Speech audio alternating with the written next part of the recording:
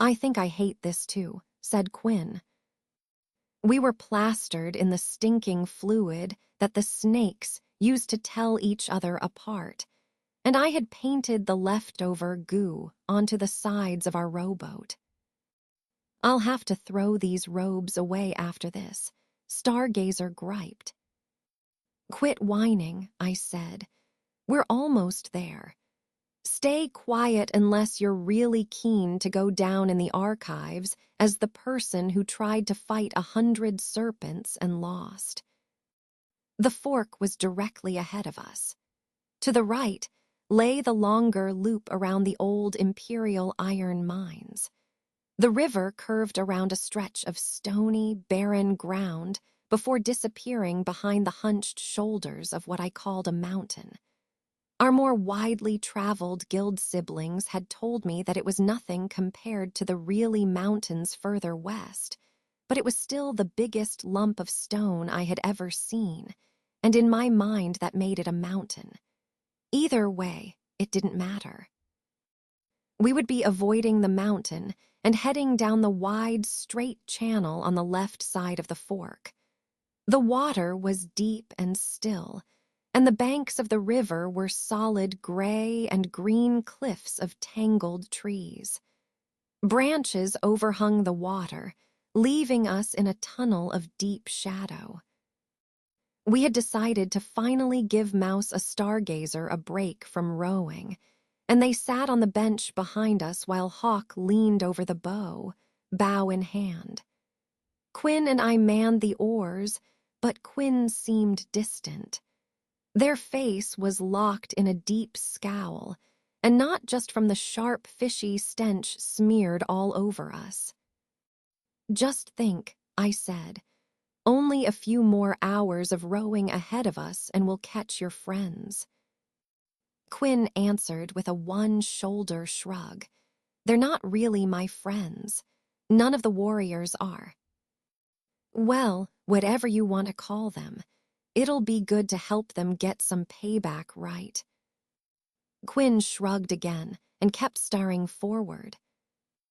I followed their gaze and jumped as I met the black, staring eyes of Saber's empty helmet tucked under the bench seat in front of us. "It certainly won't make me feel any better," said Quinn. "It's not like it's going to bring him back." I broke eye contact with the helmet and turned my gaze to the dark water, watching the surface ripple and churn as uncounted serpents swam back and forth beneath us. "I know," I said. I know there's nothing I can really say that will help. I guess things will just have to be awful for a while." I took one hand off my oar and put it on Quinn's leg. "If there's anything at all I can do, you let me know. I'll do it.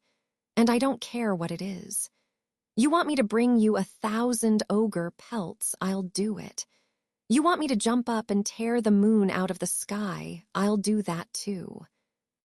Quinn shot me a sad smile. "Thanks, Snip. If I need anyone to do something utterly foolish, you'll be the first person I call on." "And when you do," I said, "I'll be there." The more I think about it, the harder it hits me that he's not coming back. I won't have anyone to teach me how to fight anymore. He'll never get around to pushing me through those riding lessons I've been avoiding. I'll never finish my apprenticeship with him. It's like— Quinn paused. "I don't know, I've always been terrible with words. It's like there's this hole where he used to be, and a million little things pointing to that empty space and reminding me he's never going to be there." A wave broke over the side of the boat, and something slammed into us from below. Hawk turned to us and shot me a pleading expression. "I know we're all struggling right now, but maybe you should follow your own advice." A thud vibrated through our hull and the boat rocked, water sloshing in over the sides. I shut my mouth tight and went back to my rowing. The water calmed and Quinn and I rode on in sullen silence. Even from here, I could tell Quinn was hurting, and not being able to talk to them was pushing a dull spear of helpless frustration through my stomach. The river was endless, and the mass of slithering, scaly death roiling underneath us wasn't helping anything. Everything was fine, but knowing that at any moment something terrible could literally rise up from the deep and swallow us whole was like sitting with our heads on the execution block. If the headsman's axe was falling on us, that was one thing, but rowing through the dark, waiting for the axe to bite through your neck was complete torture. We completed 3 full shifts at the oars before the end of Dead Man's Fork was in sight. I breathed a sigh of relief. We'd made it. Hawk pointed at a distant bank. Are those 2 of our boats? The stargazer slid in next to her. Looks like it. He turned back to Mouse and Quinn on the oars. Let's go, people. The faster we get there, the faster this mess gets sorted out. The water churned around us, and a ripping noise vibrated through the keel of the rowboat. A line of crimson spines pierced the surface of the water in an explosion of wood chips and water droplets. Everyone leapt to their feet, weapons ready, and the boat pitched and rolled beneath me, coming dangerously close to spilling all of us overboard. Easy, I shouted, weapons down. Hawk turned and fixed me with a scowl that nearly blew a hole in the boat. Why in all hells would I do that? I pointed to the massive storm serpent rearing up out of the water, because it's not going to do anything against the big one. Hawk turned her attention back to the snake and lowered her bow. Oh, she said, shit. The big one, aptly named, was built as thick as an oak and just about as tall. Its steel blue scales were crisscrossed with a spider web of pale scars, and it glowered down at us with one dark eye. Arcs of emerald lightning crackled over its cyclopean frame. Mouse, I said, keeping my voice low, why don't you shuffle on back here behind me? I think it's still mad at you. Quinn turned to one side, letting our diminutive wizard past. What did you do? I took Mouse's place next to Quinn at the oars. Before he met Mouse, he had 2 eyes. The serpent hissed and leaned over the boat. It's okay, I said. Mouse is going as far away from you as he can. The snake flicked its forked tongue out at us. I brought some friends with me. I hope that's okay. You're not serious, are you? Hawk asked. It's not like it understands us. She pulled an arrow from the quiver on her hip, and the serpent fixed its attention on her, opening its jaws and letting out a deep growl. The monster's fetid breath washed over us, filling the air with the moist, humid stench of seaweed and rotting fish. I'm not sure if it does, I said, but I made sure it knows what arrows are. It hates them. Hawk raised her bow. Most things do. I lurched forward, grabbing Hawk's arm and pulling her bow down. Most things aren't big enough to eat our whole damn boat in one go. I pointed in the vague direction of the provision sack. Mouse, salted pork, let's go. The wizard upended the bag of provisions into the bottom of the boat and heaved a haunch of meat over the rail. The big one turned his head towards the splash. That's right, I said. Remember pork. You liked that last time. The snake struck faster than any bolt of lightning it could have summoned. hammering into the water and scooping the piece of meat into its massive jaws. With a pleased growl that was somewhere between a windstorm hissing through summer leaves and the bass grind of a mountain coming down, the beast turned to face the boat again and dipped its head towards me. I lifted my right pant leg, showing it the narrow forking lines of scar tissue that ran up my calf, and with my other hand, I gently traced the ropey knot of scar tissue where its eye used to be. We both got each other pretty good, remember. The monster growled again. Mouse lifted another piece of salted pork, but I waved for him to hold on a moment before pitching it into the deep. "Will you let us pass?" I asked. "We won't hurt you or any of your serpents as long as you leave us alone." The big one took a long breath, its tongue flicking over again, and it sank into the deep. I collapsed down onto the bench and took up an oar, waving for Quinn to sit next to me and keep rowing. Hawk turned to face me, eyes wide and mouth hanging slightly ajar. "Master Hawk, please," I said. "It's not polite to stare." A nervous, brittle laughter bubbled up from the pit of my stomach. I had to laugh or else I would break down in tears at how close we had come to being lunch. My hands were so sweaty they kept slipping on the oar, and I didn't think my heart would ever quit racing. Hawk finally closed her mouth, shaking her head and giving Stargazer a punch on the shoulder. "You owe me 20 gold when we get back." He yelped and rubbed his arm. "For what?" "For that," said Hawk, pointing at the dark water behind us. "You bet me that their research wouldn't do any good. Well, there's your proof that it's valuable."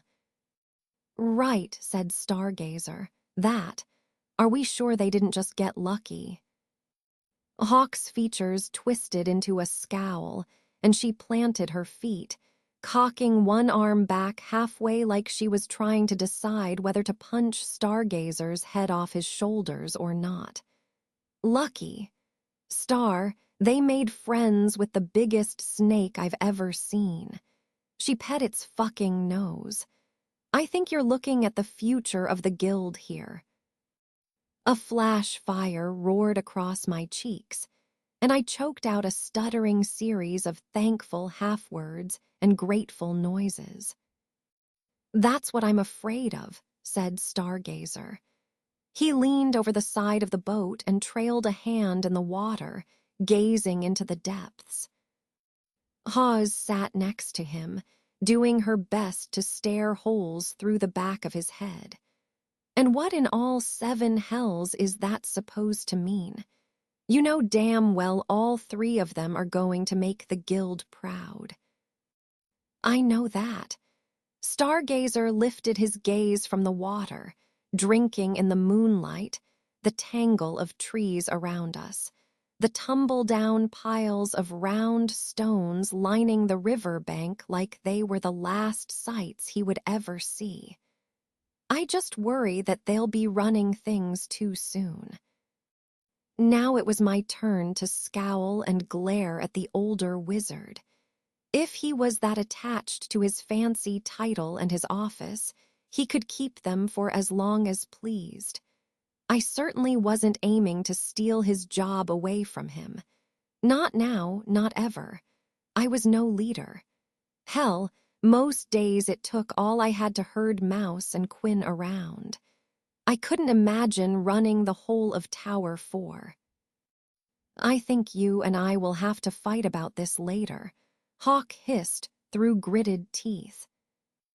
"I hope we do," said Stargazer. "I really hope we do." We slid our battered craft next to the stolen boats in frozen silence. Whatever foul mood that had struck Stargazer hung over the boat like a headsman's axe. Gathering our weapons, We stepped onto the shoreline and crept up a narrow game trail through the tangle of bushes and ferns that carpeted the forest floor. Hawk pointed to her eyes with 2 fingers and then to the ground. I nodded, obeying the silent command to check for tracks without a word. I slipped through the ranks, ranging ahead of the group, keeping one eye on the ground and the other on the trees. Holding up my left hand, I waved the group to a stop and then held up 3 fingers. Our missing guildsmen had been through here. Hopefully they weren't far ahead of us. I bit back a huff of frustration. We should have beat the apprentices here. There was no way that taking the whole loop was faster than the straight run down Deadman's Fork. They must have rode like demons, were on their tail to beat us here. Either that, or we had lost more time than I thought we had putting our gear together and hunting our sacrificial serpent. A hawk crept up next to me and measured out the space between the tracks. They were running, she whispered. Fast as they could, I would guess. Maybe they irritated one of the river serpents. I offered. Hawk waved us forward, taking up position as the point of the spear and leading us deeper into the forest. Could be. We followed the tracks for what felt like an eternity. The distance between the steps never wavered, never slowed, even after we had followed the trail for nearly an hour. They've been at a dead sprint all of this time, I said, slowing and checking the stride length between tracks for the millionth time. That doesn't seem possible. Yet here it is, said Stargazer. Something isn't right here. The forest ahead of us cut off abruptly, snapping from verdant maze to scorched wasteland in an instant. One of the missing apprentices was waiting for us in the ash fields. Master Aquila, he said, I'm so glad you could make it. Hawk started and shook her head like she'd just taken a hard slap across the face. It was the first time I'd heard her real name spoken out loud. She rolled with the verbal blow, and the iron mask of command settled back over her features. Watch yourself, apprentice. Where are the others? You're all coming back to the guild with us. The apprentice shook his head and walked down the blackened field of scorched earth. I don't think so. Stargazer threw a string of curses hot enough to blister a mule's hide after the apprentice, but it didn't stop him. The apprentice dipped down below the crest of a ridge line, and we followed him. Oh, sweet holy hell, said Hawk under her breath. In the gully beyond the hill, a legion of corpses worked to rebuild an imperial ruin. What are they doing? I asked. The apprentice turned back to face us and spread his arms wide, like a snake oil salesman showing off his tainted wares. We're joining the winning side. Hawk drew an arrow and pulled the string back to her cheek. The apprentice snapped his fingers. Easy, Master Aquila. You don't want to do anything rash. The ash and mud roiled under our feet, and a dead legion rose around us. Hawk let the tension off her bow. Come on, said the apprentice. Wraith wants you to see what we're building. I shared a wide-eyed look of terror with my companions. We aren't really doing this, are we? Of course we aren't, said Mouse. We're getting the hell out of here. He turned to walk away, but Stargazer caught him by the hood of his robes. We're staying, and we're putting Wraith in the ground. The army of corpses around took a step closer and drew their weapons. We stopped wasting time and started down the hill. And what's our plan to deal with all of this? I asked. Hawk held up her bow. I think I'll mix things up a little and try shooting my way out. I think you should see what we're planning first, said the apprentice. It's quite impressive. He led us down a rebuilt street wide enough for 2 carriages to drive side by side and into a square of moss-covered buildings made of weather-beaten white stone. Each edifice was crawling with villagers and undead alike, all of them staring ahead with unseeing eyes and working to build the ruins back up brick by brick. When we're finished, the apprentice continued, we'll be standing on an empire. Right, Quinn scoffed, because the first one worked so well. An oily voice slithered out of the shadows. The old empire lacked focus. Mine will be an improvement. Stargazer reached out and hurled a ball of emerald fire towards the voice. Wraith laughed, his voice coming from behind us now. The problem, said Wraith's new apprentice, is distraction discipline. Under Wraith's power, my mind is more free than it's ever been. I don't have any wants or frivolous desires anymore. All I have is purpose. He smiled to himself. I can't believe the hours I wasted in taverns, courting ladies, making those useless carvings I used to work on. All of that is gone. All that's left is the work, the drive to be bigger than myself. I don't believe it, I said, spitting the words like acid. A legion of corpses, and you're the deadest one here. Wraith laughed again. Beryl, he said, I love that fire in you, but I'm disappointed that you're still not seeing how right all of this is. The shadows congealed and bubbled behind the apprentice, and Wraith stepped out of the dark. The wizard made a quick, cutting gesture, and the weight of an entire mountain fell on my shoulders. Stargazer let out a strangled whine and pitched forward, landing flat on his face with a wet crunch. Blood pooled under his face. People here are free to make the world a better place, Wraith continued. No desires, no distractions, no passions. Nothing except the focus to fix this rotting, broken world. Isn't that worth pursuing? Don't you agree that this patchwork of warring kingdoms is a broken system? Shouldn't we be trying to fix that? You already know the answer to that, Wraith, said Hawk. A bead of sweat trailed down her face as she struggled against Wraith's magic. We are here for the common folk, to protect them from drakes and bandits, to keep the ogres out of their livestock. We're not soldiers, and we sure as hell aren't emperors. It felt like this was an old battle, one they'd fought many times before.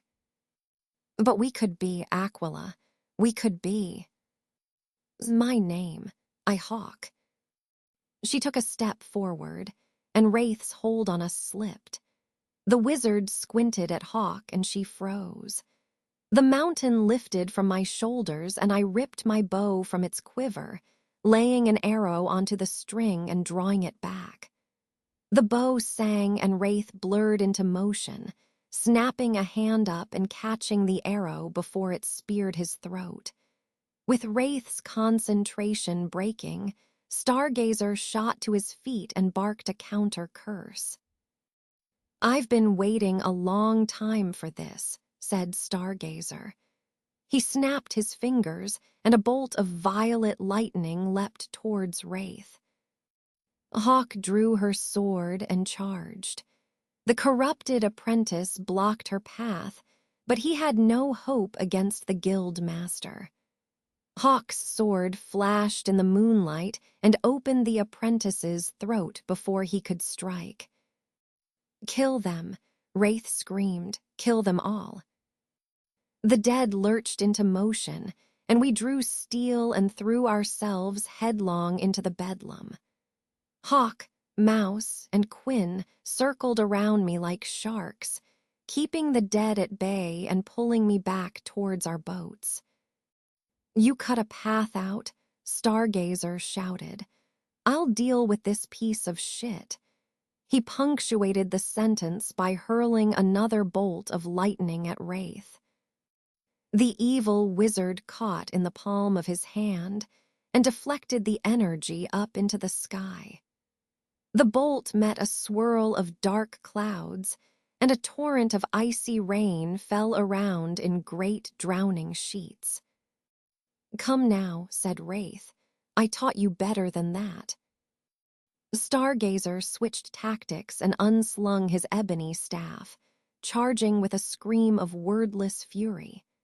The dead around us shifted, blocking our view of the wizards, and I fired into the press of bodies, coring throats, piercing eyes, and spearing guts with every arrow. We pushed through the masses, a thunderstorm of death and slaughter. Hawk's light, narrow sword flashed like lightning in the night, deftly parrying strikes and separating hands from wrists, heads from shoulders at every opportunity. Quinn fought like a dragon, their heavy axe striking like an avalanche. Arms were cleaved from shoulders, skulls were shattered, and legs split like kindling under their fury. If Quinn was the rage and thunder of an avalanche, then Mouse fought like the wind of a winter storm, steady, unyielding, grinding against you, and working into all the gaps it could find.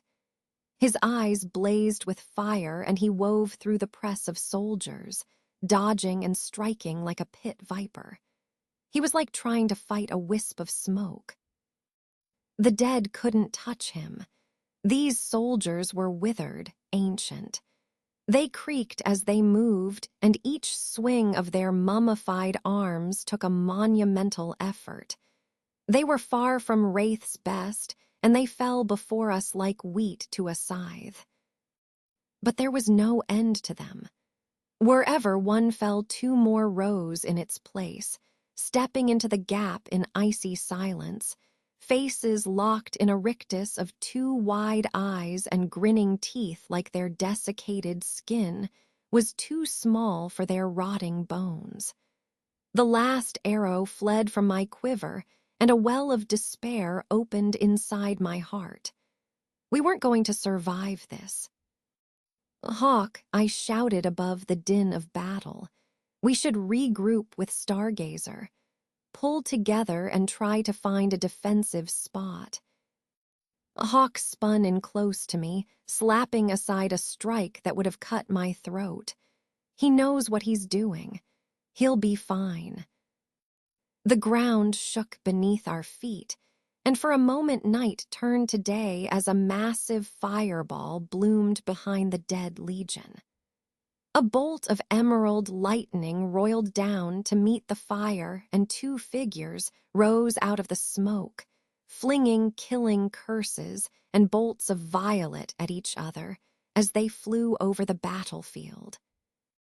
Stargazer shot over our heads, and twin walls of flame followed in his wake, scorching an exit path for us through the sea of undead. "See," said Hawk, "we're fine, now move your asses, run." We took off at the best speed we could manage, but every step sent a lance of fire stabbing through my injured leg. I fell behind. "Quinn," I cried out, "help." The warrior turned and rushed to my side. "Snip, drop," they shouted. Their axe cleaved through the space my head had occupied a heartbeat earlier and thudded into something solid. They wrenched the weapon free and struck again and again, slamming the blade into anything that dared move against us. "Go," they said. "I'll buy some time." The axe came down one last time and shattered with a sharp crack. Quinn drove the sharp end of the broken haft into the nearest soldier's throat and drew their sword. "No," I said, drawing my own blade and fighting by their side. I'm not leaving you. Quinn fell back. Good, I wasn't planning on staying.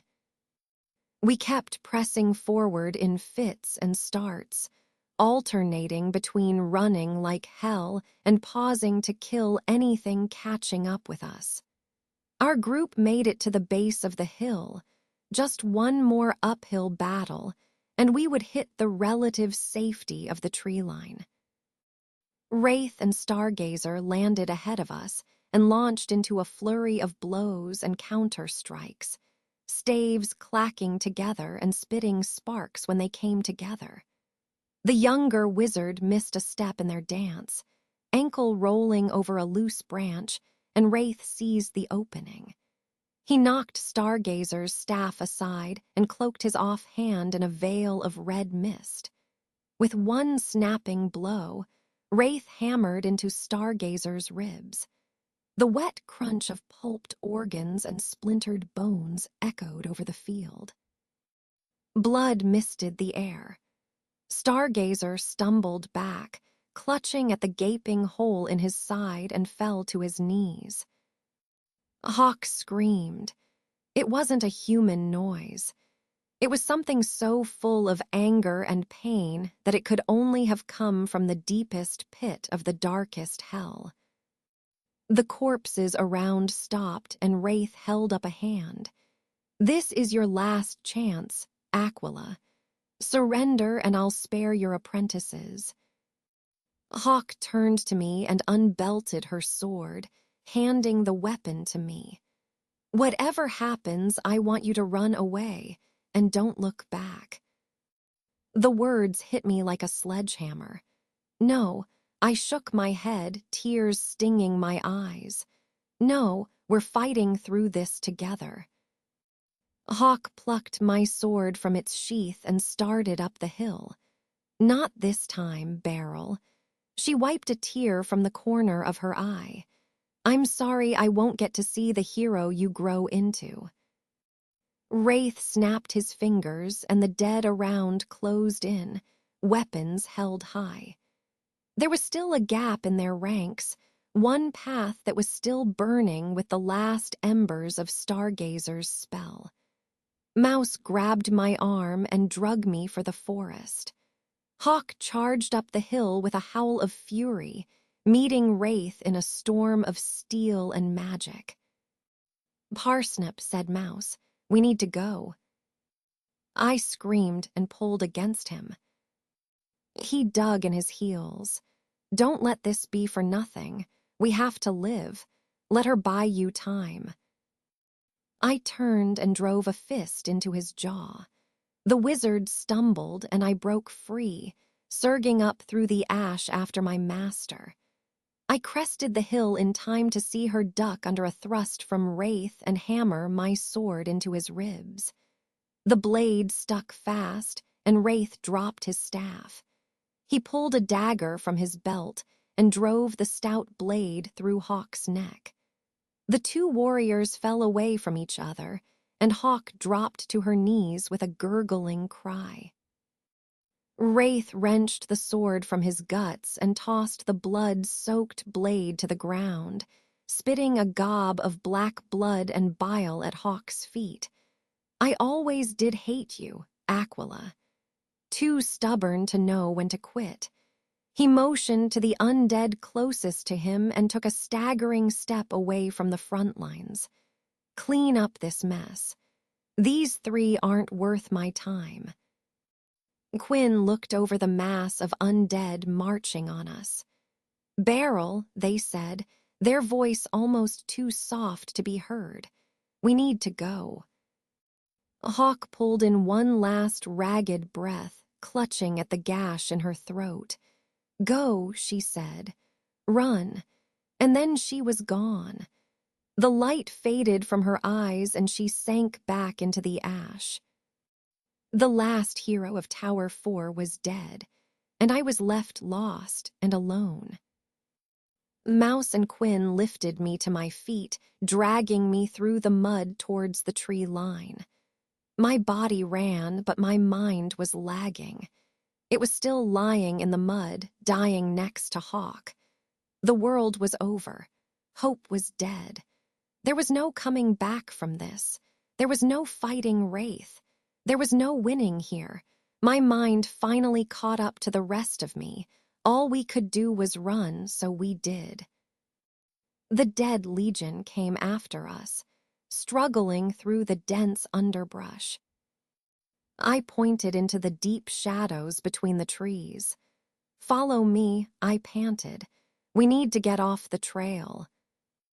I slipped into the brush, vanishing into the mass of leaves and branches. "Are you crazy?" Mouse asked. "We'll never outrun them through this shit." "No time to argue," said Quinn. "When we're fighting in a library, you can lead. For now, we listen to Parsnip." Mouse grumbled but followed me into the woods, and I led us on a winding route past the worst of the undergrowth, pushing steadily towards the river. "Won't they track us through this?" said Mouse. "Do you really think they have brains to track us?" said Quinn. "Noted." "Quiet," I said. "I'm pretty sure they can hear." The first of the Legion stumbled into the forest behind us. They were bad soldiers, but worse rangers. The corpses floundered in the rough terrain and tangled themselves around everything. Some smarter soldiers followed them, ordering their dumber fellows to back up and hack their way through the forest. I turned my attention back to the road ahead of us, putting the dead out of my mind, ignoring the fire lancing through my leg, pushing myself past my burning lungs, and I kept pushing.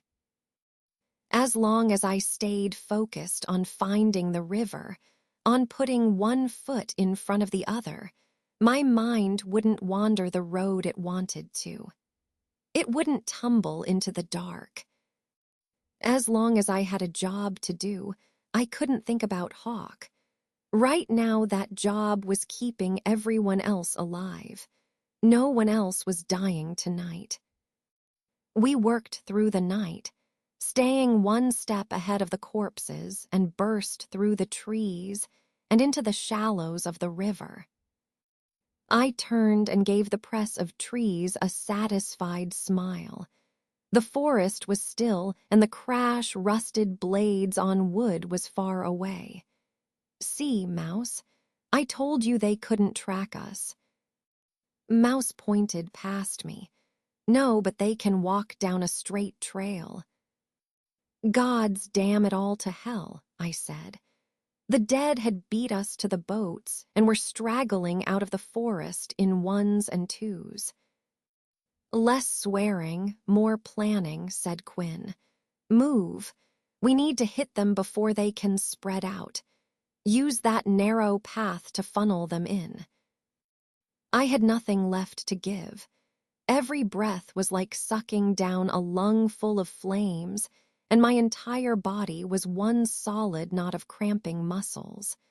But the only way out was through the corpses and into the boats. We charged. Quinn hit the enemy lines first, smashing into them like a battering ram and felling 3 corpses before they could react. Mouse and I flowed into the gaps, beating and slashing at anything that got past Quinn. I parried high and stuck low, cutting the legs out from under the undead warrior in front of me. There was no time for a finishing blow. I was caught in the rush of battle now, dancing to the discordant beat of my heart hammering in my chest and the shrieking notes of the adrenaline rushing through my veins.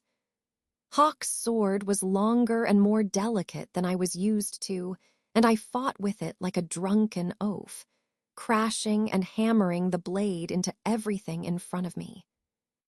"Someone get the boat ready," Quinn shouted. One of the dead hooked a war axe over my blade and wrenched it down, breaking my guard. I tore my dagger from its sheath and drove it through the corpse's eye. "Little busy here." "I got it," Mouse shouted. I risked a glance over my shoulder and saw him turn a legionnaire's head to pulp with his staff before rushing to the apprentice's boat and shoving it into the water.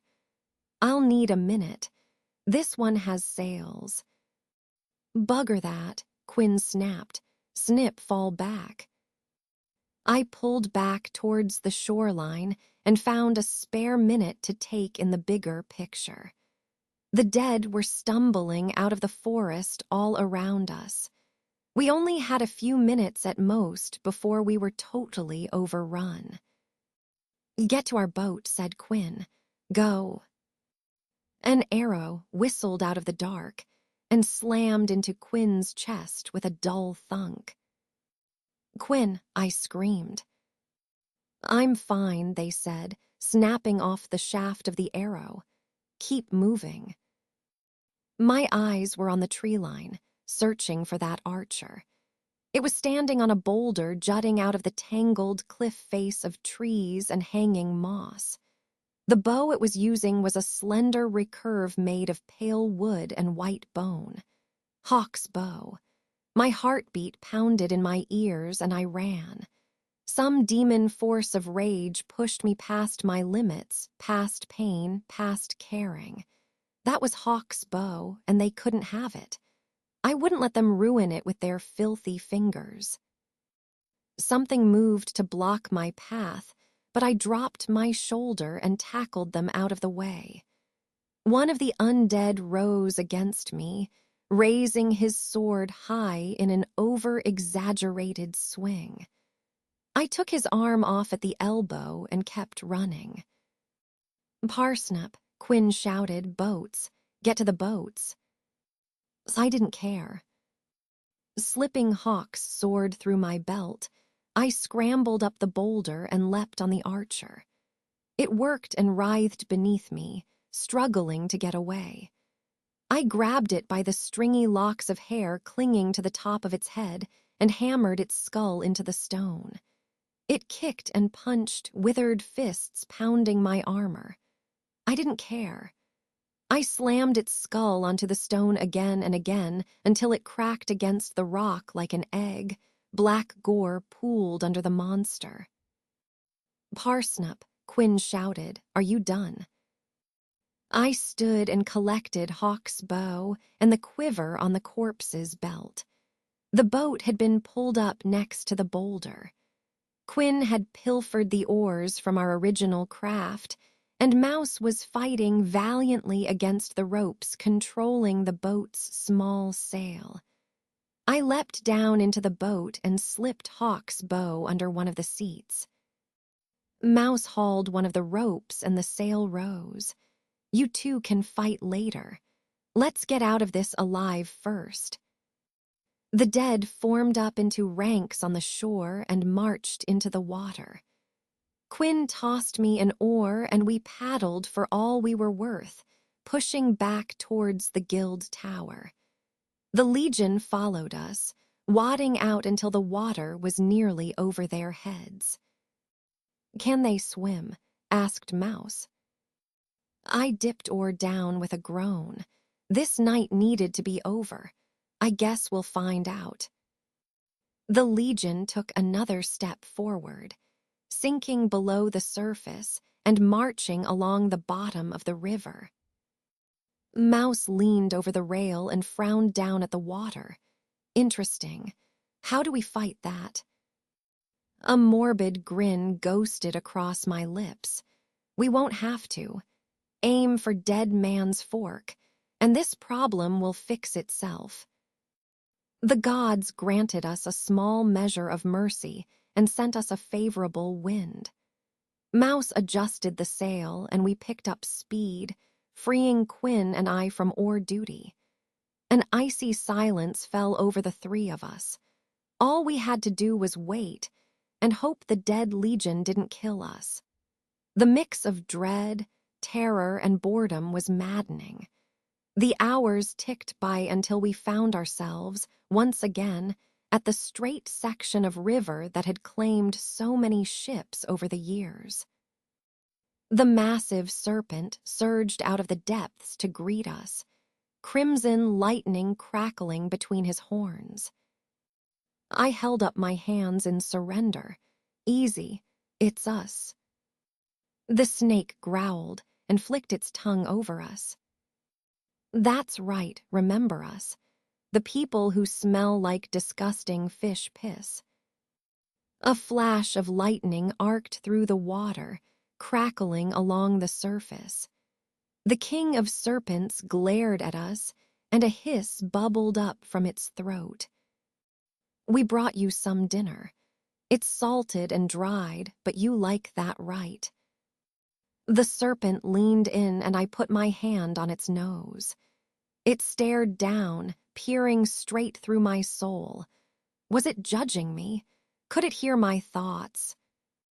My mind fell on Quinn first, the need to protect them, to keep them safe, to keep myself safe for them.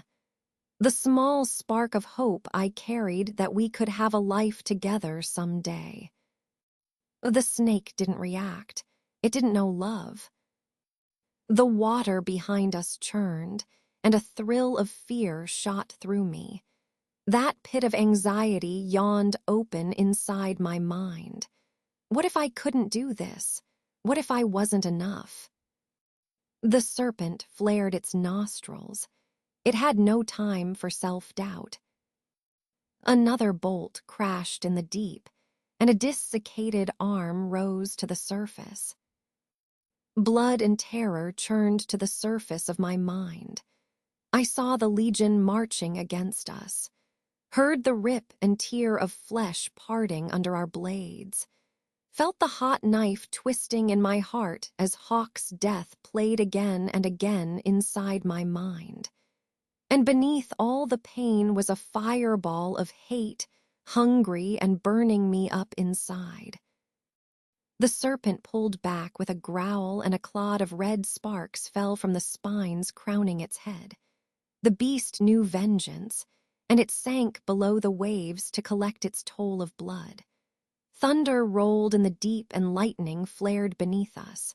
The battle played out in a sharp series of silhouettes backlit by ethereal fire. The dead legion didn't stand a chance.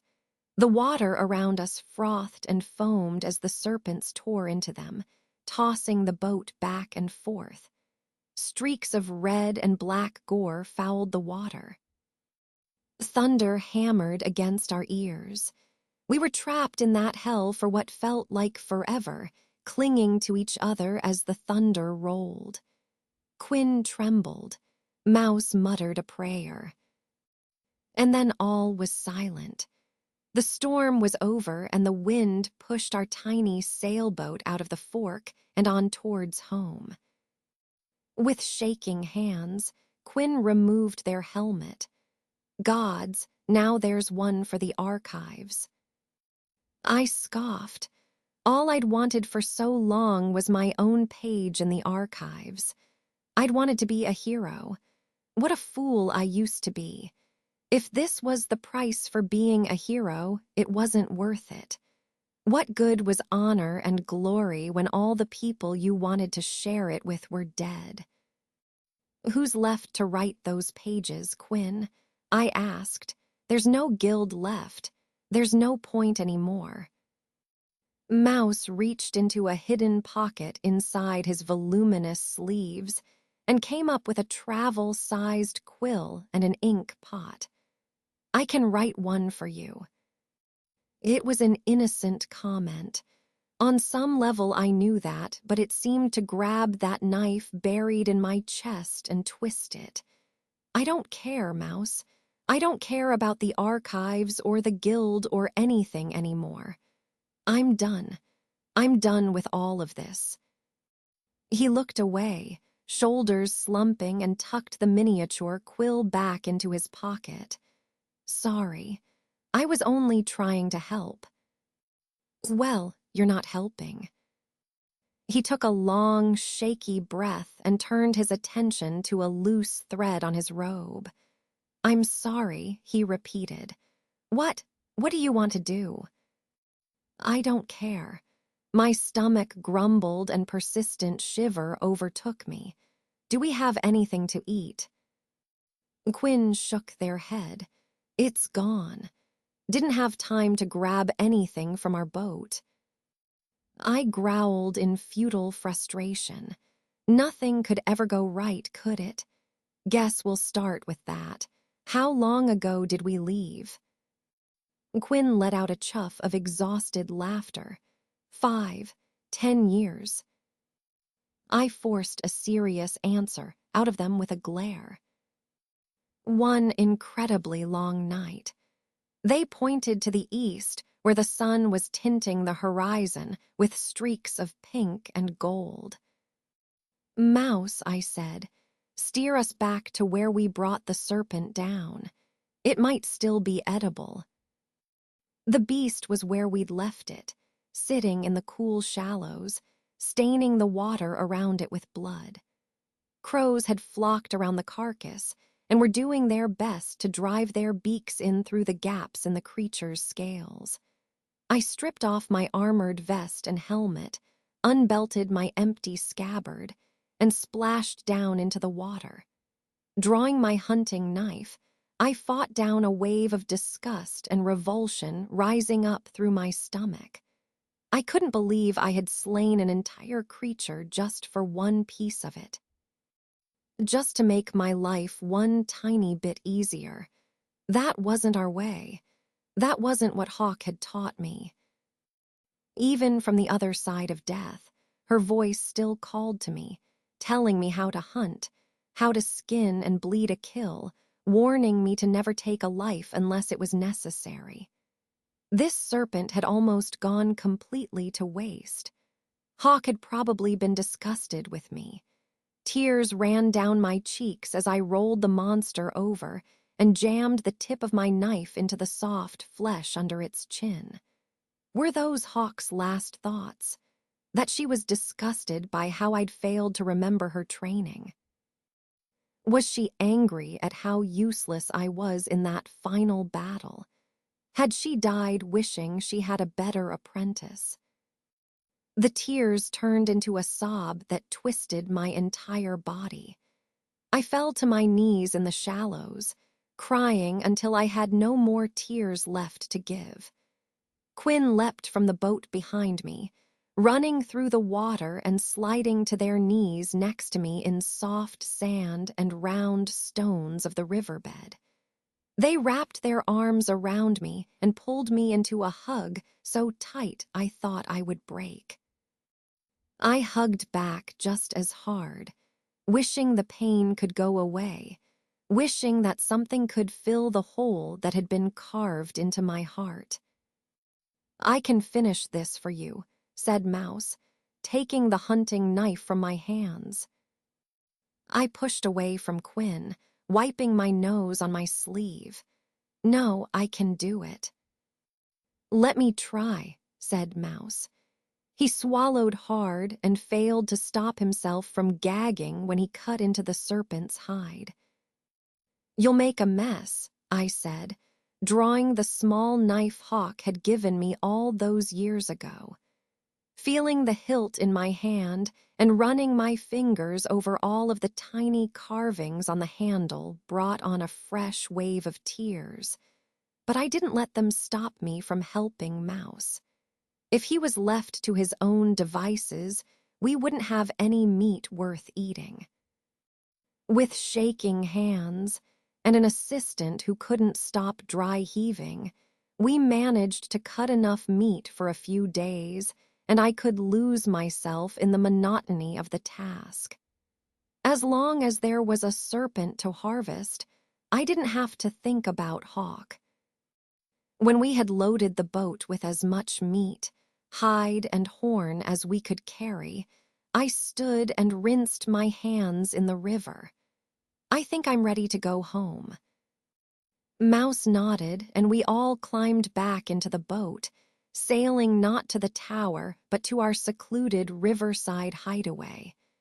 We were a lot like the dead serpent, wounded, bleeding from 1,000 cuts, and running to the last safe place we knew.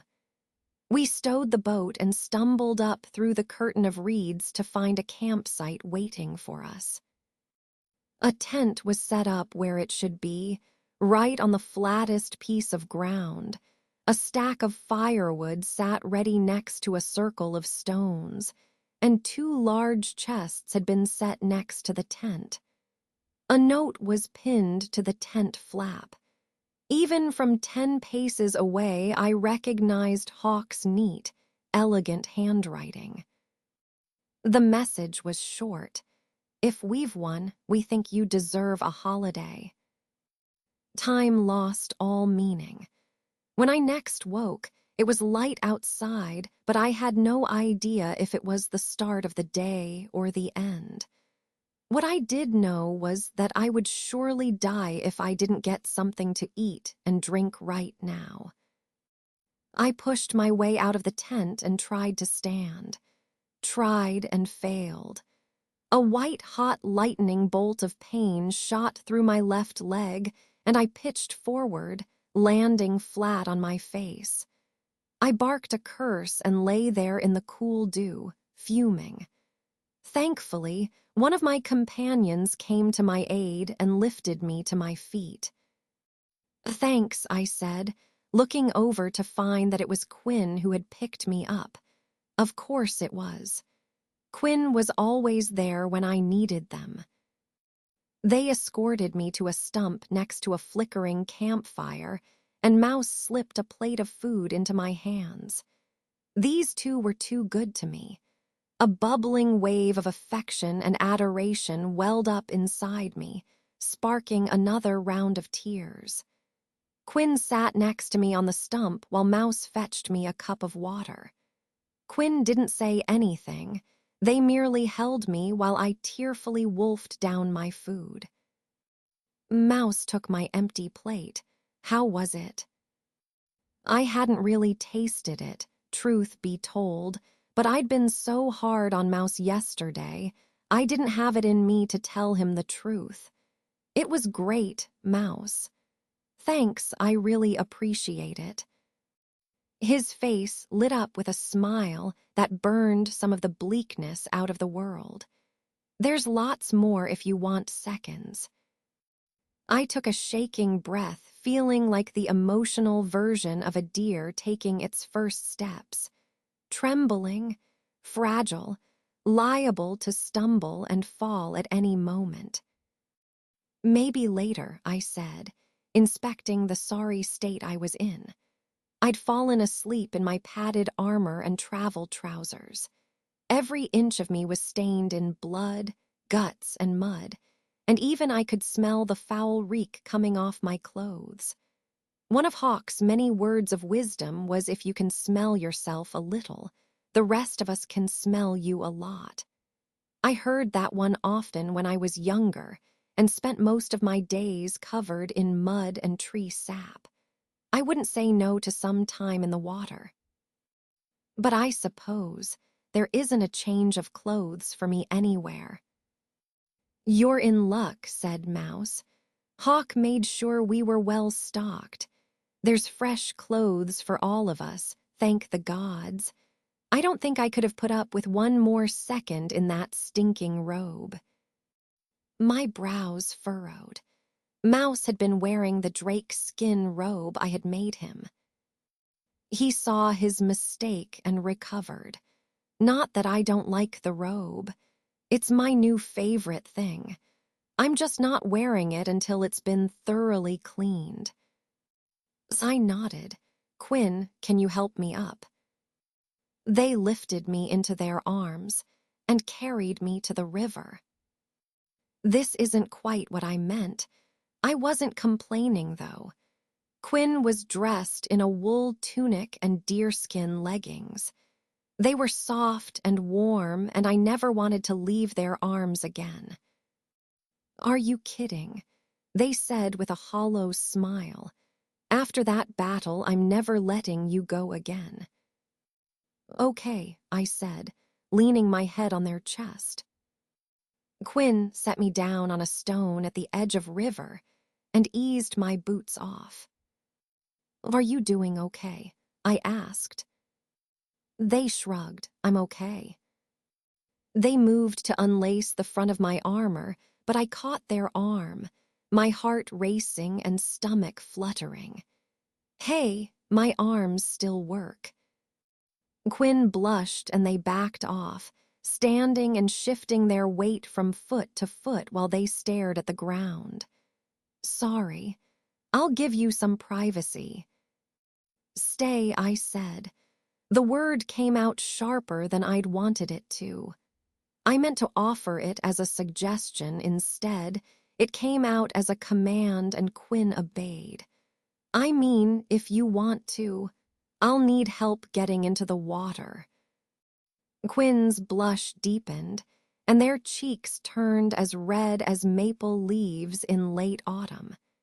They muttered a handful of stuttering syllables and kicked at a tuft of grass. I took off my gambeson and started on the laces at the collar of the sweat-soaked shirt beneath it. You can relax. I'm still wearing my swim scales under all of this. Quinn finally met my eyes with a small sigh of relief. Not that I think you'll be ugly or unappealing or anything. It's just that, they trailed off. I couldn't stop the laugh from escaping. Strong, confident, unshakable Quinn was standing here tongue-tied. I'd never seen that before. What? They stood there floundering for a moment before the words came out all at once. I've just never been with a woman before. I tossed my shirt on top of the gambeson and stood on my one good leg, straining for balance as I took off my belt. That's okay. Quinn stepped in to hold me up before I fell down and helped me out of my pants. 100 butterflies and moths swirled in my stomach as they pulled the gore-stained trousers off me. Are you sure? Asked Quinn, scooping me into their arms again and carrying me into the river. Of course I'm sure. I just hope I'm not ruining any plans you had or anything. All I want to do is get clean. Quinn retreated back to the shore and reached behind a large stone, coming up with a sack tied to a lump of driftwood. Snip, don't take this the wrong way, but you smell like the inside of a bear right now, and I'm too sore to do much of anything. Once I carry you back, I'm going to lie down for the next year. I closed my eyes and floated out a little deeper, dragging the sack of soaps along with me. I don't know if I can give you a whole year. We have a whole lot of undead to kill. Quinn folded their arms across their chest and cocked an eyebrow. Do you really mean that? Of course I do. Snip, a note of iron crept into their voice. We just got the living piss knocked out of us. For God's sake, Hawk and Gazer died. I tried to stand, but my feet flailed in the water, toes barely scraping the bottom. You think I don't know that? I slipped off my rock and my head slipped below the water. I came up sputtering and tripping over my words, looking about as intimidating as a wet hen. Quinn rushed out into the water after me and scooped me into their arms, keeping me head above water. Tiny hells, Snip, if you're going to yell at me, can you do it on dry land so you don't drown? They towed me a few steps closer to shore. Maybe we should take a day or two before we rush off into the fire again. The fire roared inside of me, straining to be unleashed, to grab something and break it. So we're just going to let him win. Quinn matched my fire with the cool solidity of a mountain peak. No, we are going to find Wraith. We are going to cut down his legions one by one, and when he has nothing left, when everything he has is burned to ash, that's when we cut his heart out. He's tough, and he is a damn sight smarter than he has any right to be, so we need to be smarter. We need to hit him when we're at our best, and that's not today." I closed my eyes and let out a long breath. "Okay," I said, my voice barely a whisper. Quinn pulled me into a hug and held me close for a long moment. The fire in my heart burned out and I leaned my head on Quinn's chest. Another wave of sorrow broke over me, tinged with regret. "Sorry for yelling," I said. "It's okay," said Quinn. "It's been a really, really bad day. I know you don't mean it. I'm just all over the place. I am so God's damn angry and utterly miserable all at once." I reached up and wiped a tear away. "And at the same time, I am so damned grateful to have you and Mouse with me." "I know," said Quinn. "Or I guess maybe I don't.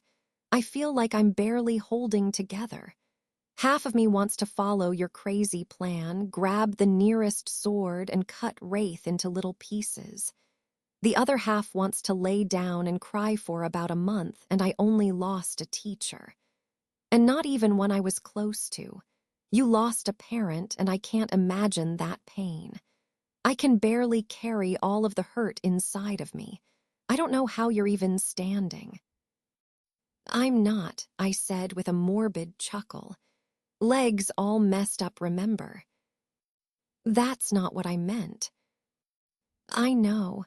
The truth is that I'm only standing because you're holding me up, metaphorically and literally. I couldn't do it without you. I couldn't keep going without you either. I'm lucky to have you, and you know I'm here for you. Always." I leaned up and pulled Quinn into a kiss. They moaned softly, and all the pain and hell that we had been through melted away. I lost myself in that kiss, leaving Parsnip behind and dissolving into the moment, savoring the feel of Quinn's soft lips, the strength of their arms holding me close, the heat between us. Too soon, I pulled away. "I'm here for you too, always." I had Quinn give me a moment alone so I could finish scrubbing the filth and gore off myself. And when I was done and dressed in my scales again, I had Quinn help me limp back to the fire pit. Mouse was sitting there with a metal wash tub heating over the flames and his drakeskin robe soaking in the hot water. He tossed a handful of alchemical powder into the tub and pulled it off the heat. "Hey," he said. All the light and color had left his voice, and he shuffled over to one of the chests that Hawk left for us. "You should both see this." My heart dropped into the pit of my stomach. I couldn't take any more bad news. I shared a look with Quinn. Our warrior was pale and their lips were pressed into a thin line. They couldn't take another hit either.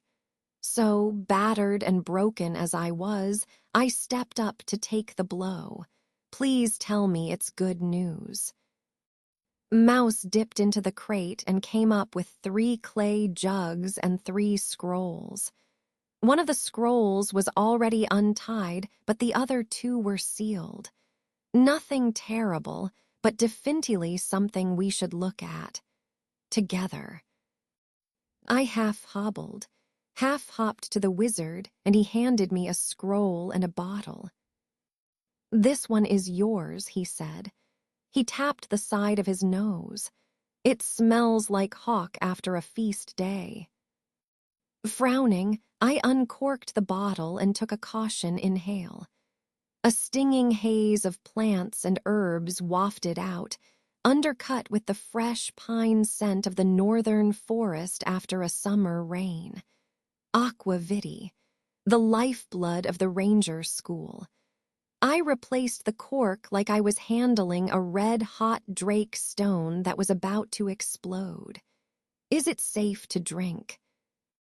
Hawk left a message saying they were, said Mouse, but Stargazer wasn't so sure. He left us an alchemical mix to double-check. I haven't tried it yet, though. He looked back down at the scroll in his other hand. The scrolls were a little more important to me. He picked up another bottle and scroll and handed it to Quinn. Mine left me a little rattled. Stargazer knew he wasn't coming back. He saw it long before we even left. I hopped back to the fire pit and plopped down on the nearest stump, staring down at the scroll in my hands. I was holding the last words Hawk would ever give me. I didn't think I was ready for them. Mouse sat opposite to me and uncorked his own bottle. He pulled a small vial of powder from a hidden pocket inside his sleeve and added a dash to the liquor. He swirled the bottle and cocked an eyebrow at it. Well, if there was anything bad laced in there, the powder would have caught fire. I'm going to call this one safe. He sat the bottle down on an unsewed stump and went back into the chests, returning to the fire with a set of 3 cups, a slotted spoon and a black crystal. Aqua Celestia needs a little time to prepare, so I thought I'd read my note first if that's all right with you too. We can read yours later. My heart dropped out through my guts and flopped onto the floor. Read them, like out loud, to each other. Only if you want to, said Mouse with a shrug. I thought it might be nice to take some time to remember all of them. It would help me anyway, but if you don't want to, that's fine. He fiddled with the hem of his sleeve and kicked a bit of wood into the fire. I broke the seal on the scroll, step 1 of reading the words that were sure to tear my heart into little pieces. Mouse put the crystal into the slotted spoon and poured the Aqua Celestia over it into the cups. The black gem glittered when the liquid touched it, glowing with 1,000 tiny pinpricks of blue-white light. He put the crystal down and handed us each a cup. Give it a minute. We only drink when the liquid glows like the star stone did. I frowned down at my cup, still not convinced it was safe to drink. Mouse unfurled his scroll and cleared his throat.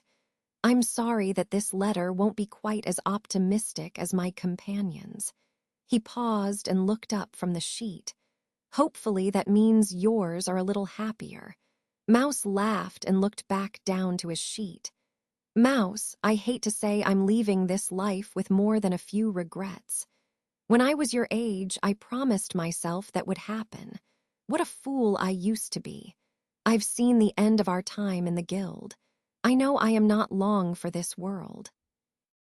I know our age of heroes is dying, but you give me such hope for the future. I know I'm leaving the world in good hands. Mouse's voice broke and he wiped his eyes on his sleeve. My only regret is that I'm going to miss seeing you grow into the leader I know you can be.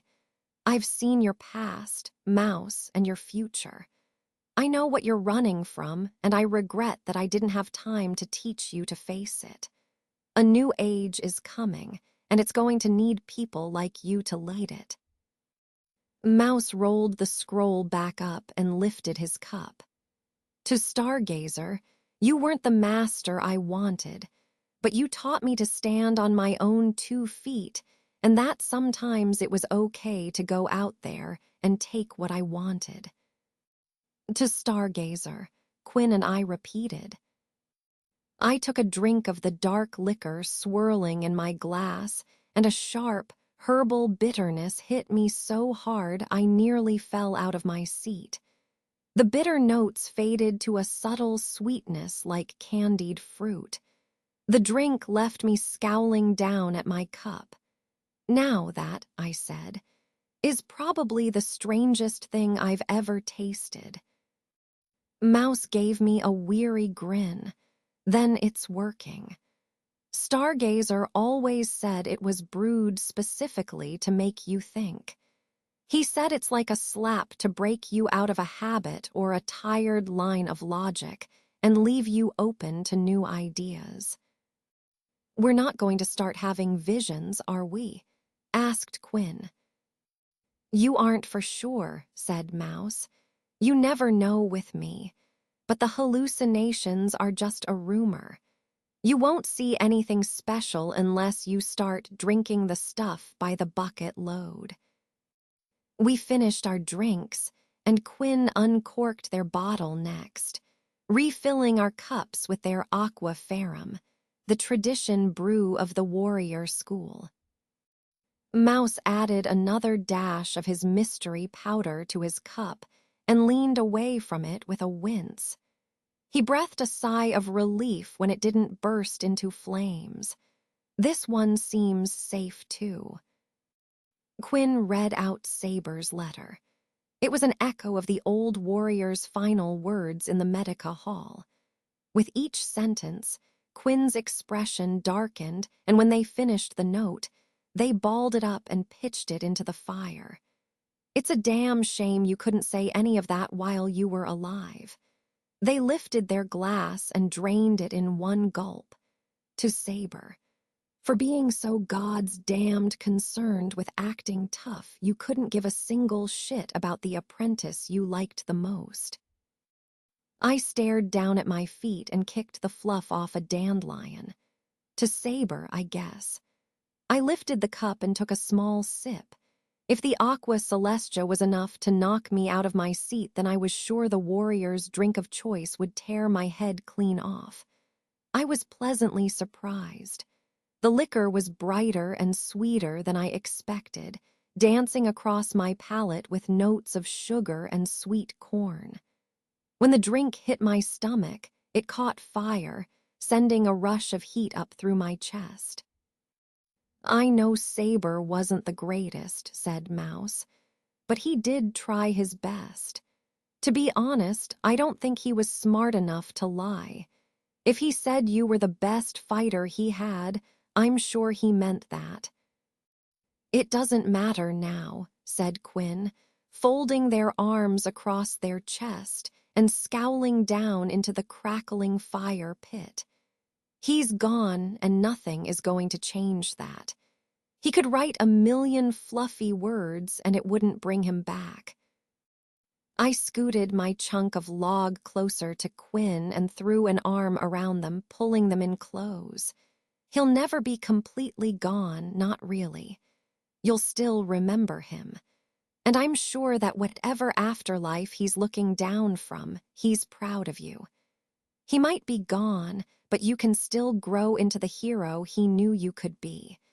And whether that's honoring his memory or just out of spite is up to you. I'm here for you either way." Quinn leaned down and planted a kiss on the top of my head.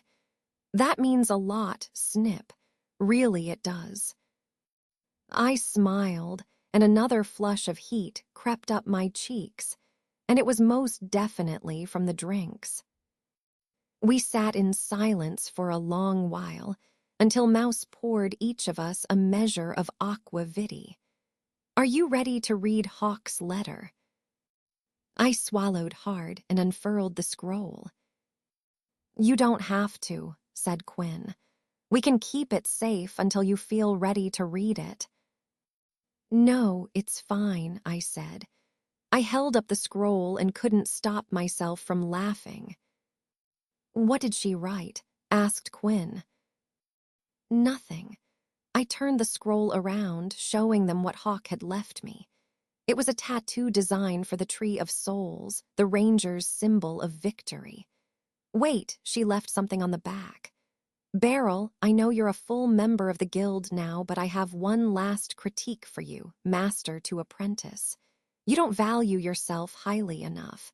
You're a better ranger than you know, and no matter what happens, I know you'll be the one to lead the guild to victory." I raised my glass. To Hawk for always believing in me. Sunlight arced down through the leaves, filling the clearing with shafts of golden light and making the dew on the grass sparkle like diamonds. Lilting birdsong mixed with the buzz of hunter flies scudding over the surface of the river. A bass leapt free of the river, swallowing one of the flies. It hung there for a moment, water drops transfigured into drops of molten gold by the sunrise. The fish splashed back into the water. I let the moment wash over me, wishing that it would never end. Well, part of me did. Half of myself wanted to stay here forever, to let the rest of the world burn and simply throw down my weapons and leave it all behind. The other half couldn't escape the killing fields. It was trapped in that howling dark of blood and terror, and all it wanted to do was throw itself further into the abyss. Part of me wanted desperately to avenge Hawk, to tear Wraith apart for what he'd done, to stop him before he turned the world into a land of the dead. But for now, what I really wanted to do was sit down and stop giving a damn about the rest of the world. I walked to the chests that our mentors had left us and dug around until I found the aqua vitae and Mouse's tattoo needles. I poured myself a small cup of liquor and watched the bass catch more flies. With a deep breath, I thought back to the road that brought us here, the Drake hunt, the battle at the village, communing with the storm serpents, everything leading up to Hawk's death. It was a major miracle that I was still alive. Above all else, I had been lucky. I took a sip of the aqua vitae, wincing as it burned all the way down my throat. The drink set a fire in my chest, warming me from the inside out. I found Hawk's note and reread her words. I couldn't lead the guild. I was no hero. But what choice did we have? We weren't the best option. Hell, we probably didn't even make the top 10 list, but we were all the guild had. With half the other apprentices dying in the halls of the Medica, the other half still missing, and all the senior guildmaster dead, we were the only ones left. And we couldn't fight Wraith alone. I cursed the fact that we were part of Tower 4 and not the Phoenix Roost. If we were there, then it would be easy enough to get a message to the rest of the guild. The Roost made most of its coin running messages for locals' towns, and they kept an entire aviary full of messenger falcons. I went back to the chest of supplies and found a map stuffed in with the spare weapons and our armor. The Roost wasn't too far away. The problem was it in the middle of a damn desert, and the only transportation we had to hand was a boat. Mouse slid out of the tent with a yawn. "Morning, you're up early." I pointed at the map in front of me, doing some thinking, some planning, mostly struggling to think of how we're going to cross the desert. "The desert? You're thinking of heading to the Roost?" Mouse asked. "That's stupid," I interrupted. "I know it's probably a dumb plan." "No," said Mouse. "I was going to say it's as good a plan as any. It's about 100 times better than anything I was going to plan." "Yeah, what did you have in mind?" Mouse sat next to me and tapped a swath of forest to the far west. "I was thinking we head here. There are miles and miles of nothing out there. In a terrible situation like this, it's not a bad place to hide. The family hunting cabins might still be there, if we're lucky. We'll keep that in mind as Plan B. Did you spend a lot of time there growing up?" "More than I would have liked," said Mouse. "It always seemed like we went there whenever there was trouble. Whenever things were going wrong, that's where I'd run. It's why I don't believe Stargazer when he says he knows I could be a leader. I'm a coward, Snip. I always have been. It's probably the only thing I'm good at." Come on, Mouse. You know that's not true. I do. That's how I ended up here. He traced his finger over a large city that bordered imperial territory. That's home, or at least that's where I grew up. I'm not sure if it was ever really a home to me. My father was the local lord, but a lot of people in the family weren't happy about that. His own brother tried to overthrow him, and when things got tough, I ran. I ran out of the city to the forest, and then eventually all the way to the guild. Most people join to help people like Quinn, but not me. I'm only here because I couldn't handle what was out there. I put a hand on the wizard's shoulder. Mouse, I'm sorry you had to go through that. But you were only 14 or 15 when you showed up here, right? You were a kid. What could you have done? I could have stood up and done my duty like I was supposed to. I could have been better. I'm sure we all have moments in our past like that. I know I do. But we can't change the past, Mouse. All we can do is hope to be better for the future. I turned Hawk's note over and looked down at the tattoo design. All we can do is try to be better, try to make sure the people we've lost didn't die for nothing. Mouse nodded and fetched his tattoo supplies from the chest. You ready for me to draw that one on you? I don't know. You think I've earned it?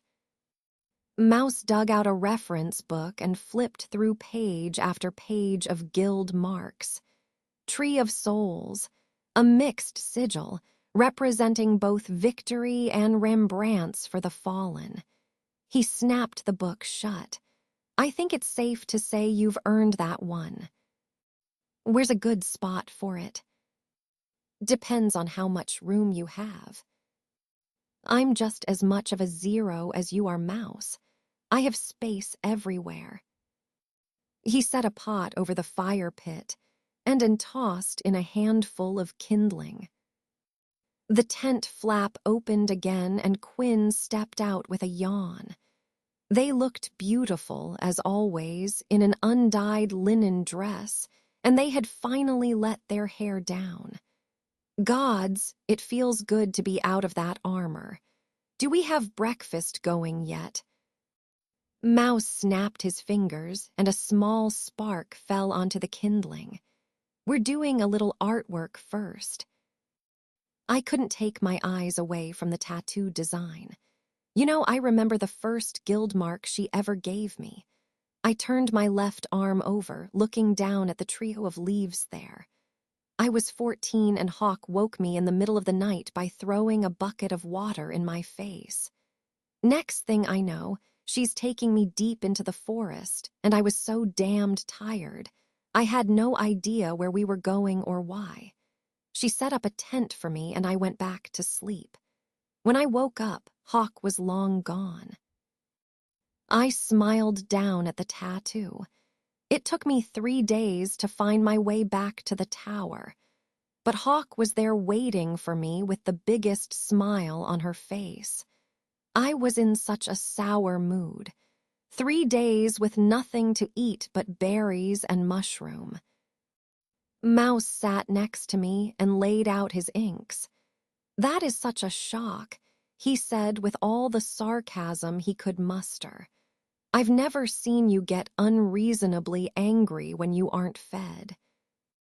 You know, said Quinn, I think that's my cue to start cooking. The only thing worse than a hungry parsnip is a hungry parsnip with a fresh tattoo. They shared a knowing look with Mouse. You remember the harvest festival 3 years back. Mouse shook his head. I had done my best to block that memory out. Me too, I said. A tear stung the corner of my eye. That was my marksman's honor. I tried my best to twist around and find that tattoo, but it was on my right shoulder blade. Not the easiest place to get a look at without a mirror. We spent so long shooting, and Hawk wouldn't let me stop until I passed the trial. That doesn't seem like her, said Quinn. They lifted Mouse's pot of boiling water from the fire and replaced it with a new pot heaped full of storm serpent meat, fresh grains, and vegetables. It sounds more like a saber move than anything. Almost, I said, but she wouldn't let me stop because I kept coming so close each time. The thing I remember most from that day is her saying, "You can do it. I know you can." I wanted to quit so bad. She always saw the best in me. You're right, said Quinn. Saber would have made you keep going because you were so terrible, and he'd make damn sure to let you know it all the way through. You know what I remember most from that day? Mouse asked. One angry Parsnip who nearly took my head off for having the audacity to try and bandage her blistered fingers. You were between me and my food, I said. Mouse laughed. I didn't think I could get much more scared of you, but that day proved me wrong. I handed him the tattoo design and gave him the go-ahead to start stabbing me. I always like having a new guild mark, but the process of actually getting them was not really my favorite. Come on, I said. You, scared of me. But you have that whole mysterious warlock thing going on. Your first year at the tower, I thought you would turn me into a cockroach for trying to talk to you. You seemed so pissed at everything. Mouse dipped the first needle and started on the outline. It wasn't a great time for me. I had a lot of reasons to be angry, but I was mostly mad at myself. I was more nervous than afraid. You were particularly intimidating. Me, I said, but I was only 10 when you came to the tower. Right, said Quinn, but we were 14 or 15 and had never held a sword or slung a spell in our lives. You were the crazy feral child who could kill any one of us 5 different ways before we hit the ground. If the rumors were true, that is. Well, I don't think I'd say 5 different ways. I hadn't even started my swordsman lessons then. Which leaves bow, spear, or knife, said Mouse. Admit it, you were very intimidating to the other apprentices. We may have been older and in Quinn's case stronger, but you still had a decade of training on us. It wasn't exactly a picnic on my end either, I said. First time we met, Hawk stuffed a wooden sword into my hands and shoved me into the ring with this brute. I pointed at Quinn. And somehow, I was the one who walked away with all the bruises that day. All the bruises? I asked, raising an eyebrow. I think you gave about as good as you got. Split my damned lip. If we're being technical, said Mouse. A split lip isn't a bruise, so Quinn is right. Still counts in my book, I said. Do you think she knew? Asked Quinn. That we'd end up needing each other so much. I shrugged, earning a growl of frustration from Mouse as he pulled the tattoo needle away and wiped at the crooked bit of line work he'd just put down. I don't know, I said. Maybe she only stuck us together because no one else knew what to do with us. Either way, said Quinn, I'm glad she did. The conversation faded into an easy silence, and Mouse fell into his work, and Quinn focused on cooking us something that was actually edible. I grit my teeth against the burning pain in my shoulder and closed my eyes, relaxing and doing my best not to move again. It was hard to believe Hawk was really gone. No matter where my thoughts went, she was there. Whether it was a memory of us hunting monsters together, our hours in the training yard, or the way I could still hear her inside my head, coaching every shot or sword strike, I couldn't get away from her.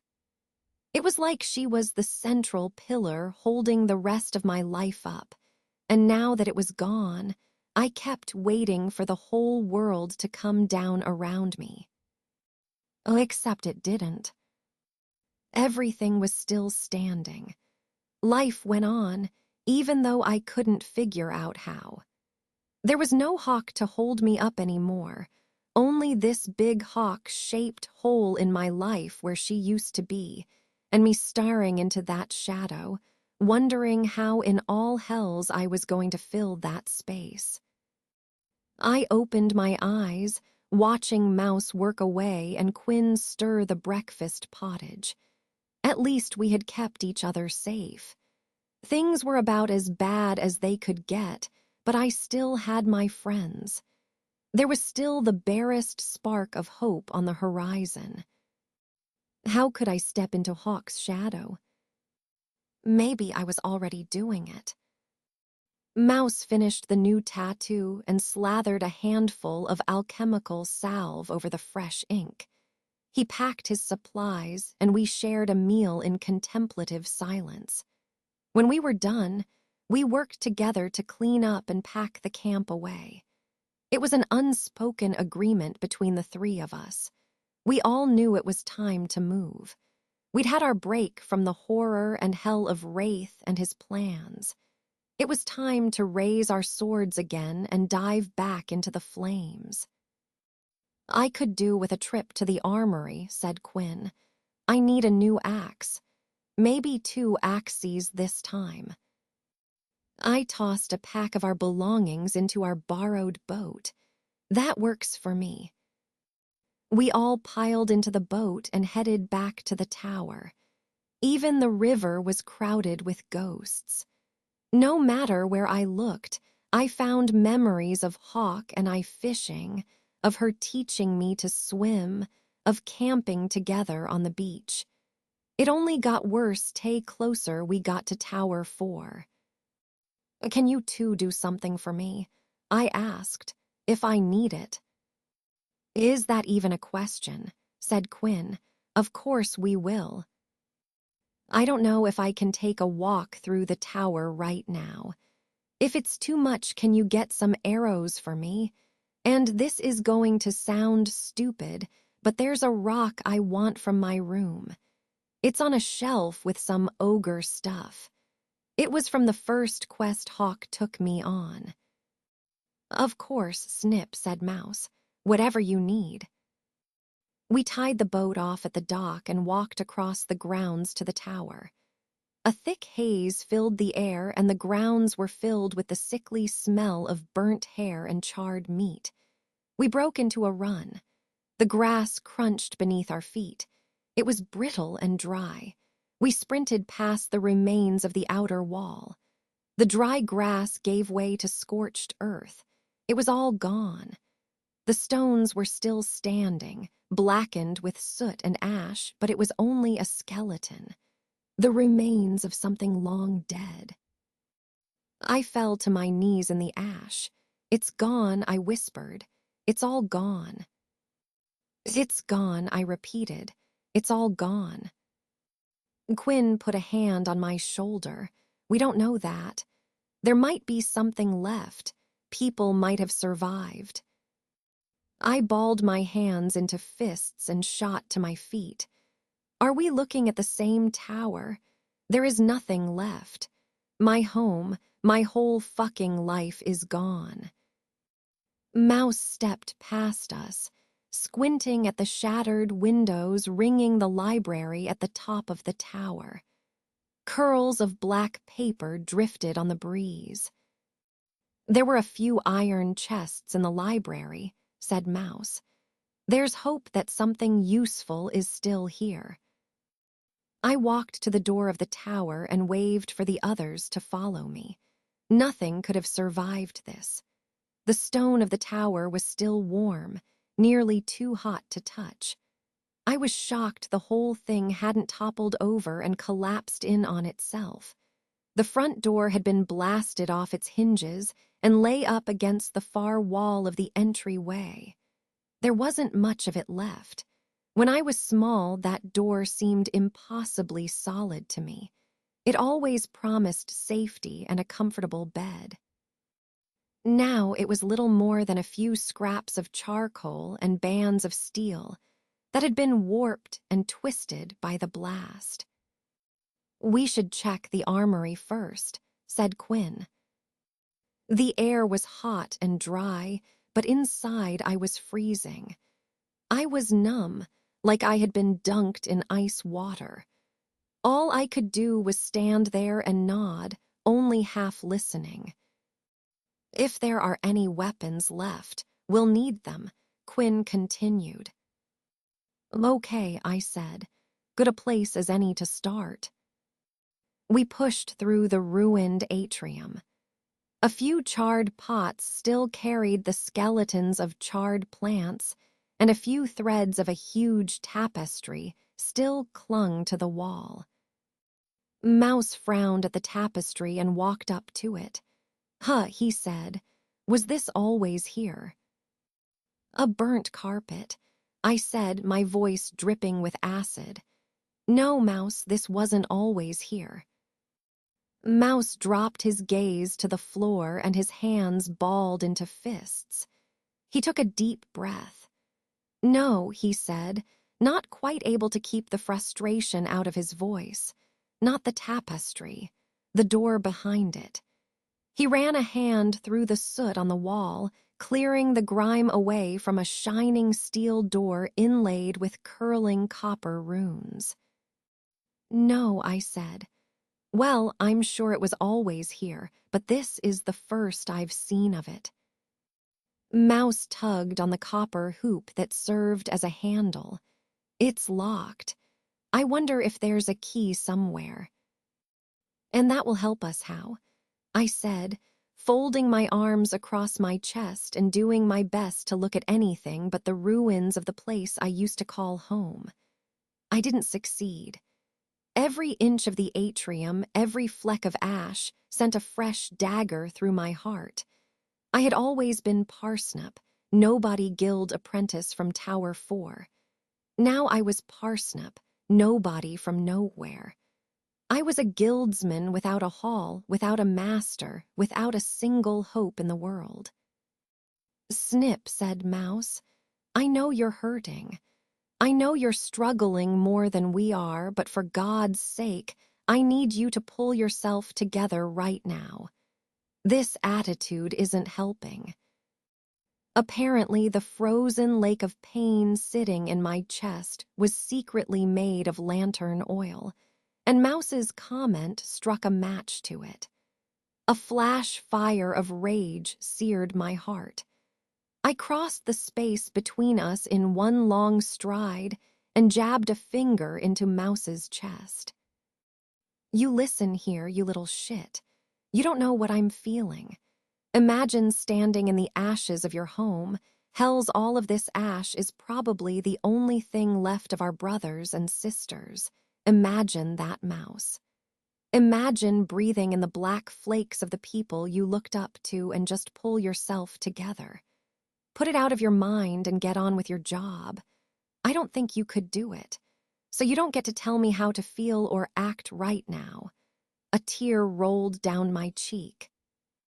"I can act however I damn well want." Mouse narrowed his eyes and squared his shoulders. He swatted my hand away and shoved me back a step. "I don't have to imagine it." His words were made of cold, bitter iron. "I have lived through all of this before. I have stood knee-deep in the ashes of people I was supposed to protect. You are not the only person here who knows loss. You want me to imagine it? Done. I see the corpses and the ruined buildings every time I close my eyes. I have lived through all of this hell before, so you don't get to tell me how to feel either." I shuffled another step backwards, shaking my head. "Mouse, I'm sorry. I had no idea. Quinn stepped between us and pushed us apart. Okay, they said. Okay. Standard training yard bullshit rules apply here, just like when we were kids. You each got one good jab in. You're even. We drop this for now. Fine, I said. Mouse let his shoulders slump and ran a hand through his hair, turning his dark curls from their typical tangled mess into his. I am stressed. And there is a rat's nest on my head. Look. Fine by me too, he said. Great, said Quinn. We still going to search the armory first. I shrugged. I think I'm going to head up to my room, see if there's anything left. I might stay and spend some time with this door, said Mouse. He wiped a little more of the soot away. There is some powerful magic carved into these runes. Quinn nodded. Written in copper, too. That makes a difference, Mouse asked. It's something I've seen the shamans and spirit seers use back home. It's an old nomad trick, usually only used for the really heavy spells. Mouse rubbed his chin and scowled at the door. That's the first I've heard of that, but then again I've been studying mostly northern techniques. Interesting. I left the two of them alone to discuss the spell craft and headed up the spiral stairs towards my quarters. Hey, Snip, Quinn called after me. Yell if you get into trouble. I will, I answered. A sharp, brittle silence hung in the air. The tower had never been this quiet or this empty. Not once. There were always people crowding the halls, always voices echoing up and down the tower, always some new adventure to take on. Now it was hollow. The only thing left was a shell, a carcass that had been picked clean by the vultures.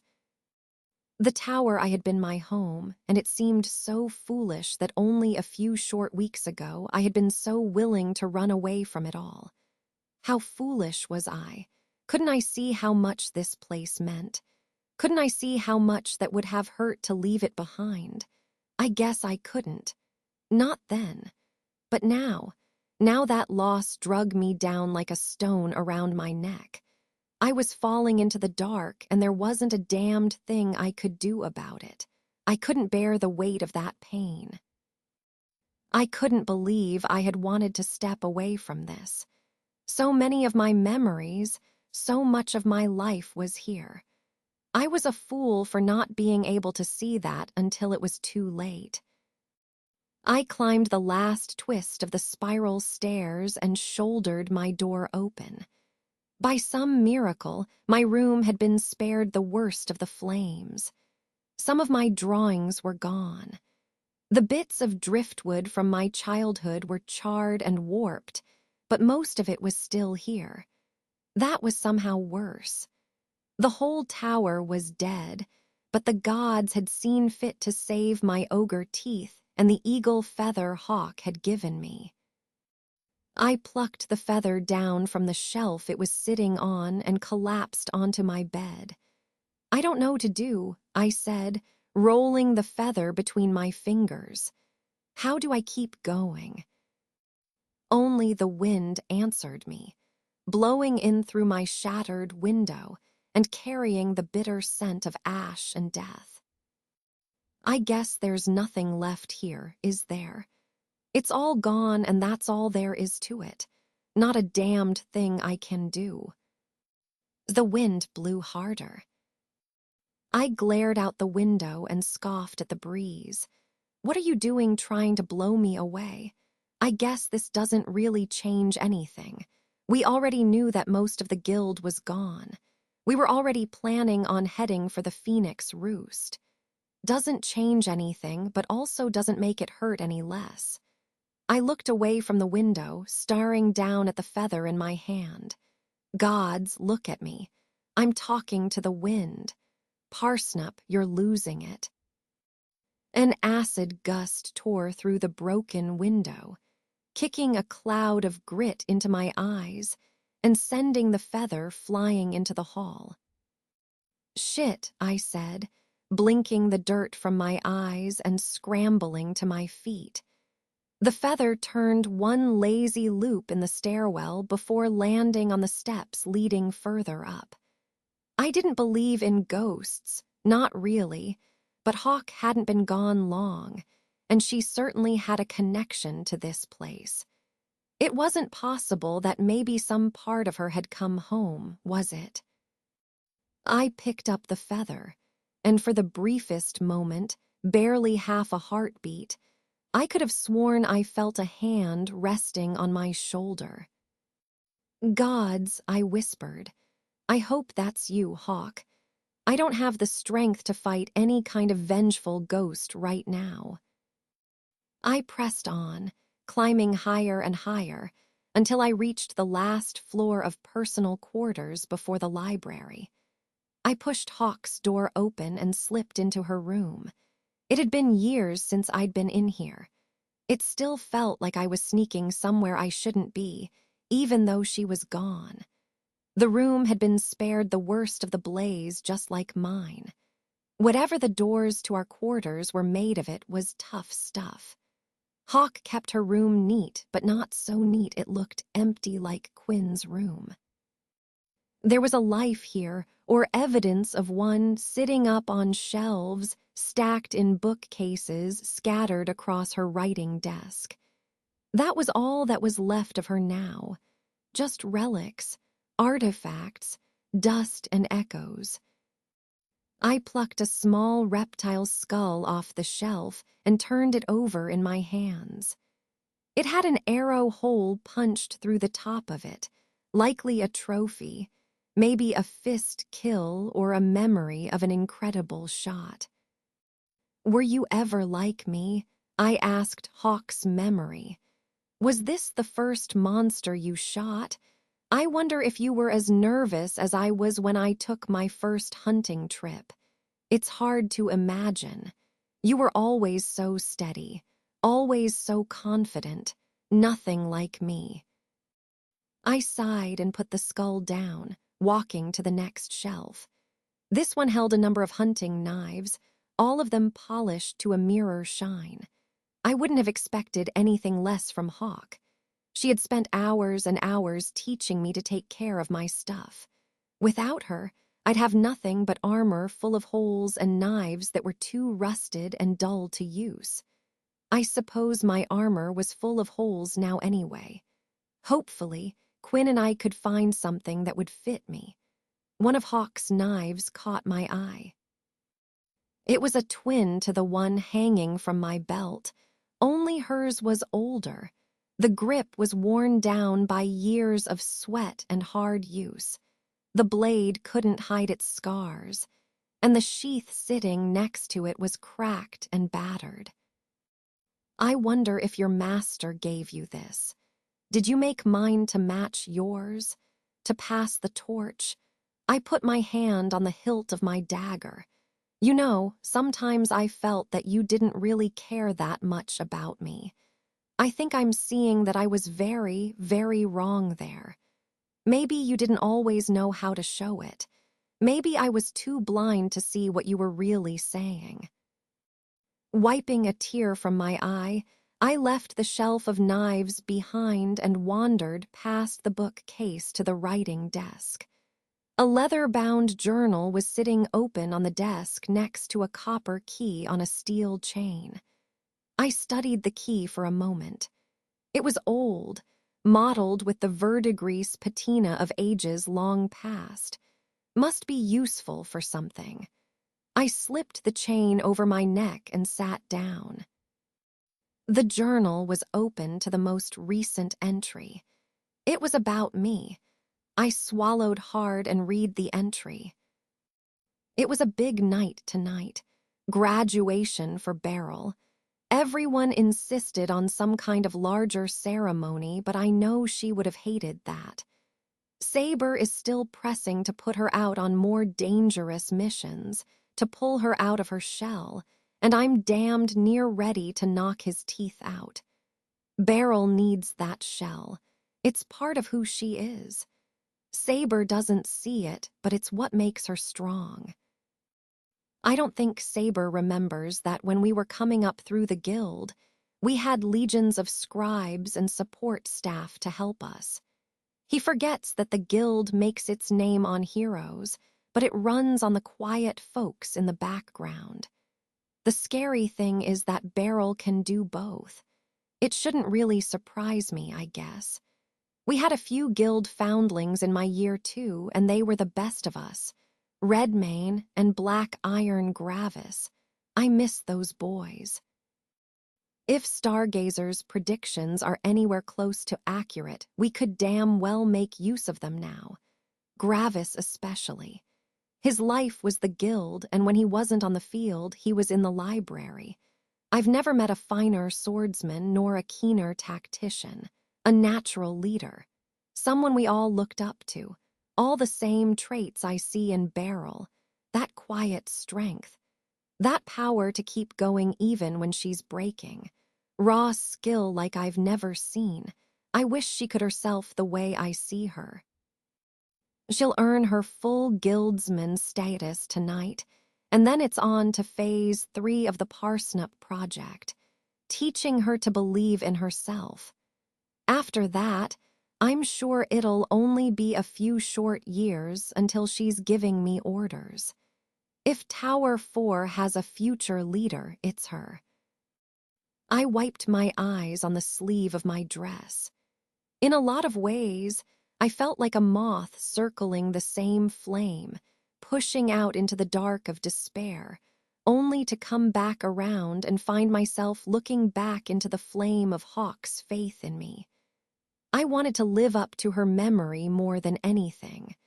But then I was circling back out into the dark again, losing myself and falling into the black.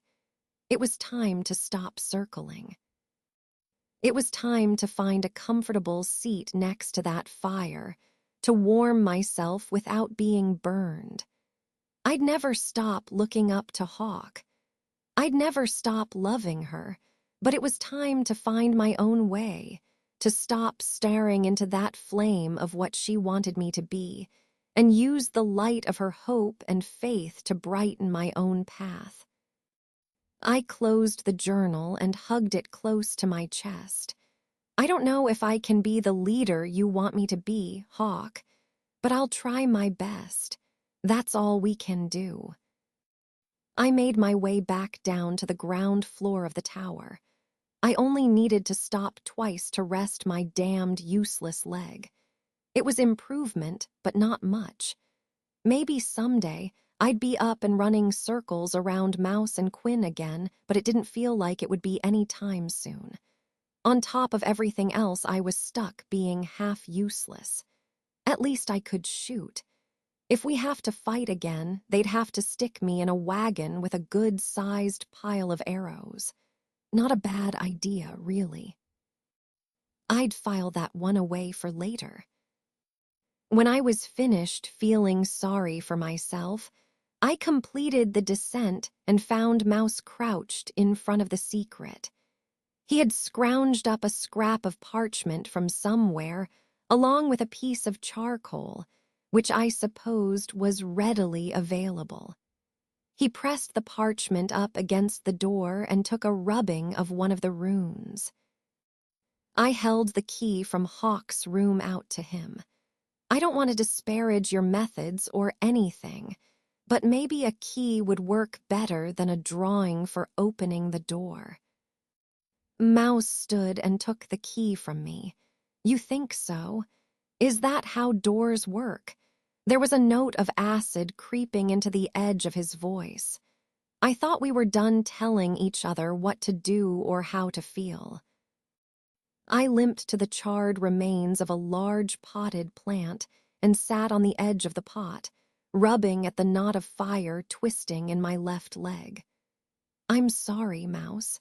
I just don't have anything left. It feels like life has been making nothing but shit sandwiches for us. And right when you can't take any more, it asks you to take another bite. I'm sorry I can't just pick myself up off the floor like you can.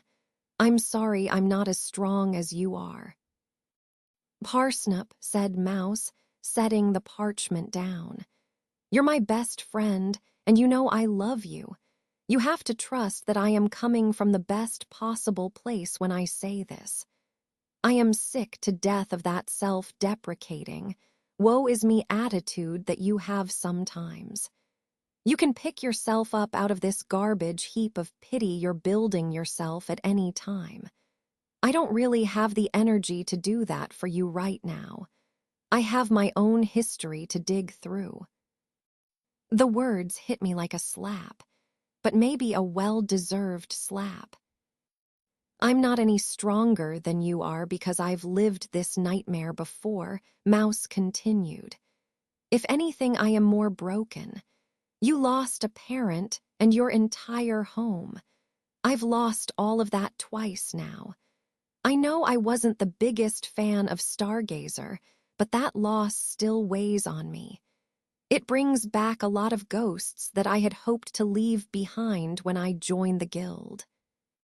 I let out a long sigh. You're right, Mouse. We're all struggling, and I'm here to listen if you ever want to talk. I don't know, he said. He shook his head and his shoulders slumped forward, like a great weight had suddenly been dropped on him. I don't know if I'm ready to talk about what happened back then. I think the best thing now is to keep moving. We'll get back out into the world and head for the Phoenix Roost. For right now, I want to see you pick yourself up a little and stop putting yourself down so often. You deserve better than that, and if there's a weak link in our tiny 3-person chain, it's me. I think you need to take your own advice. We'll make a deal. From now on, neither one of us blames themselves or puts themselves down when things get tough, okay? Mouse shook his head, and the ghost of a smile flitted across his lips. Well, that might be a little too sappy for me to take to heart right now, but I'll try. I stood and patted him on the shoulder. That's all either of us can do. I'm going to head down to the armory and find Quinn. They're probably busy loading up everything they can find into a cart. And that's a bad thing, Mouse asked. If it was all up to them, we'd have enough steel to equip an army and not a crumb of food. Good luck, then. You know Quinn can get a little hard-headed when they're stressed. I headed for the door that led down to the tower's lowest levels. Thanks. I'll make sure they pack more than weapons and armor. We all know how I get when you two don't feed me. I grit my teeth and braced myself for another set of stairs, and step by painful step, I worked my way down to Quinn. The armory looked like a small but furious storm had torn through it. Weapons and armor lay scattered across the floor, racks and mannequins had been smashed to splinters, and a wide, dark stain marred the center of the floor. Quinn was sitting on a small stool in the center of the devastation and holding their head in their hands. Hey, I said, putting a hand on their shoulder. Are you okay? Quinn wiped their eyes on the back of their sleeve and pulled me into a rib-cracking hug. One of these days, I was going to find some way to teach them how strong they were. A heavy sob rolled through them, and I pulled them closer, holding them tight while they cried. They let me go once the tears stopped flowing and did their best to dry their eyes again. Sorry, snip. I sat on their lap and rested my head on their chest. You don't have to be sorry for anything. This is, well, let's call it what it really is. This is all fucked up. So fucked up, Quinn agreed. I feel almost stupid for being so upset about it all. I mean, Mouse has all that history, whatever it is. He's never really told me. Well, that's more than I knew, I said. This is the first I'm hearing of it. And you, said Quinn, your whole life was here. Now it's gone. Now it'll never be the same again. Compared to all of that, what right do I have to feel so miserable? I didn't really have any friends here. No one liked me except you two. And my big guiding light that led me to Guild was boredom. I was bored, Snip. A nobody merchant nomad with a comfortable life who didn't have to worry about anything. Two gods damned stupid to see what they had, so one night they pack up and run to Guild in search of some kind of glory and adventure. That's me. Still that idiot kid who's doing this for no good reason. Still feel more miserable than I ever have in my life. I feel like I don't deserve to feel this sad. You know, no one is standing watch at the gates and saying you must be this invested to feel bad. You're allowed to be miserable. We're in a pretty miserable situation.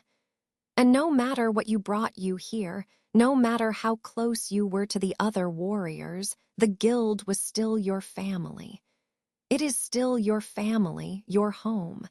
Nothing is ever going to take that away. And you're wrong about one thing. About what? About your reason for joining the Guild. I know you weren't just bored. You joined to help people, to make a difference. You said as much yourself that day when all of this started, when we rode off to save the village. Great God's damned job we did there. What are we doing here, Snip? What makes us the ones who have to deal with this? Which God did we piss off to deserve this? I hugged them tighter.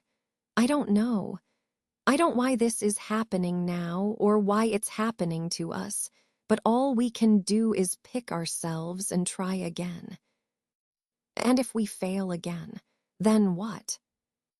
I pulled away from and stood up, staring down at them with my hardest, sharpest look, my best hawk impression.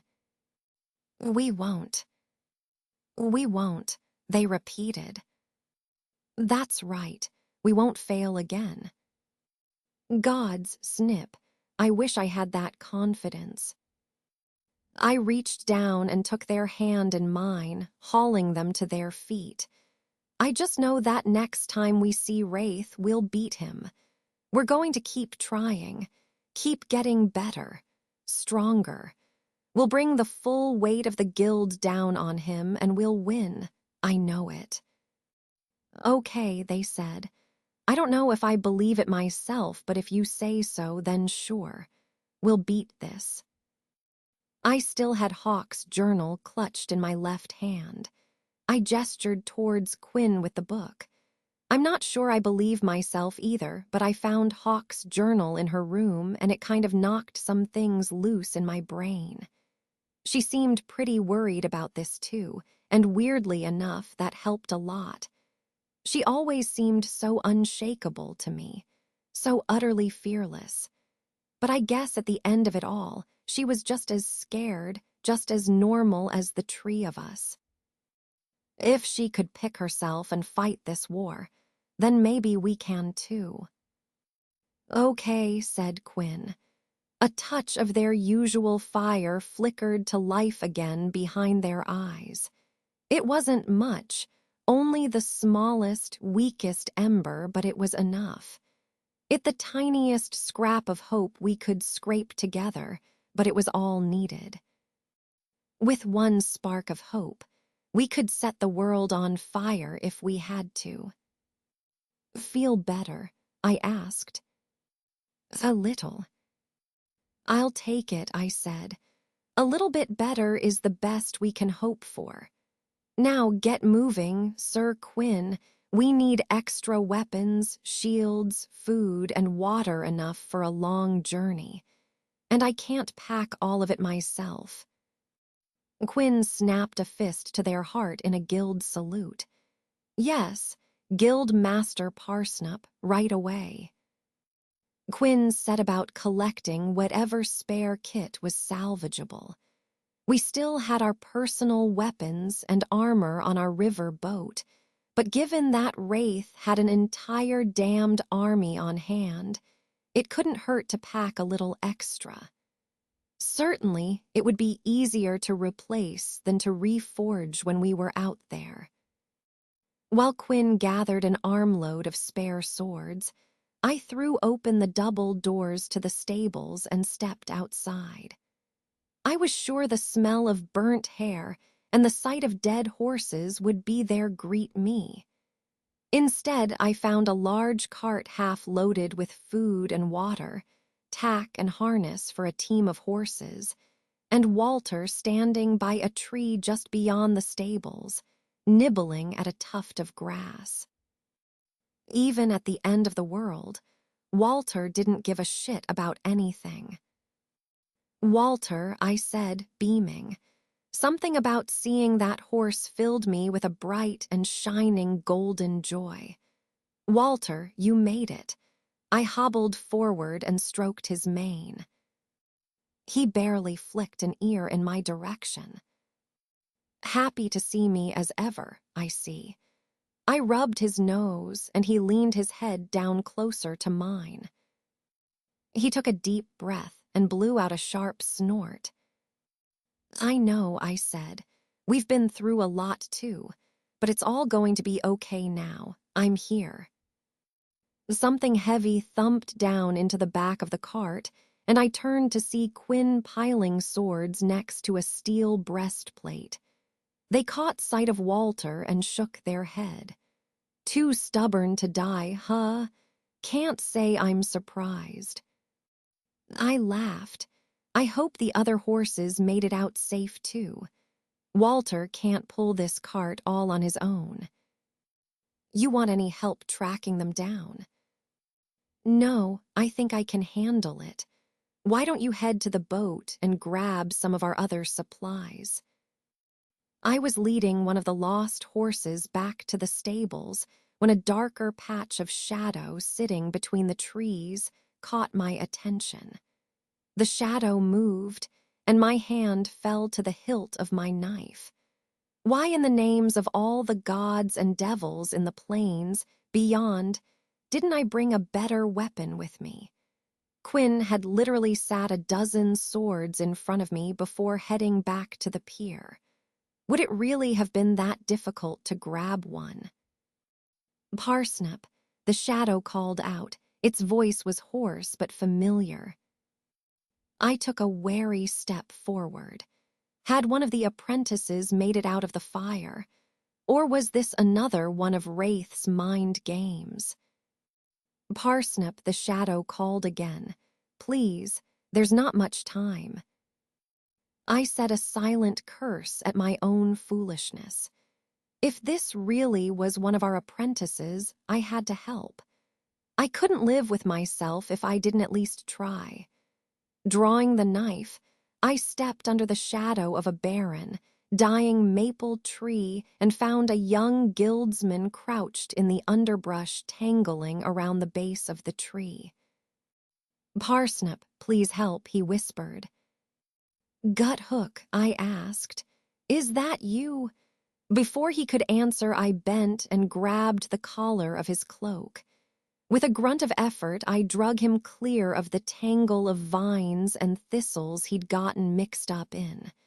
Probably earned him a few extra scrapes doing that. "Can you walk?" He lay on his back, breathing hard and blinking slowly up at the sky. Dark, dry blood crusted his nostrils and upper lip. Beads of sweat stood out on his brow, and his eyes were glassy and unfocused. "Guthook," I said, snapping my fingers in front of his face. "Can you walk? We need to get out of here. The tower is gone." The words twisted a blunt knife in my stomach. I knew the tower was gone, but saying it out loud made the pain too real to deal with. I know, said Gut Hook. I was there when it fell. I set the fire. You what? It was him, Snip, that wizard. He was inside our minds. He made us do things, terrible things that none of us wanted. I started the fire. I killed the quartermaster.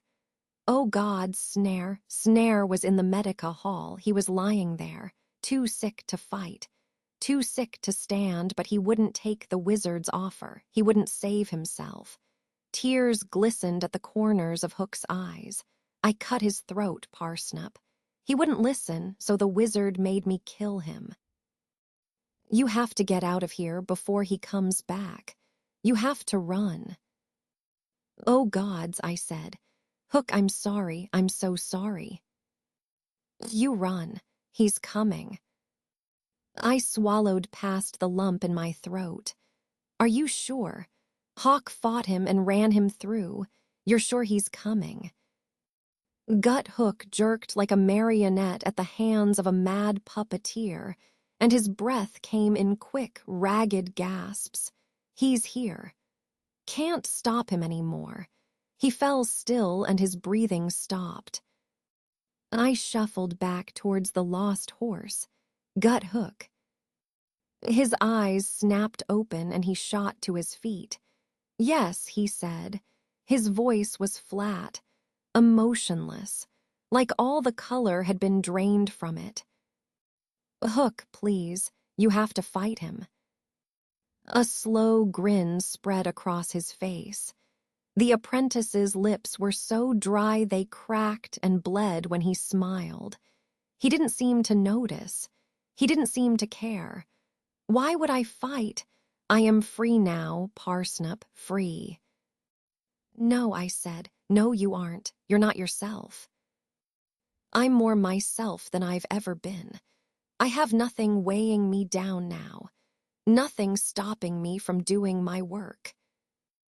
I crawled up onto a fallen log, planning to use the extra height to boost myself up onto the horse's back.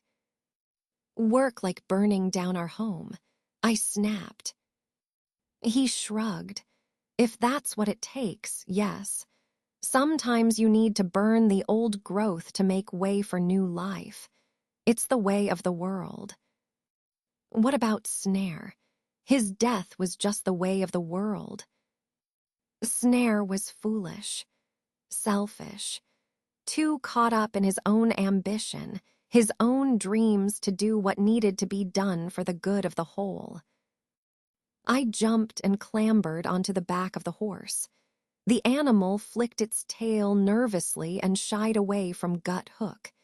He leapt after me, throwing himself higher into the air than any human should have, and landing on the horse's rump. The animal bolted. It was all I could do to keep from falling off. Fingers groped for the knife in my hand. I slashed. A stream of crimson jetted into the air. Despite the pain, despite the terror of crashing blindly through the forest, Gut Hook still managed to find the energy to speak. Snare was weak. He deserved it. I turned awkwardly and hammered the butt of the knife into Gut Hook's back, doing my best to knock him free. Gods damn it, I said through gritted teeth.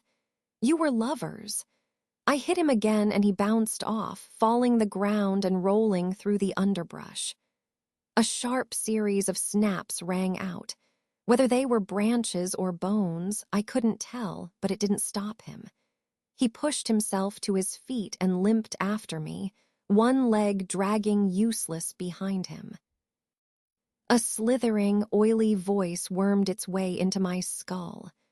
Love, Wraith sneered. As if that would matter. Love doesn't grow crops. Selfish passions don't build homes. I am disappointed in you, Beryl. I thought you might be smart enough to see my side of things, but as it turns out, you're just one more mindless drone for the hive. Wraith, I snarled. I am going to find you, and this time I will kill you. Better women have tried, Beryl, tried and failed. Do your worst. I have nothing to fear from you. I managed to slow the panicked horse and steered her back to the tower. When I arrived, I swung down to the ground, doing my best to land on my good leg, and of course, failing. If I could get 1 week where I didn't have to run, jump, fight, or kill a demigod, that would be great.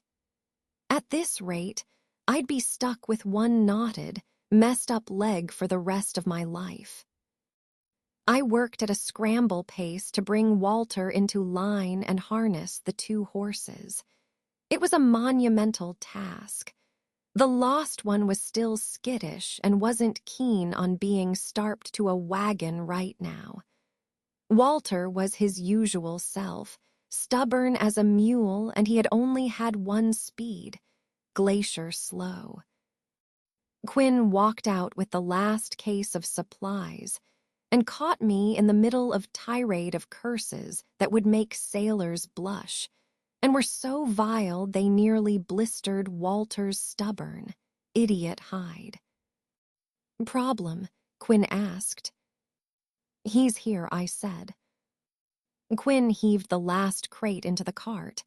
"Who is?" "Wraith." I struggled with the last bit of Walter's harness, growling as the fiddly laces and buckles failed to come together. "Can you help me with this idiot?" Walter turned his head and glared at me. I answered him with a rude gesture. "Yes, I'm talking about you, you motherless, dung-eating jackass." Quinn gently pushed me away from the harness. "Right," they said. "I'll do this. You take 5 deep breaths for me and go fetch Mouse." He went into that secret chamber behind the tapestry.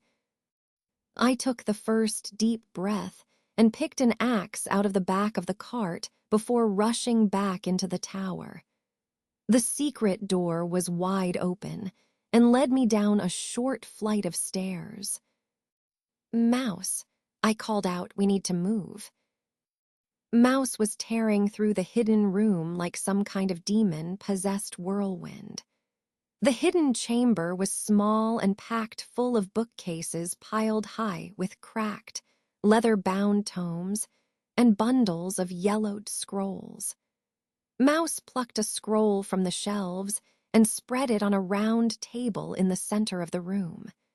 His eyes blazed with violet light, and he started writing on the scroll with a quill in his left hand and a stick of charcoal in his right. Great. This was a perfect time to lose our wizard to the grips of a vision. "Mouse," I said, shaking him by the shoulder. "Mouse, we need to go." "Soon," he said. "Everything will be over soon." His right hand sketched a picture of a winged dragon with the legs of an octopus on the page, while his left scratched out a paragraph of nonsense text. I snatched the quill from his hand.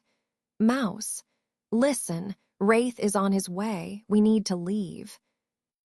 Too late. Mouse's left hand kept trying to write, like he hadn't even noticed the quill was missing. "Wraith is here." He snapped his fingers towards the door, and a damp, cold breeze blew in. I wondered if he thought it made him look tough. It wouldn't matter soon. My heart hammered in my ears, and I tore my knife from its sheath, holding it and my axe high and leaping at the warlock with both weapons. Wraith held up a hand, and I bounced off an invisible barrier. Now, Beryl," said Wraith. "Let's not be too hasty. After all, you wouldn't want to do anything to strain that injured leg." I grit my teeth and pushed myself to my feet. "You've already done quite a lot of damage," Wraith continued. "Back when I was a mere slave to the guild, I studied as a physician for a number of years. I can help if you like." I raised the axe and brought it down on the wall of force between us. I was beyond talking to this monster. Reason was a distant memory to me. All that mattered was the blood rushing in my ears, my heart pounding in my chest, and the need to tear Wraith limb from bloody limb. He raised a hand and snapped his fingers. Of course, sometimes, the patient can't be trusted to do what's best for them. Here, let's undo some of the hurt you've caused yourself. There was a terrible, slithering, uncoiling feeling writhing beneath the skin of my thigh, and bile rose in my throat. A white-hot lightning bolt of jagged, rending pain followed, and the old injury tore itself back open, ripping a gash down my leg longer and wider than the original cut. I screamed and fell to one knee, clutching at the growing red stain on my dress. Wraith shrugged out of his midnight cloak. His shirt was torn along one side, and the wound Hawk had dealt him was black and festering. "I know the pain well, Beryl. I know you won't survive it. I know you'll sit there, watching the last minutes of your life slip between your fingers as a crimson river. I have been there, Beryl, and it only made me stronger. It made me something more than human, something that death itself won't touch." He knelt and caressed my cheek with a cold, clammy hand. "It's a gift I could give to you, if only you were smart enough, brave enough to take it." My fingers curled around the hilt of my knife, and I drove it into his upper arm. He jerked his hand back and hit me with a backhanded slap that left stars dancing in my vision, and the hot copper taste of blood in my mouth. "Idiot girl," he shouted. "Time and time again you throw power away when it's handed to you. You're no better than that worthless whore you called a master." A second gust of frigid air blew into the room, and a chorus of screaming voices rang inside my mind like a bell tolling from a dark and forgotten pit in the deepest of all hells. "Wraith," the chorus of the damned droned. "We're past the need for willing servants. All we need is flesh for the grinder, bones to throw into the cracked maw of war. Bleed these ones dry and raise the carcasses. All we need is meat for the front lines." Wraith swallowed hard and gave a shallow nod. "Yes, my lord." He tore my knife out of his arm and put the blade against my throat. Something hard thumped down on the table at the center of the room, and Mouse growled out a word of power in a language colder and more wicked than a winter storm on a moonless night. A bolt of black lightning slammed into Wraith's chest, lifting him off the ground and slamming him into a bookshelf across the room. He howled with fury and clenched a fist, gathering a ball of golden, liquid flame. Wraith threw the fireball. Mouse was already 3 steps ahead. The tiny wizard rolled under the sphere of flames and with a sharp, jabbing motion, sent another spear of black lightning through Wraith's heart. "Kill them, Wraith," the chorus of the damned screamed. "Kill them now." I shuffled towards the door. Blood pooled under me. Everything went gray and fuzzy around the edges. Wraith pushed off the wall and caught Mouse by the throat, lifting him off the floor and throwing him across the room. Mouse slammed into the bookshelf next to me, and his head bounced off the stone with a sharp crack. Wraith shot us a sickening smile. He stepped across the small room like he had all the time in the world and stopped by the round table. I braced against the wall behind me and mushed myself to my feet. My head swam, and without the wall to steady me, I wouldn't have been able to stand. If this was going to be it, then I was going to go out like Hawk, steel in hand and fighting like hell. Wraith looked over the collection of trinkets Mouse had spread across the table. He pocketed a small charm that looked like a griffin emblazoned on a miniature shield, and then hefted a bronze amulet. It looked like a metal sunrise peeking over a horizon line. He touched one of the rays of the sunrise. Sharp enough, he said, but it'll be messy. The chorus of the damned laughed. Enjoy it, Wraith. I want to see them suffer. Everything moved in slow motion. I tried to lift the axe in my hand, but it was too heavy. The sound of my heart pounding in my ears was getting further and further away with every beat. Wraith lifted the sunrise symbol and brought it down hard. Mouse slammed into my, tackling me to the ground and taking the sharpened seal to the back. We landed in a tangled heap. Sorry, Snip, said Mouse. He was pale and pain was written all over his over.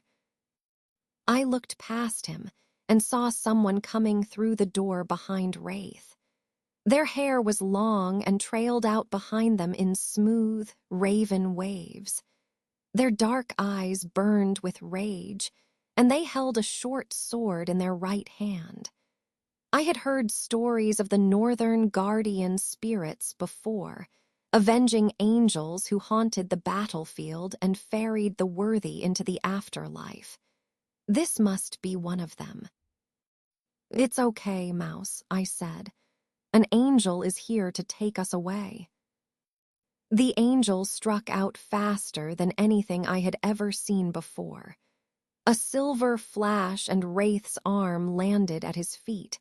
The warlock couldn't seem to process what had happened.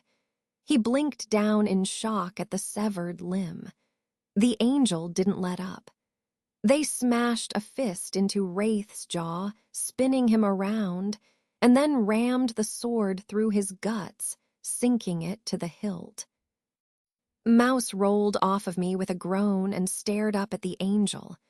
Snip, he said. That's no angel, that's Quinn. God's damned right it is, said Quinn. The warrior bent and threw Mouse over their shoulder, before grabbing me by the collar and dragging me out of the secret chamber. They carried the two of us through the armory and out to the stables where they lifted both of us into the back of the cart and then climbed into the driver's seat. Quinn yelled to the horses, and we left Tower 4 behind in a cloud of dust. Quinn, said Mouse, she's losing a lot of blood. I put both hands over the gash in my thigh. Fine, I said. I'll be fine. The world around me heaved and spun, and the darkness closed in, sinking me into the black. I was leading one of the lost horses back to the stables when a darker patch of shadow sitting between the trees caught my attention. The shadow moved, and my hand fell to the hilt of my knife. Why in the names of all the gods and devils in the plains beyond didn't I bring a better weapon with me?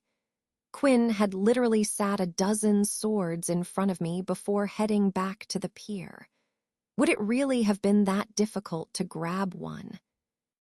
Parsnip, the shadow called out. Its voice was hoarse but familiar. I took a wary step forward. Had one of the apprentices made it out of the fire? Or was this another one of Wraith's mind games? Parsnip, the shadow called again. Please, there's not much time. I said a silent curse at my own foolishness. If this really was one of our apprentices, I had to help. I couldn't live with myself if I didn't at least try. Drawing the knife, I stepped under the shadow of a baron, dying maple tree, and found a young guildsman crouched in the underbrush tangling around the base of the tree. "Parsnip, please help," he whispered. "Guthook," I asked, "is that you?" Before he could answer, I bent and grabbed the collar of his cloak. With a grunt of effort, I drug him clear of the tangle of vines and thistles he'd gotten mixed up in.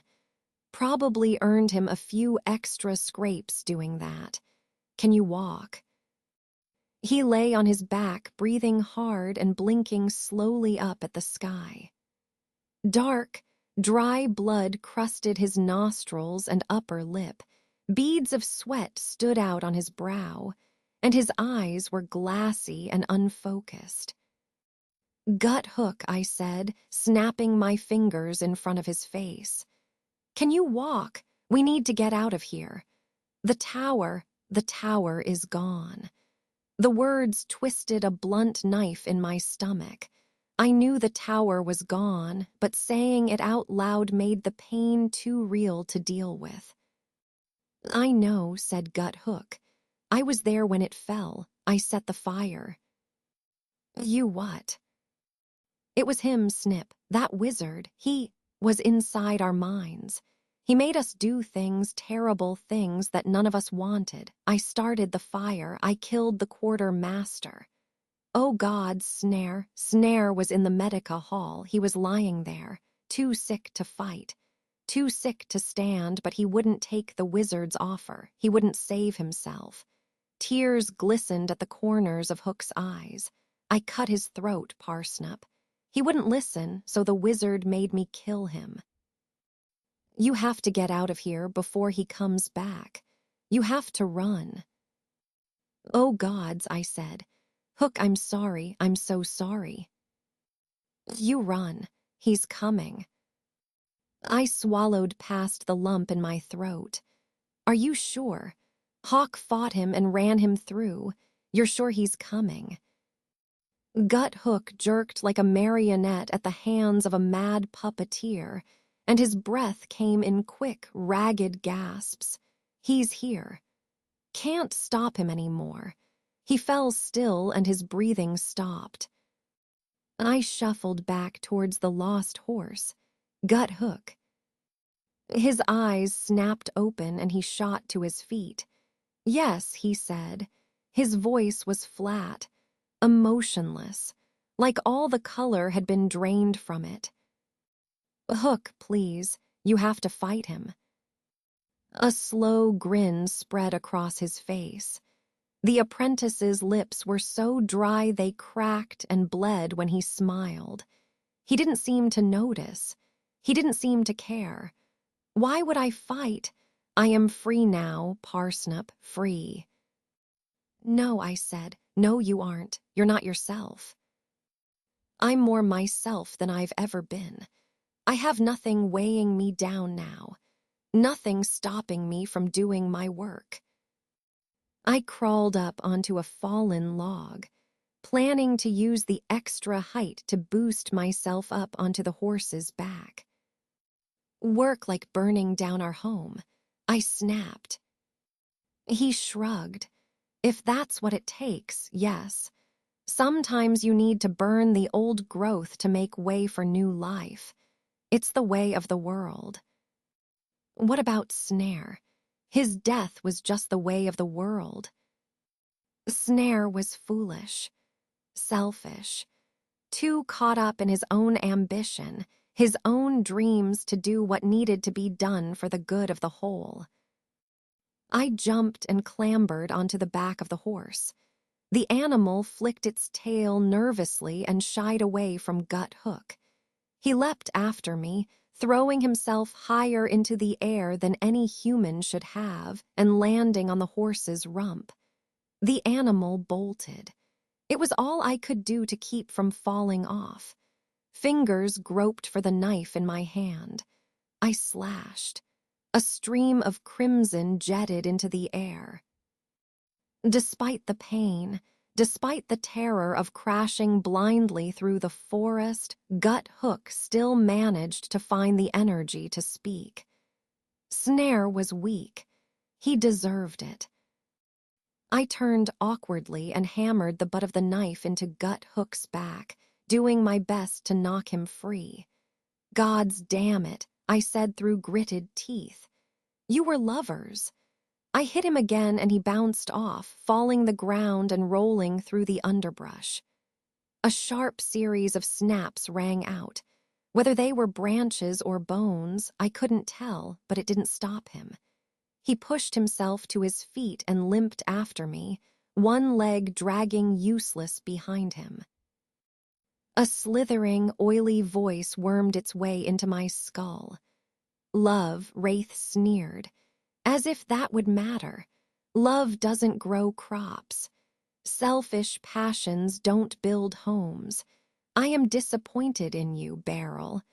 I thought you might be smart enough to see my side of things, but as it turns out, you're just one more mindless drone for the hive." "Wraith," I snarled. "I am going to find you, and this time I will kill you." "Better women have tried, Beryl, tried and failed. Do your worst. I have nothing to fear from you." I managed to slow the panicked horse and steered her back to the tower. When I arrived, I swung down to the ground, doing my best to land on my good leg, and of course, failing. If I could get 1 week where I didn't have to run, jump, fight, or kill a demigod, that would be great. At this rate, I'd be stuck with one knotted, messed up leg for the rest of my life. I worked at a scramble pace to bring Walter into line and harness the 2 horses. It was a monumental task. The lost one was still skittish and wasn't keen on being starped to a wagon right now. Walter was his usual self, stubborn as a mule, and he had only had one speed, glacier slow. Quinn walked out with the last case of supplies and caught me in the middle of tirade of curses that would make sailors blush, and were so vile they nearly blistered Walter's stubborn, idiot hide. "Problem?" Quinn asked. "He's here," I said. Quinn heaved the last crate into the cart. "Who is?" "Wraith." I struggled with the last bit of Walter's harness, growling as the fiddly laces and buckles failed to come together. "Can you help me with this idiot?" Walter turned his head and glared at me. I answered him with a rude gesture. "Yes, I'm talking about you, you motherless, dung-eating jackass." Quinn gently pushed me away from the harness. "Right," they said. "I'll do this. You take 5 deep breaths for me and go fetch Mouse." He went into that secret chamber behind the tapestry. I took the first deep breath and picked an axe out of the back of the cart before rushing back into the tower. The secret door was wide open and led me down a short flight of stairs. "Mouse," I called out, "we need to move." Mouse was tearing through the hidden room like some kind of demon-possessed whirlwind. The hidden chamber was small and packed full of bookcases piled high with cracked, leather-bound tomes and bundles of yellowed scrolls. Mouse plucked a scroll from the shelves and spread it on a round table in the center of the room. His eyes blazed with violet light, and he started writing on the scroll with a quill in his left hand and a stick of charcoal in his right. Great. This was a perfect time to lose our wizard to the grips of a vision. "Mouse," I said, shaking him by the shoulder. "Mouse, we need to go." "Soon," he said. "Everything will be over soon." His right hand sketched a picture of a winged dragon with the legs of an octopus on the page, while his left scratched out a paragraph of nonsense text. I snatched the quill from his hand. "Mouse, listen, Wraith is on his way. We need to leave. Too late.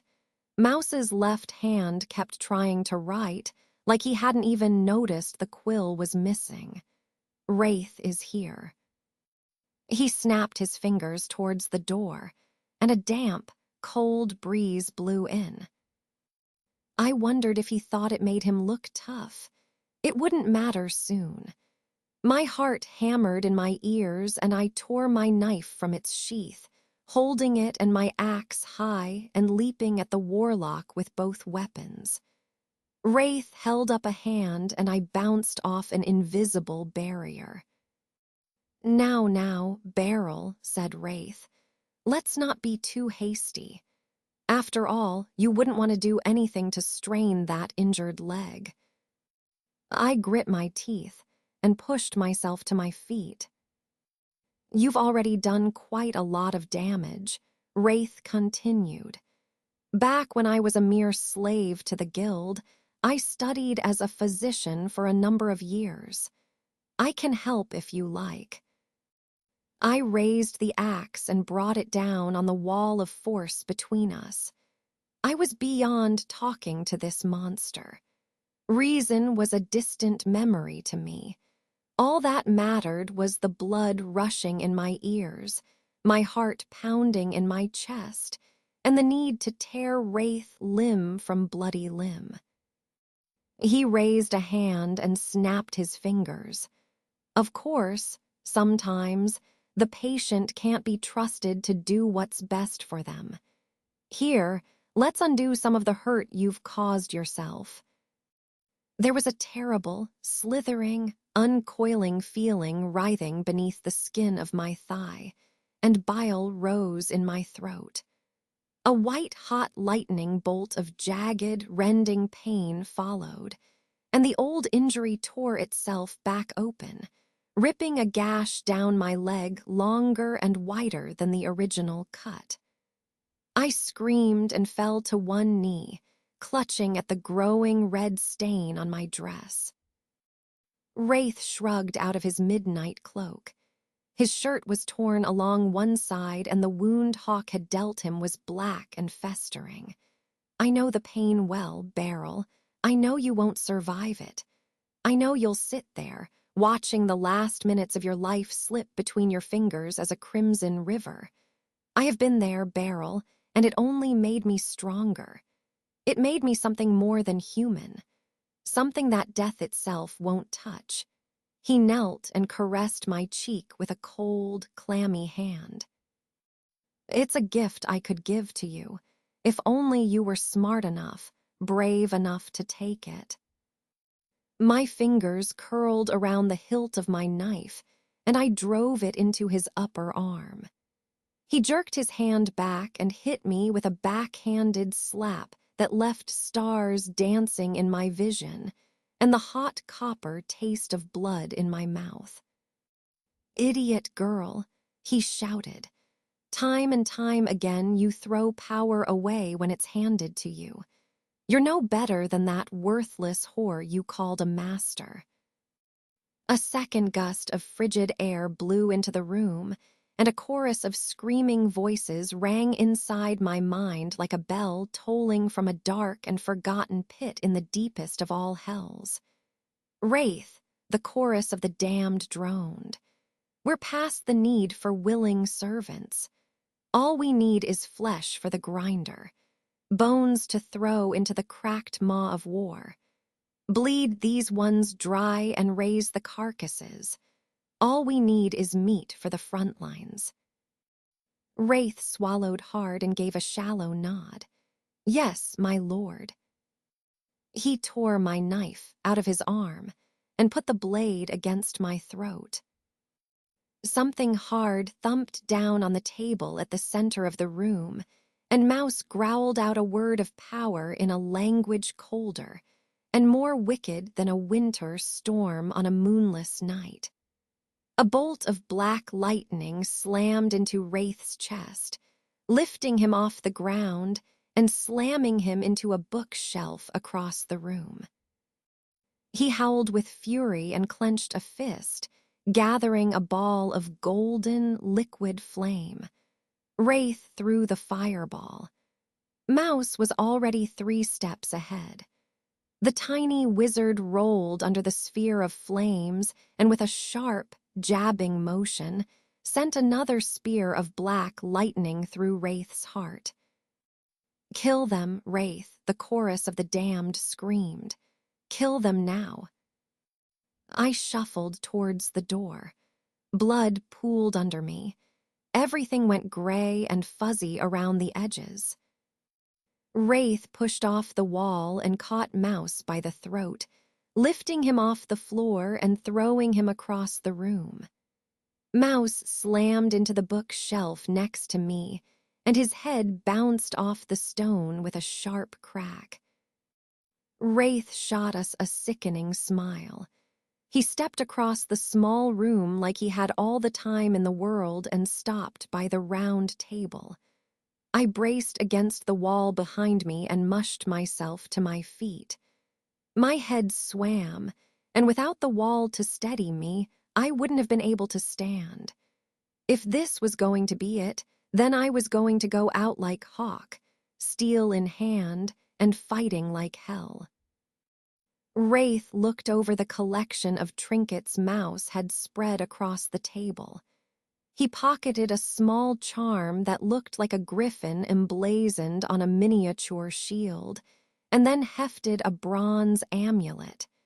It looked like a metal sunrise peeking over a horizon line. He touched one of the rays of the sunrise. "Sharp enough," he said, "but it'll be messy." The chorus of the damned laughed. "Enjoy it, Wraith. I want to see them suffer." Everything moved in slow motion. I tried to lift the axe in my hand, but it was too heavy. The sound of my heart pounding in my ears was getting further and further away with every beat. Wraith lifted the sunrise symbol and brought it down hard. Mouse slammed into my, tackling me to the ground and taking the sharpened seal to the back. We landed in a tangled heap. "Sorry, Snip," said Mouse. He was pale and pain was written all over his over. I looked past him and saw someone coming through the door behind Wraith. Their hair was long and trailed out behind them in smooth, raven waves. Their dark eyes burned with rage, and they held a short sword in their right hand. I had heard stories of the northern guardian spirits before, avenging angels who haunted the battlefield and ferried the worthy into the afterlife. This must be one of them. "It's okay, Mouse," I said. "An angel is here to take us away." The angel struck out faster than anything I had ever seen before. A silver flash and Wraith's arm landed at his feet. The warlock couldn't seem to process what had happened. He blinked down in shock at the severed limb. The angel didn't let up. They smashed a fist into Wraith's jaw, spinning him around, and then rammed the sword through his guts, sinking it to the hilt. Mouse rolled off of me with a groan and stared up at the angel. "Snip," he said, "that's no angel, that's Quinn." "God's damned right it is," said Quinn. The warrior bent and threw Mouse over their shoulder, before grabbing me by the collar and dragging me out of the secret chamber. They carried the 2 of us through the armory and out to the stables where they lifted both of us into the back of the cart and then climbed into the driver's seat. Quinn yelled to the horses, and we left Tower 4 behind in a cloud of dust. "Quinn," said Mouse, "she's losing a lot of blood." I put both hands over the gash in my thigh. "Fine," I said. "I'll be fine." The world around me heaved and spun, and the darkness closed in, sinking me into the black. The next day we met with a wizened old medicine man inside the building I had woken up in. The healer had straight, black hair that fell nearly to his waist. His skin was the deep russet color of the sand surrounding us. Age had marked him with deep wrinkles, but he moved with all of the ease and strength of a much younger man. "Can you try standing for me?" he asked. I was sitting cross-legged on the floor in front of the fire pit at the center of the room. After a short walk last night, Quinn had taken me to an ancient imperial ruin where a thin stream of water ran from the mouth, a sand-blasted stone dragon. Once the sweat had been washed off of me, Quinn had given me a light linen dress to wear and sent me back to bed. I had been awake for less than an hour and still slept through the night and woke up drowsy. I was thankful we hadn't packed any heavier clothes. Even without a fire roaring at the center of the room, it was unbearably here. How people survived in this place was beyond me. I stood for the healer and took a handful of steps around the room. "I'm telling you, it feels like it's fixed." He nodded. Feels like fixed and is fixed are two very different things. You are part of the guild, are you not? How many foolish young people do know who say they are fine when they aren't? "I can think of one for sure," I said, casting a glance towards the door where I knew Quinn waited outside. The healer followed my gaze and laughed. "Yes, Alesha always had something a reckless streak, often too stubborn to know what's good for them. You watch out for that in your travels. I can see you mean a lot to them, and I know they will throw themselves headfirst into danger to protect you. You'll do what you can to keep them safe." "Of course I will. Can't make any promises, though." The healer laughed again. "I know." I took a few more cautious steps around the room. "How do you know Quinn? Or Alesha, I suppose. We sort of surrender our real names when we join the guild." The healer nodded and pulled a thin roll of paper from a pocket inside his vest. He put the roll of paper in his mouth and snapped his fingers. A thin flame danced on his thumb. He lit the smoke and took a long drag. "That is a story and a half. Maybe more like a story and 3/4. He took another pull on the smoke and offered it to me. I shook my head, politely declining. The door flew open and Quinn stalked into the room. They were wearing several layers of robes with a hood drawn up. They must have been baking alive in this damn heat. "Grandfather," said Quinn, "I don't know if I like you telling stories about me when I'm not in the room. Don't listen to him, Snip. He's always making things up." I stopped short and frowned down at the older man. "Grandfather." The healer motioned for me to sit and picked up my previously injured leg, gently prodding at the healed muscle. "Does that hurt at all?" "No," I shook my head. "Can we circle back to that grandfather thing? You didn't tell me you had family here, Quinn." Quinn folded their arms across their chest. "I don't." The healer sighed and shot Quinn a hard look. "Don't be like that. We may not be family by blood, but I put my share of work in raising this brute." The healer held a hand maybe 3 feet off the ground. "Although you were probably only this high last time I saw you." Quinn rolled their eyes. "And that was your share of the work." The healer stood, and their hands balled into fists. "You know it wasn't my choice to leave, and I would have come back if I could have." "I wish you'd tried a little harder. Things really went to hell after you left. You think I didn't try? From where I'm standing. No, not really. Didn't look like it anyway. The healer took a step towards Quinn but thought better of it and ducked out through the door into the morning sun. I don't need this today. Me either, said Quinn. They waited a moment before leaving. I followed them out into the light. It felt like leaping face first into a forge. If I instantly caught fire, I wouldn't even be surprised. Quinn, I called after them. Quinn, wait. I had to jog to keep up with them. They stopped next to a market stall selling dark robes and bolts of cloth. They greeted the woman working the stall in a soft, musical language and dickered back and forth over prices for a moment. Quinn handed over a short stack of coins, and she passed him a set of dark, hooded robes. Here, said Quinn, handing me the robes.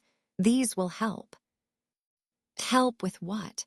There was no way wearing more clothes could help in this weather. Anything to keep the sun off you helps. You'll be jerky in no time without some half-decent protection. I pulled the robes over my head and pulled the hood up. I feel like I'm missing a lot of pieces here. You want to catch me up on what in all hells has been going on since we left the tower. Quinn waved me towards a huge tent sitting towards the center of the collection of buildings and market stalls. Mouse should be in here somewhere. It's been a hell of a ride. Inside the tent was a series of tables and chairs spaced around the room. A long wooden bar was set up at the front of the tent, and behind it sat two brass pumps. Quinn fetched a mug of water for each of us and led me to a shaded back corner where Mouse was fitting behind a low wall of books and scrolls. I pulled out a chair and sat down, peering over what I assumed was the to-read pile. Well, this feels a lot like old times. Old times as in me trying to work and you two distracting me, said Mouse. Of course, I said. What other kinds of old times do we have?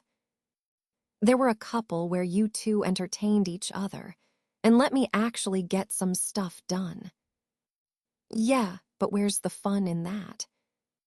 The fun is for me, and it's in that great feeling of having the time to study and practice my magic. I'm not sure how much more practice you need, I said. You're getting a little scary as a magician. That black lightning trick you pulled on Wraith was impressive. Mouse shrugged. Impressive and something I have not been able to repeat since. I don't think that matters now, though. He leaned back in his chair and patted the stack of books next to him. The magic here is easier than the northern techniques, or at least it makes more sense to me. I've been making a lot of progress while you've been out. It must be quite a lot easier then, if you can learn it in a few days. Quinn took my hand in both of theirs. A few days? Snip, don't you remember? It's been over a month. My jaw just about hit the floor. Mouse looked up from his work and gave me the kind of slow blink he did when he couldn't believe someone was being so stupid. Think about it, Snip. How far away is the sea of sand? I shrugged. I guess I don't really know. It looked small on the map. Well, that was our first problem, said Mouse. Your map wasn't to any kind of scale. Where did you find that anyway? It was one hawk made me draw, I said. One hawk made you draw when you were? Asked Mouse, drawing out the last word. When I was 6, I said. dropping my gaze down to the surface of the table and running my fingers over the battered edge. Quinn scoffed, and a handful of copper coins changed hands. I had my money on 10. It looked too well drawn for a 6-year-old. Mouse pocketed his new riches with a smile. You don't give Snip enough artistic credit. Remember all of those Drake sketches she had in her room. Quinn grumbled. Right, you don't have to rub it in. Mouse stood and headed for the bar at the front of the tent. I'm not rubbing it in at all. I think we all know you were always more focused on the girl in that room than what was on her walls. Quinn's cheeks turned beet red, and I scooted my chair closer to them. I leaned my head on their shoulder, and for just one moment everything drifted away. All of the fear, all of the dread, all of the pain. For one moment it was all gone. For one moment we were 3 goofball apprentices again, making dumb bets, giving each other a hard time, keeping Mouse from his studies. I wished we could go back to that life. I wished things could be simple again. I'm glad you never paid any attention to my walls, I said. Quinn jumped in before I could finish the thought. Not because you aren't good, or that I don't like your drawing or anything. It's just, They swallowed hard, struggling for the words. I wrapped an arm around them, pulling them closer and planting a kiss on their cheek. I know. I'm a lot nicer to look at than my drawings. Plus, it would be a little strange if you started courting my artwork. Quinn pushed me away with a grin. That's not what would have happened. Mouse sat back down with a tray of small, round, flat breads and 3 steaming mugs. I figured we'd need something a little stronger than water if we're going to bring Snip back up to speed. I picked up one of the mugs and frowned down at the contents. The liquid inside was a pale green with bits of leaves at the bottom, and it was piping hot. They didn't have anything cold? I asked. If I drink anything hot, I'm afraid I might cook. It's not that hot out, said Mouse. Says the man who was always freezing in the tower. Says the woman who was always warm, even when the snow was hip deep. Hip deep is when it's best. The temperature is nice and comfortable, and no one can go anywhere, so there's no real work to do. Game is easier to track. Food is more scarce, said Quinn. Physicians can't travel easily. It's hard to get messages out if you need help. I'm sorry, Snip, but I'm with Mouse on this one. Summer is tolerable up there, but I never could get the hang of winter. I put a hand over my heart. Such a betrayal, I said, smiling. I am heartbroken and don't think I shall ever recover. Quinn tore a piece off of one of the flatbreads and threw it at me. You had better recover. I don't think I could take losing you. Their tone turned more serious, almost sorrowful. I thought you were gone for sure after whatever Wraith did to you. Mouse nodded and chewed thoughtfully on his own piece of bread. It was a nasty piece of spellcraft. No matter what we did, it wouldn't heal. And it bled like a son of a whore, Quinn interjected. Right, said Mouse, like a son of a whore. I think that is the technical term the physicians use. If it's not, I said, then they should. I couldn't follow half of what the guildspeople in the Medica were saying when Quinn was in there. Mouse shrugged. Maybe you're right. Most of that went over my head, too. At least you had Medica staff, said Quinn. Best we had in that cart was wishes and dumb luck. I swear Walter would make a better medic. The race away from the tower was a strange mix of pure terror and pure boredom. Mouse and Quinn worked their way through the tale, recounting how they worked their way south day by day, putting as many miles as they could between them and Wraith. They only stopped to rest the horses and ended up trading most of our extra supplies and spare weapons to villages they passed along the way. Each town had someone who claimed to be a physician, or at the very least an old woman who knew some basic herb lore. I was apparently semi-conscious for a good portion of the trip, awake enough to sip soups and broth, drink water and mumble nonsense, but not much else. Quinn said it was like taking care of me after I'd had more than mine, and their fair share of mead at the midsummer festival a few years back. My memories of the trip were just as gone as the ones from that festival. The horses had been left at a small guild supply post in the foothills of the Sunfire Mountains and traded for a pair of creatures more suited for the desert.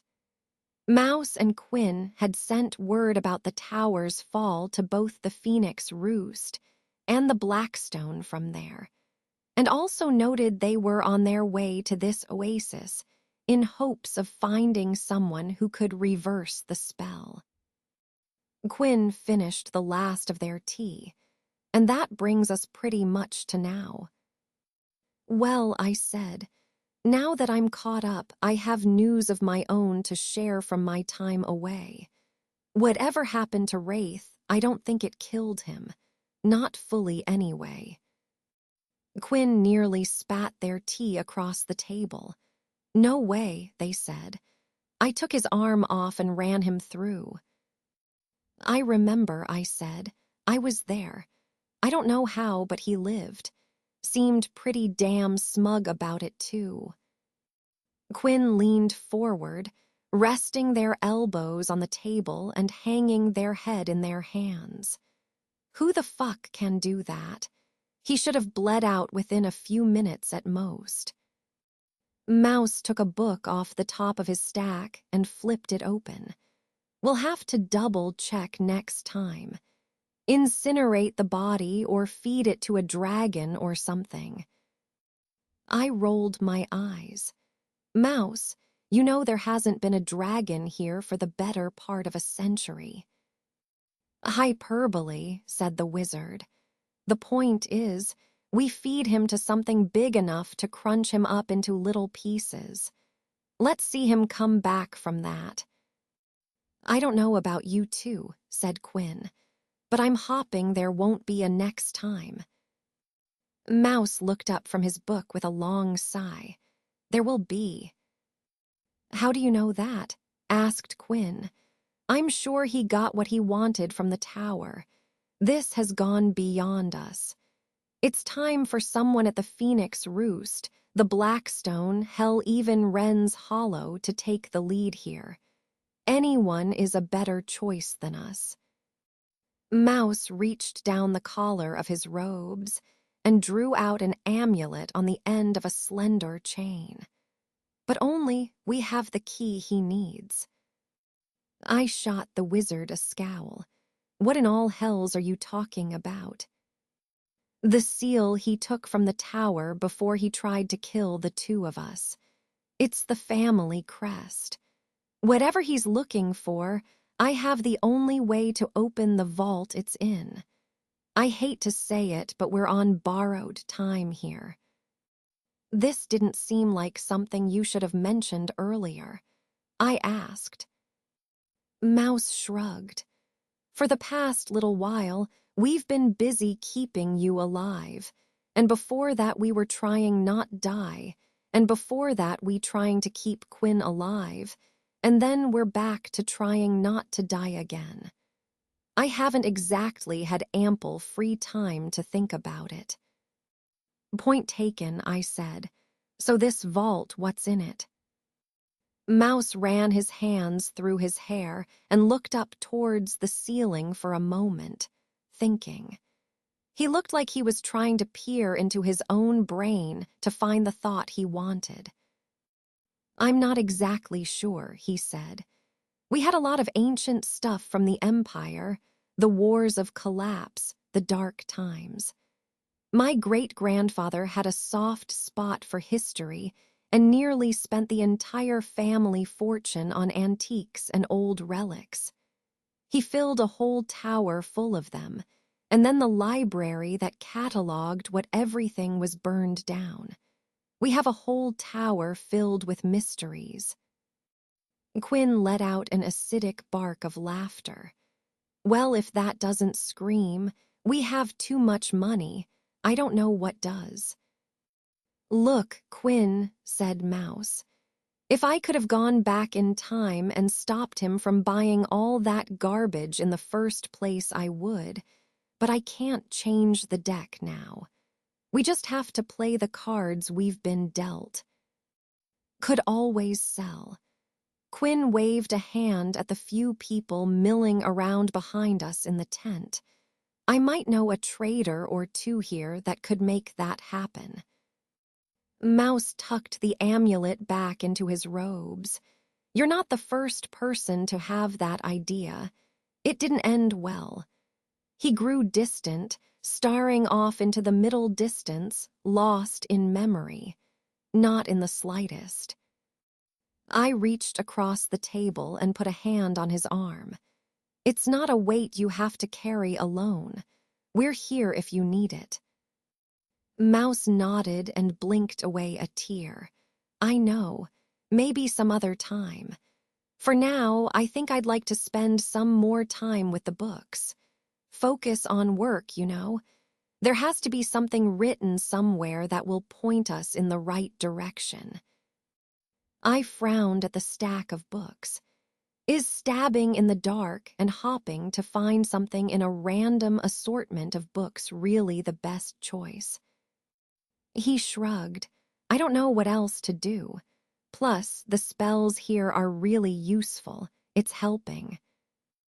I wanted to say more, but Quinn tapped me on the shoulder and pointed towards the door. "Come on, Snip. Let's leave our bookworm with his books." Quinn led me back out into the scorching heat.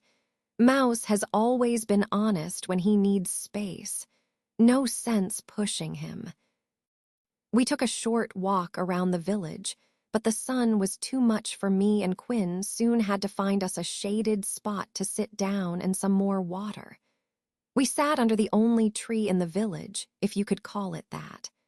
The tree, for lack of a better word, was tall and thin with skinny, tangled branches and long red thorns instead of leaves. We sat in silence and watched the townsfolk go about their day. For a small village, it was busy enough. A caravan of squat wagons drawn by lean, long-legged creatures with scales and horns pulled into town, and the villagers rushed to attend to the travelers. Goods changed hands. The animals were fed. And almost as soon as they arrived, the caravan was off again, long-legged lizard horses plodding through the sand and dragging the carts north towards the mountains. "Seriously," I said, "it is a marvel that people can live here. How do you do it? Magic? Is all of your stuff enchanted to keep you cool?" Quinn shrugged. "It's not magic. There are a lot of semi-permanent camps and villages around the desert like this one. Most people make a living herding the desert skinks around. We move them from oasis to oasis. It's a bitch of a job, really.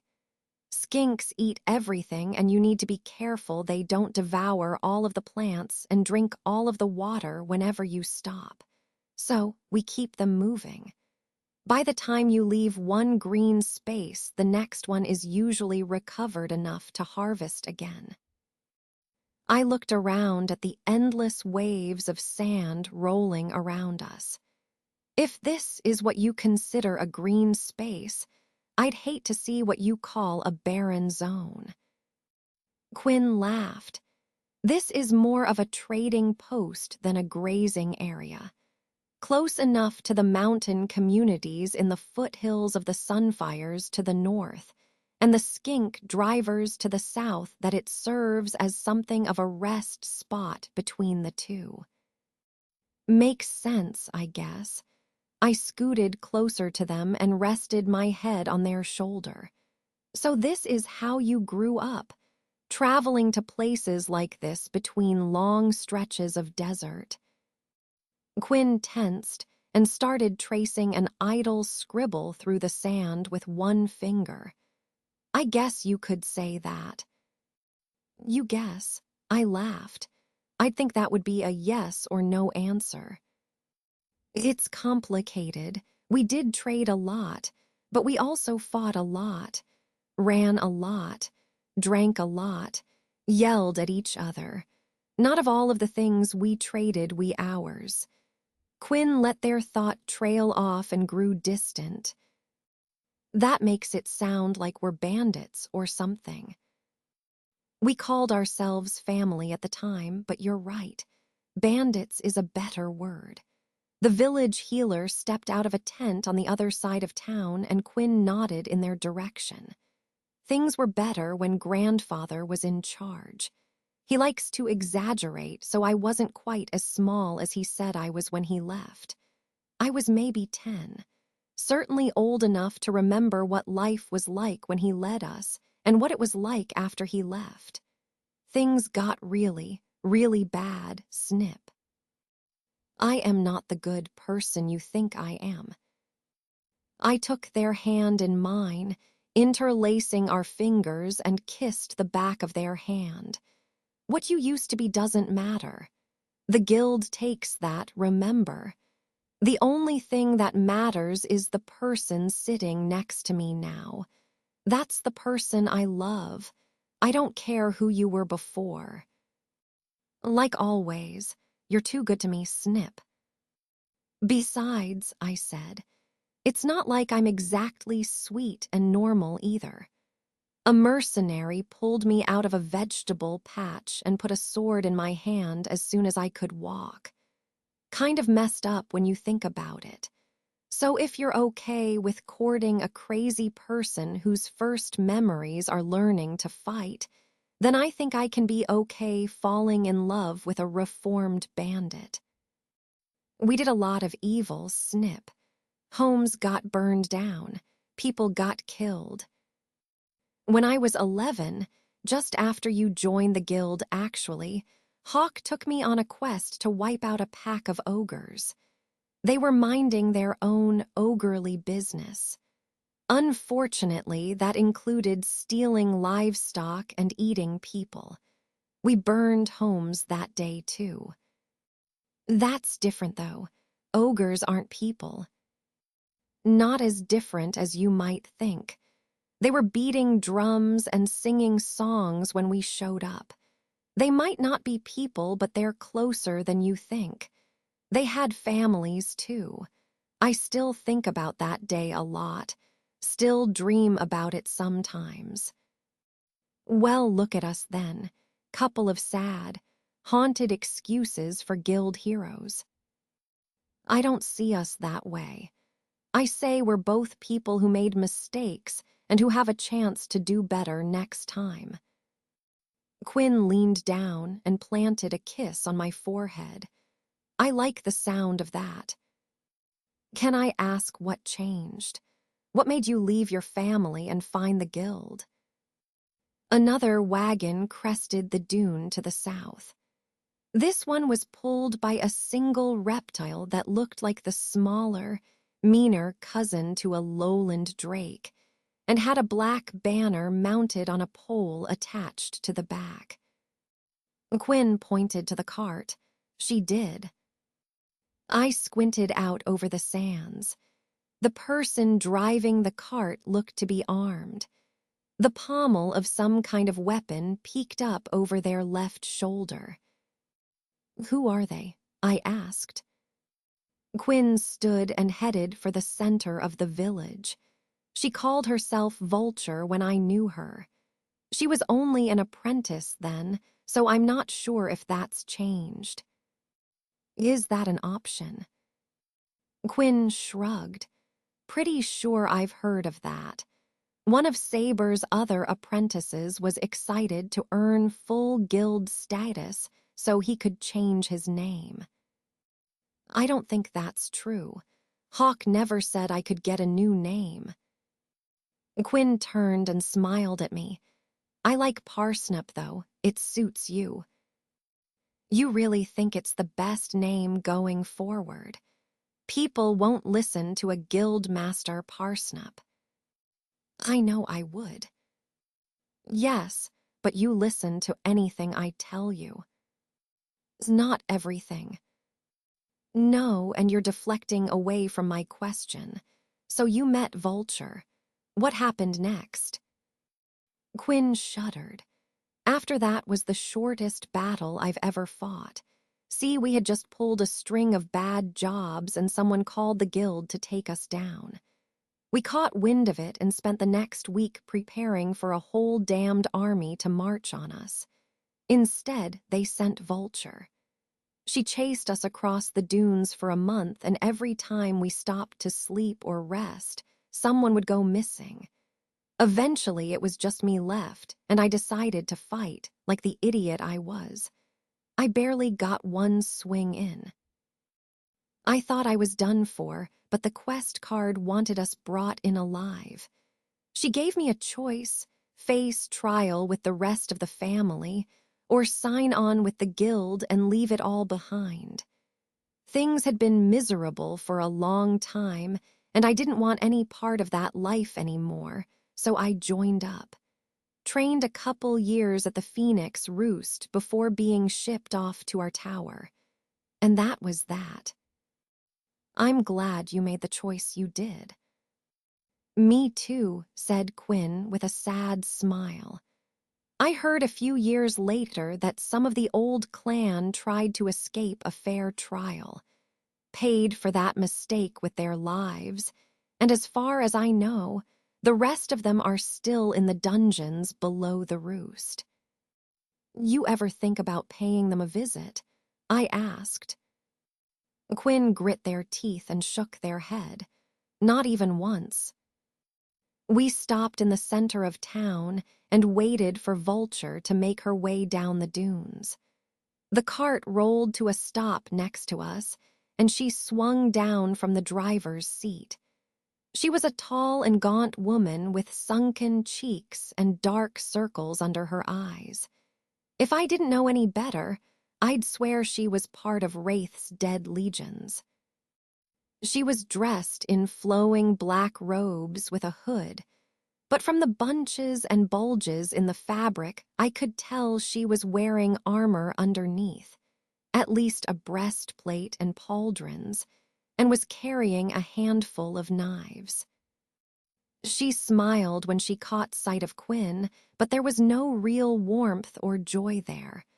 I'd seen drakes grin like that before they swallowed Deer whole. Alesha Sand, she said. It's been years. How are you?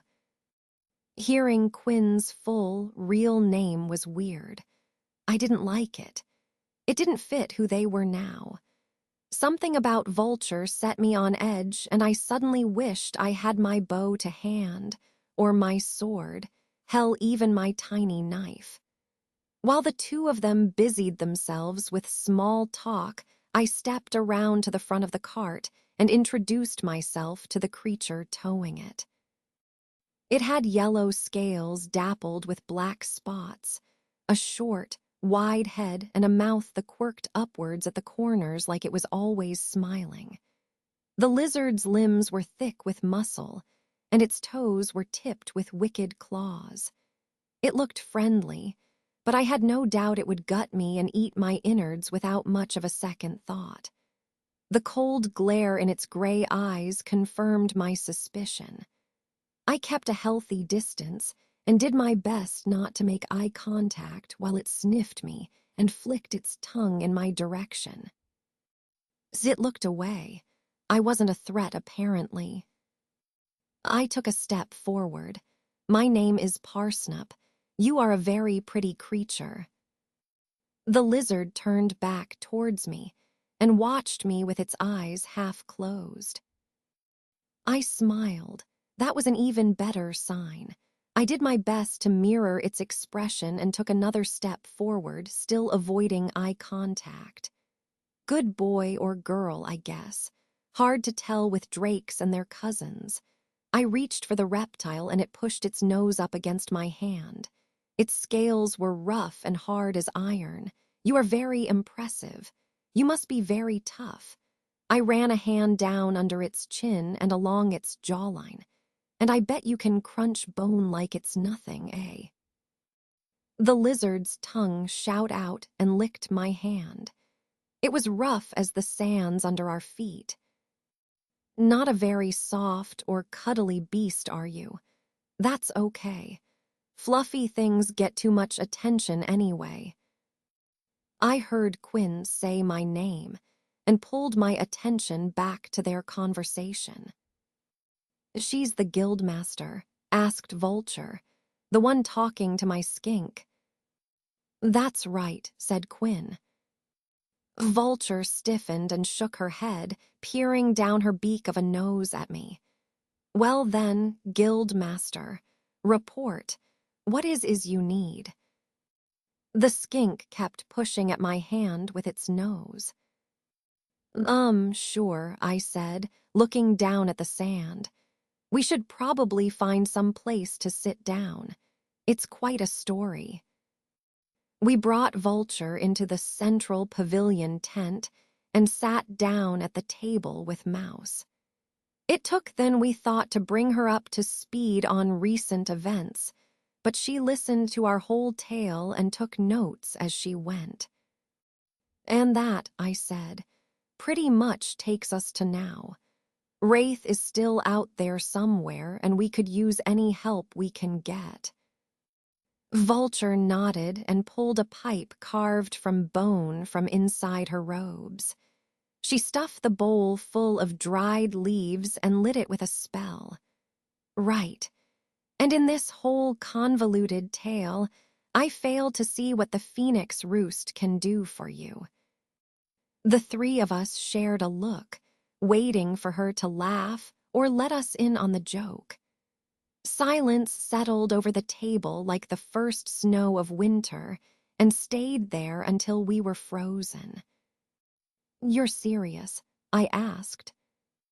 "Parsnip, if you really are the last full guildswoman of Tower 4, then it is up to you to lead your guild hall.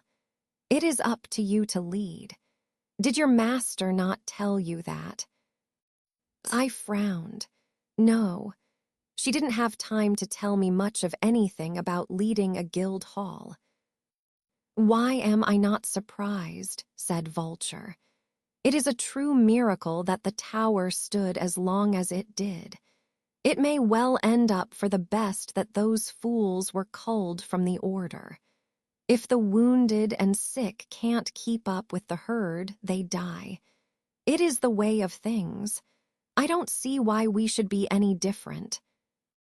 "You take that back," I said through gritted teeth. Vulture laughed in my face. "No, you're a full member of the guild. Stand on your own damned feet. Don't expect me to coddle you." "So you can't help us?" asked Mouse, bringing us back on topic. "Even if I could," said Vulture, "I'm not sure I want to. As I said, this is not a problem for the phoenix roost.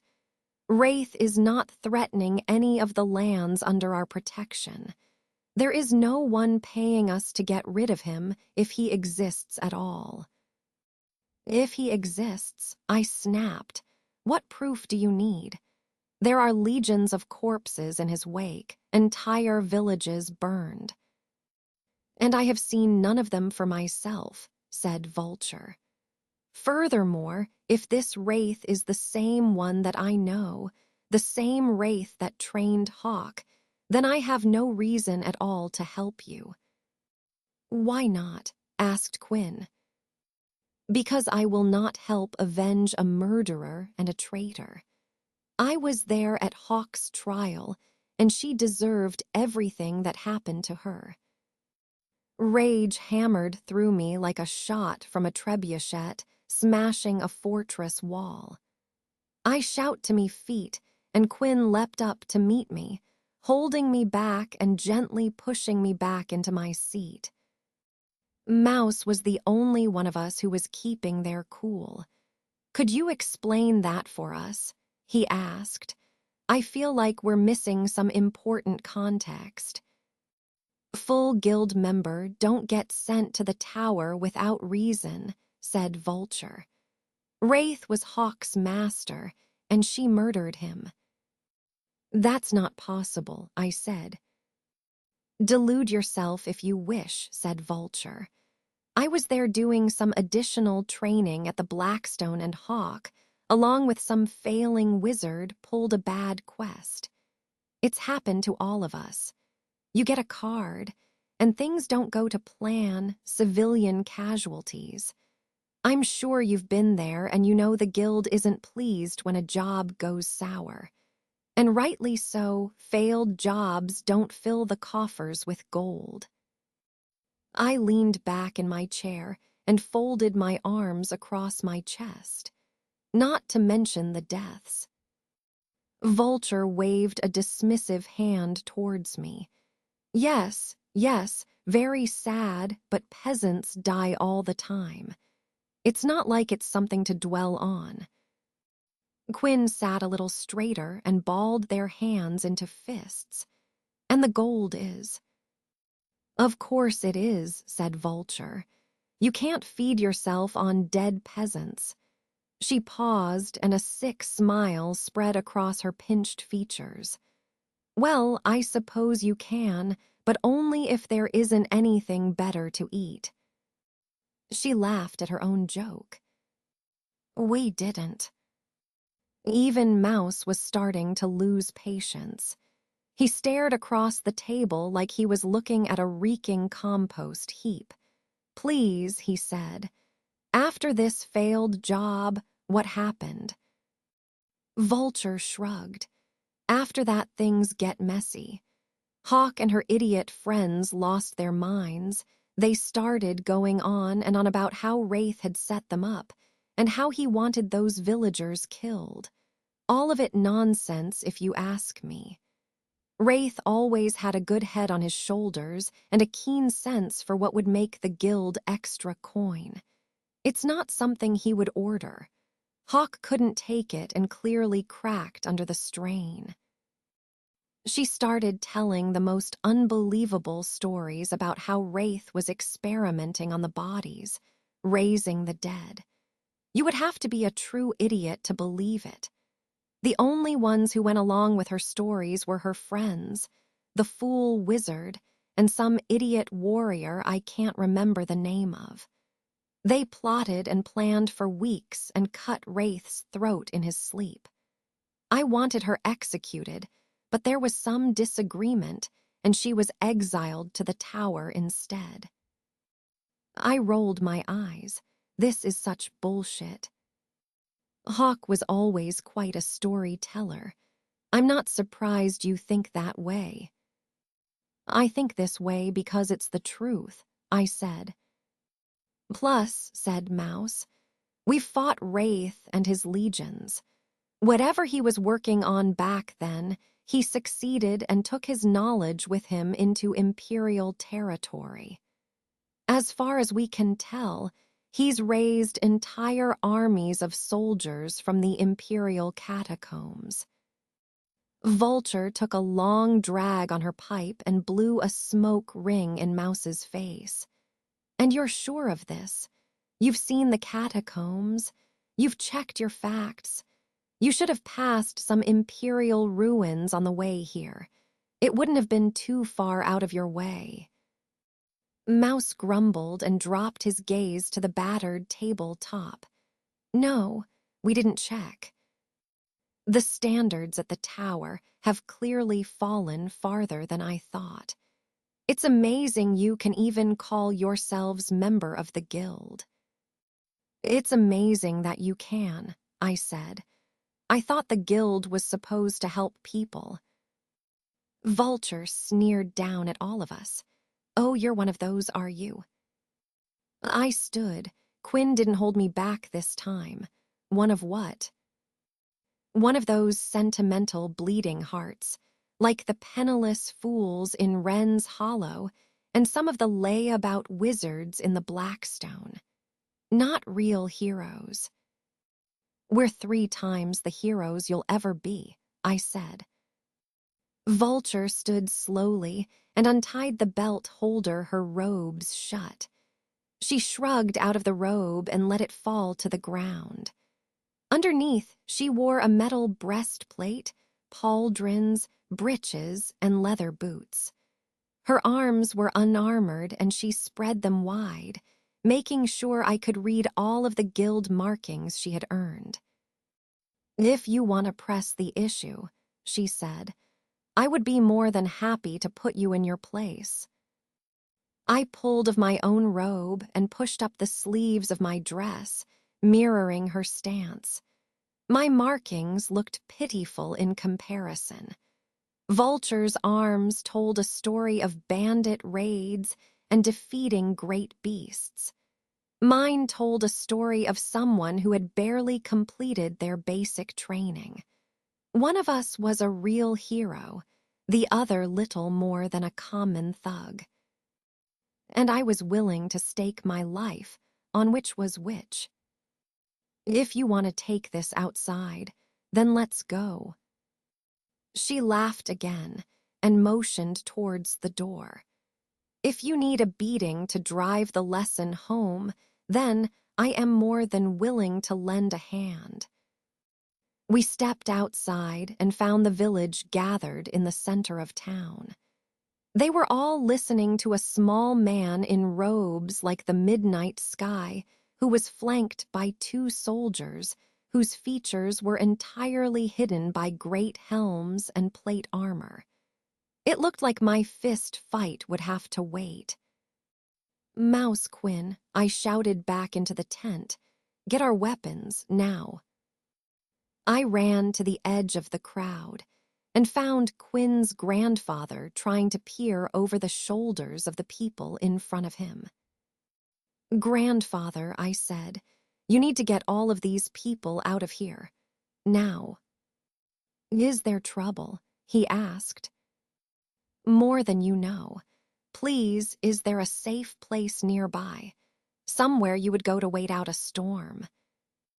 We could go to the old ruins. It's mostly safe, although I'm not quite sure why.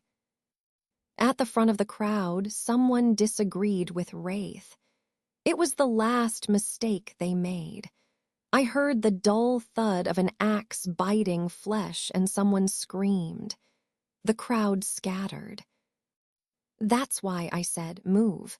We'll buy you time. The dead legionnaires swung wildly into the crowd. Men and women fell like wheat at harvest time, and Wraith stepped into the heart of the chaos, chanting a spell as he walked. The dead got back up.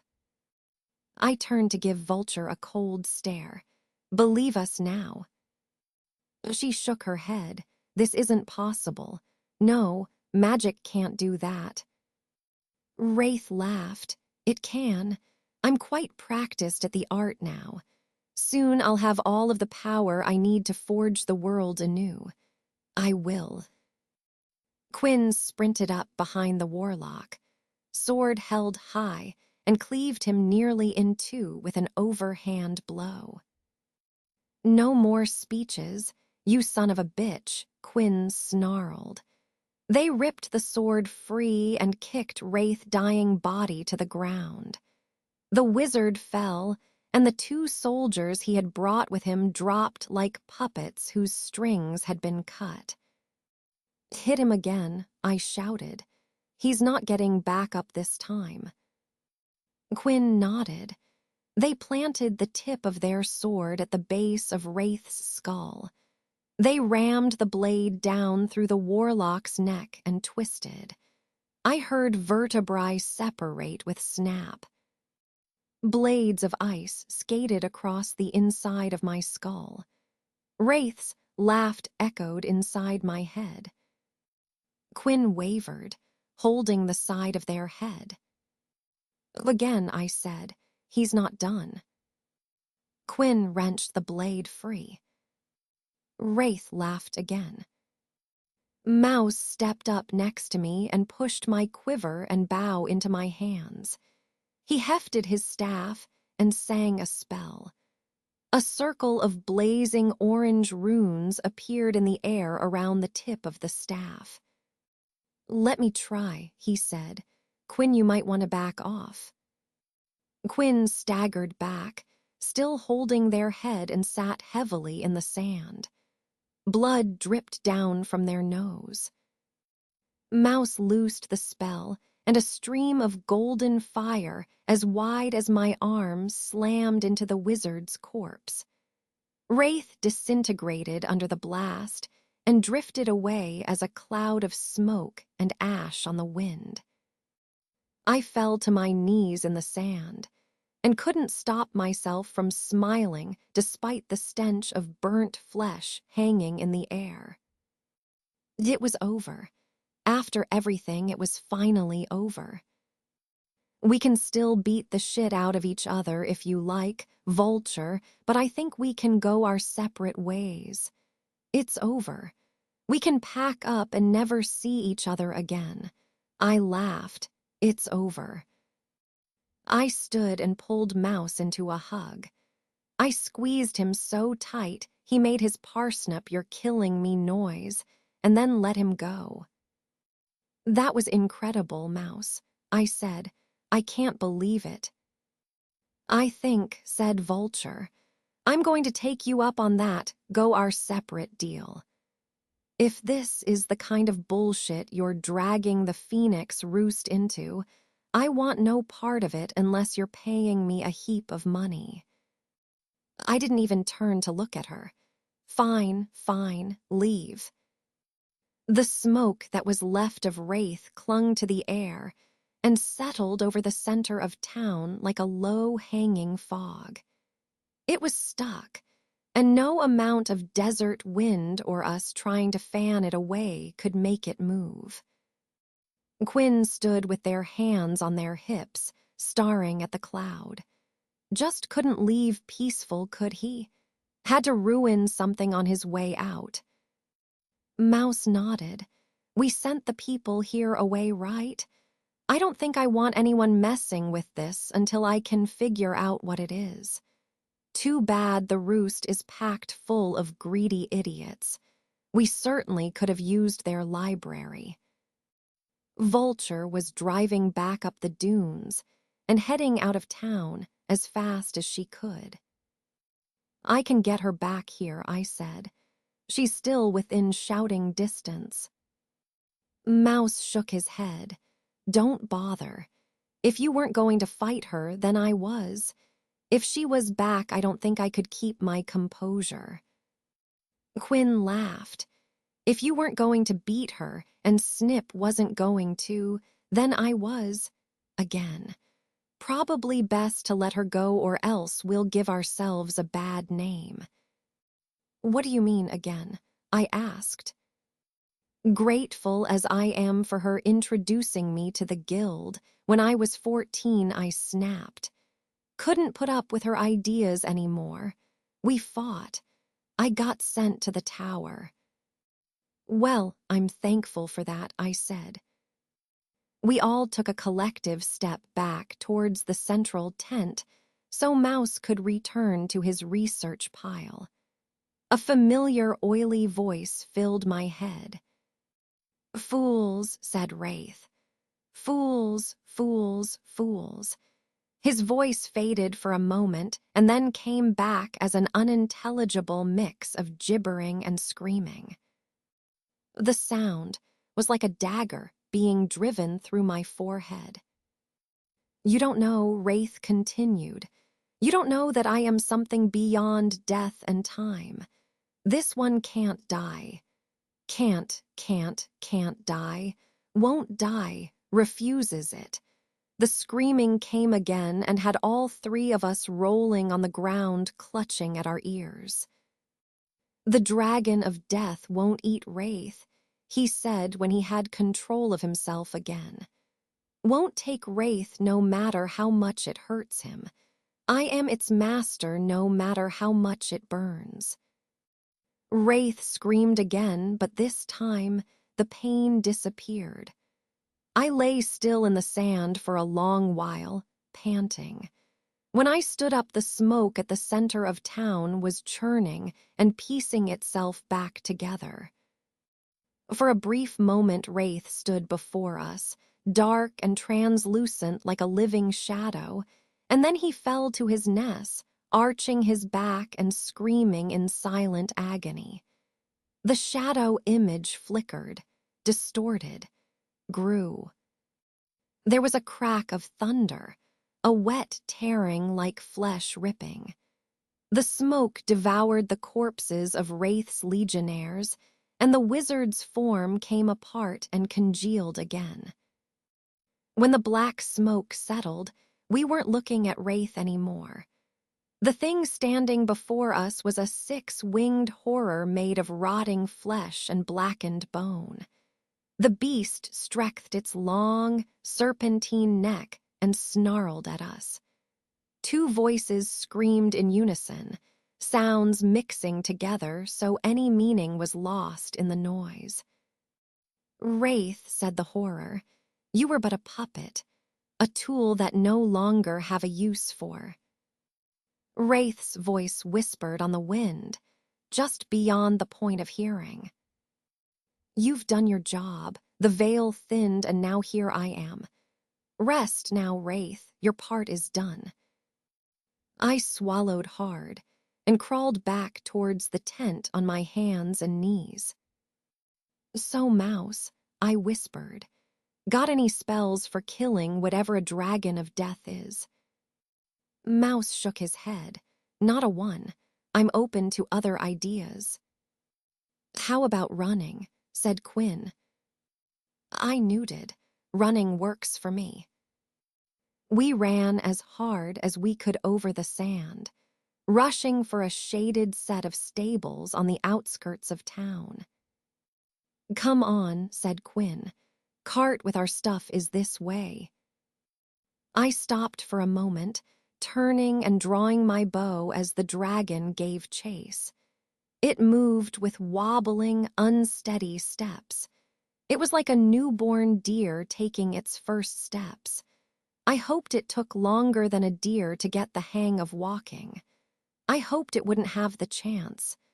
I loosed an arrow, and it whistled through the air, sinking itself to the fletching in the monster's right eye. The dragon reared back, shrieking, and then fell limp.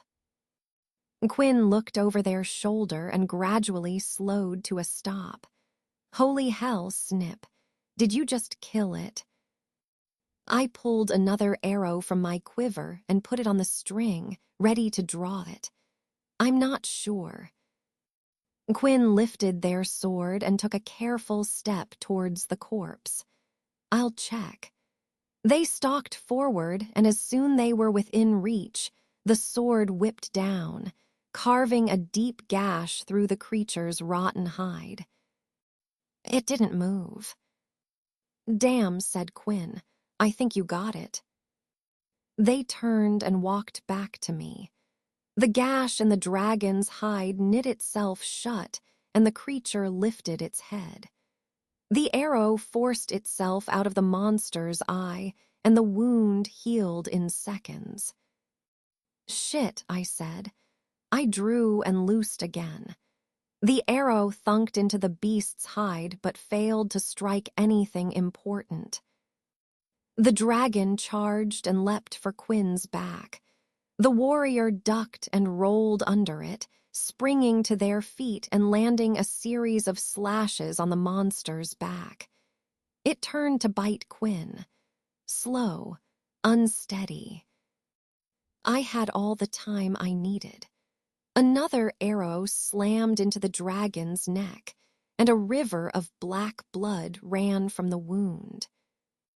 It faltered and Quinn darted forward, opening the other side of its throat with one lighting quick slash.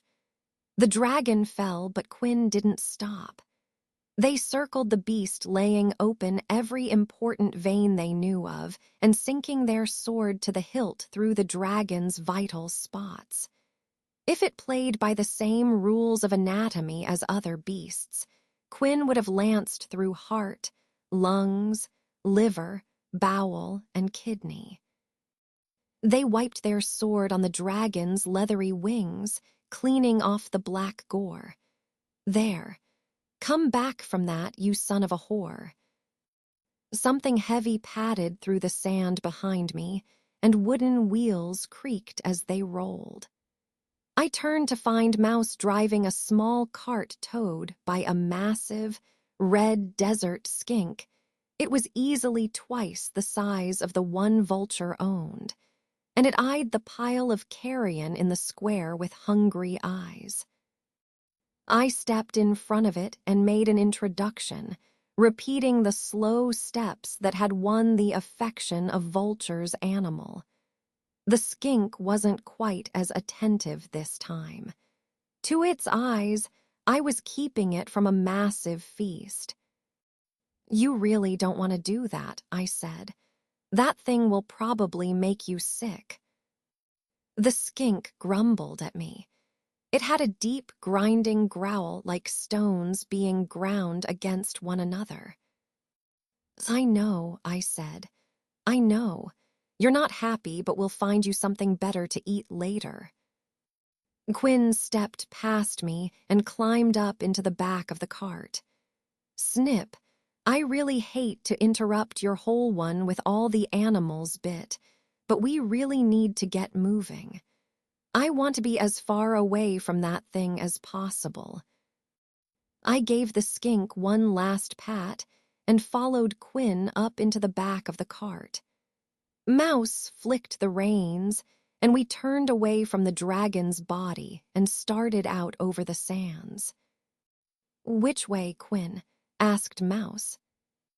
Quinn rifled through a stack of papers on the floor of the wagon. "Think you're going the right way. Let me double-check the proper map." I shook my head. Oh, sure, a proper map. Like the one I drew wasn't good enough. Quinn found my old map first and handed it to me. No sense of scale, no major cities on it, and the northern reaches past the marshes are left blank. "I'm sorry, but it's not the best map." "It's not blank." I turned the map around so they could see it. "It says snow and frost worms. I think that's pretty accurate." Quinn laughed. "I suppose I'll have to take your word for it. I never want to see that far north. Our tower gets cold enough." They found the real map and gave Mouse directions to the ruins.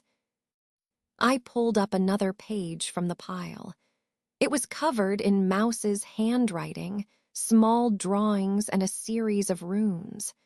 "What is this?" Mouse turned in his seat and looked down at the page I was holding. "That's my wonderful work from when Wraith attacked us at the tower. I've had visions that didn't make sense before, but nothing like this. Some of it looks sensible here in hindsight. This picture of 3 skeletons turning into a dragon makes a lot more sense." "You're right. Keep reading. Maybe there's more good stuff in there." Quinn looked behind us, and their face went pale. They tossed down their sword and pulled a longbow and a handful of arrows out from under their seat. "It'll have to wait. Looks like our friend is starting to bounce back." "You're kidding." I turned a shot and arrow into the corpse. It flinched away from the impact and struggled to get its feet under itself. Quinn and I kept up a steady rain of arrows, losing shot after shot until there were none left. The dragon slowed but never fully stopped. No matter what we did, we couldn't bring it down. Mouse, I said, you wouldn't be able to whip up another spell, would you? I think it's time for the kill it with fire stage of the plan. Mouse leapt over the driver's platform and into the back of the cart. I clambered into his seat and took the reins, keeping our skink on track. Mouse waved his staff over his head, and a circle of hovering runes flared to life. The spell flickered and failed, and a bolt of red lightning rolled up his arm. He fell, stiff as a board, and would have fallen right out of the wagon if not for Quinn. I urged the skink on faster, and nearly missed the shattered collection of ruins where we had sent the villagers. The skink skidded to a hard stop on the other side of a circle of broken columns and ancient standing stones.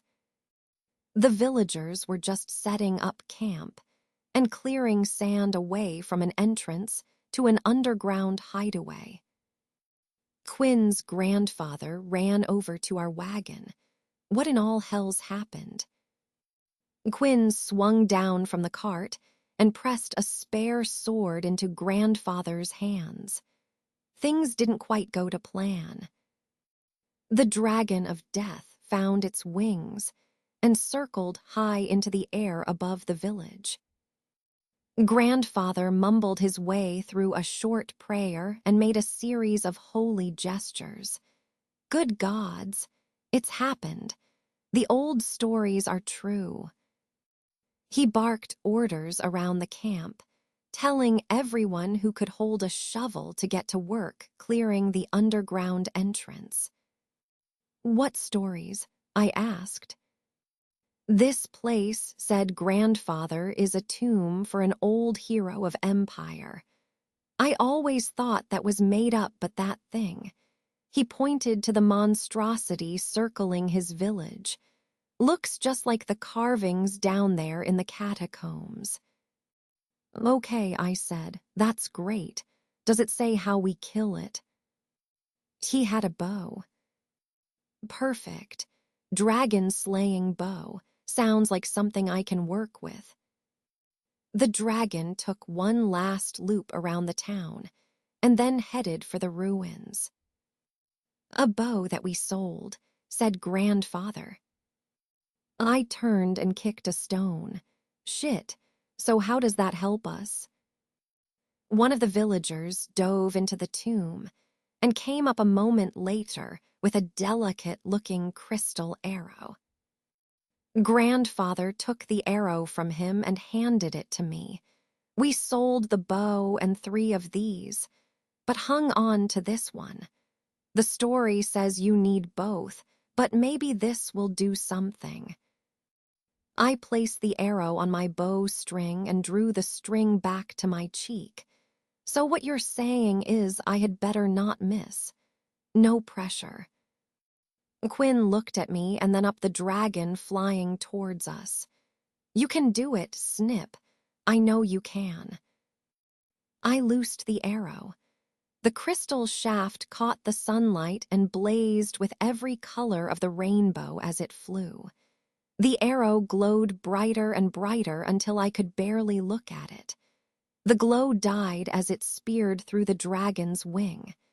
The beast twisted and fell from the sky, trailing a greasy black smoke as it tumbled through the air. It came down just outside the ruins, smoking and smoldering.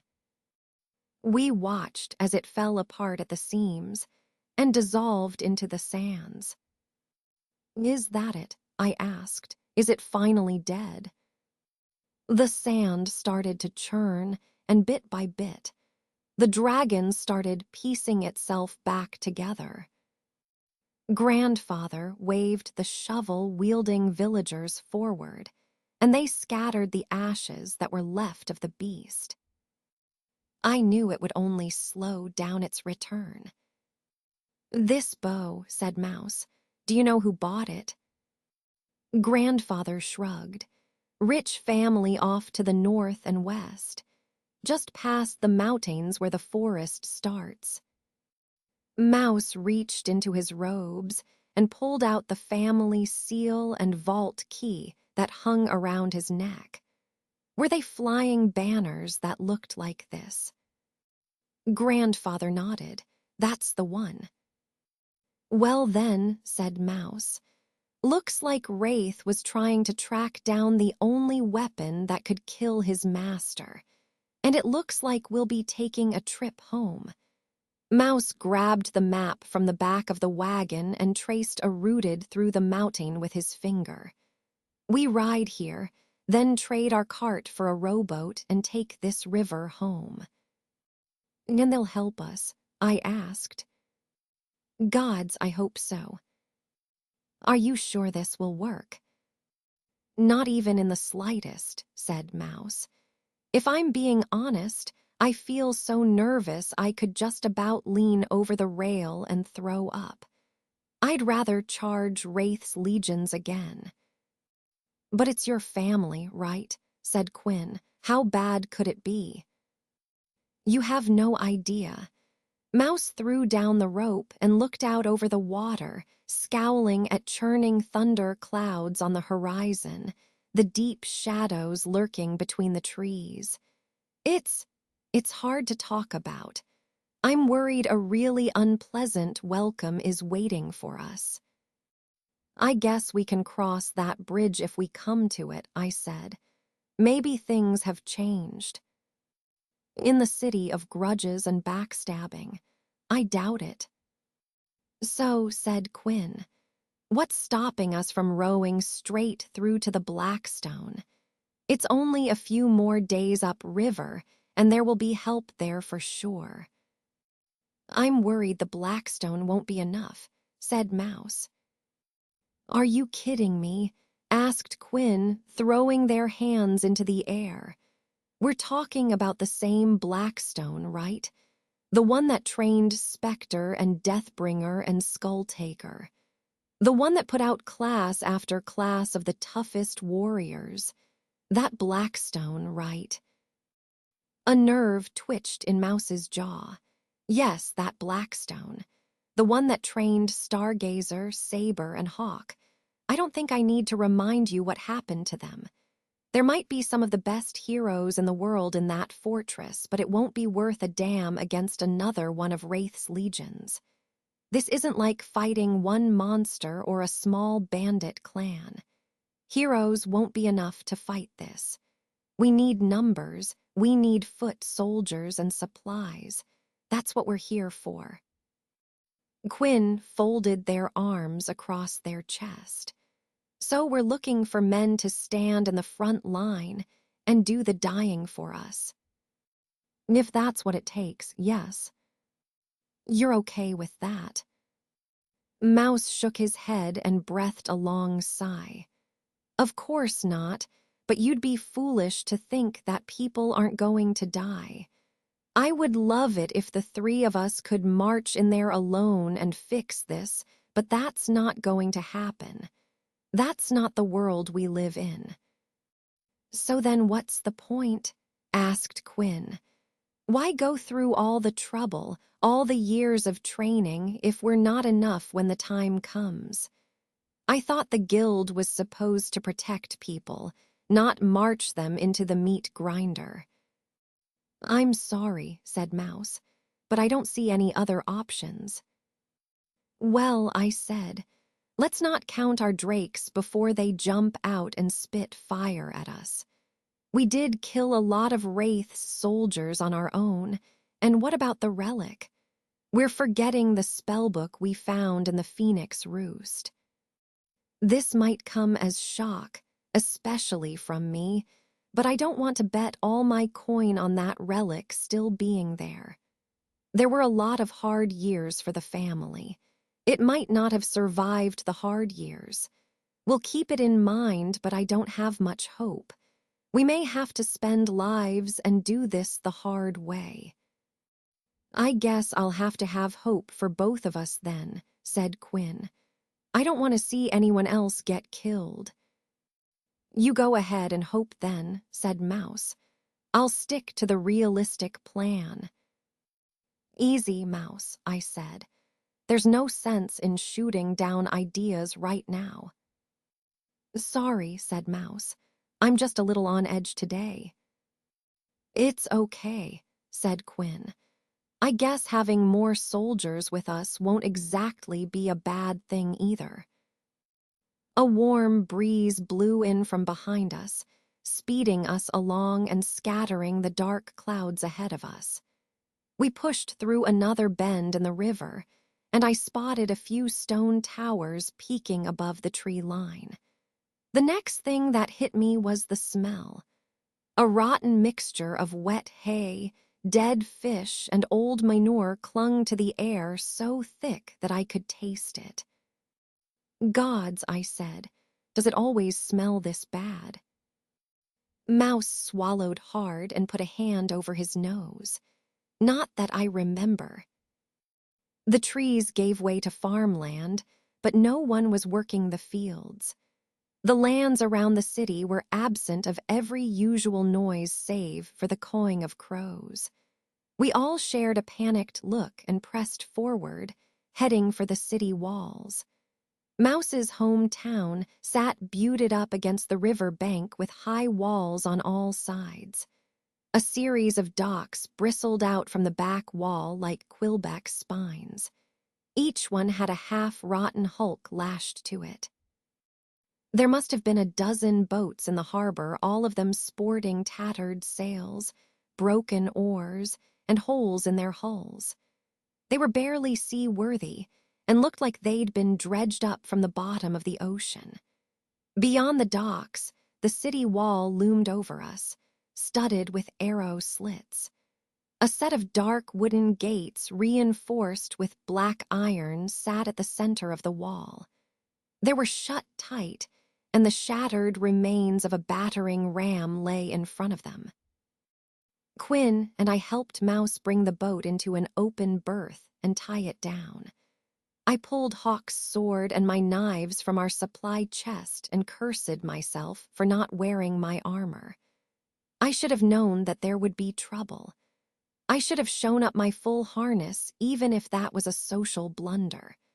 But no, I'd let myself believe that things were going to be fine, and here I was knee-deep in trouble wearing nothing but a light green dress with my swimming scales beneath it. It was about enough armor to protect me from harsh language and spilled wine, and that was it. I belted on the knives and drew Hawk's sword from its sheath. I'm going to go ahead and guess that this isn't the usual collection of ships docked here. Unless the family has really stopped caring about trade or patrolling the river for pirates. I'm going to say no, said Mouse. Quinn jogged to the nearest wreck and leaned over the rail. They muttered a curse and hauled a carcass up out of the boat. Gods damn it all to every tiny hell. They threw the body down onto the dock. It was a withered corpse, skin stretched taut over its brittle bones, and it was wearing the segmented plate armor of an Imperial legionnaire. It's Wraith. He's been here already. I snatched Quinn's sword from the boat and tossed it to them. A shadow flitted along the wall looming ahead of us, and a javelin whistled down from the ramparts, burying itself into the wood between my feet. I staggered back, tripping over the hem of my dress and falling arse over tea kettle into our boat with a curse. "Wait," someone from the wall shouted. "Those don't look like corpses down there." I righted myself and climbed back onto the dock to find Mouse fishing for something in an inner pocket of his robes. He came up with a medallion on a long chain. "It's Easton," he shouted. "The Lord's son. We need help." The city walls were silent for a long time, and then the wooden gates opened just enough to let us through, and a handful of soldiers marched out in single file. "Best hurry up, then," said the woman at the head of the column. "The city is no longer safe." Mouse stuffed his medallion back into his robes and jogged for the gates. "Not safe, huh? You don't say." The soldiers led us through the gates and into a short corridor where an identical set of doors stood barred at the other end. I glanced up and locked eyes with another city guard through the murder hole in the ceiling. He was holding a heavy stone in one hand, not intent on dropping it on us by any means, but still ready for trouble. The woman leading the guards opened a short door in the side wall of the tunnel and took us up a tight set of spiral stairs that led to the top of the wall.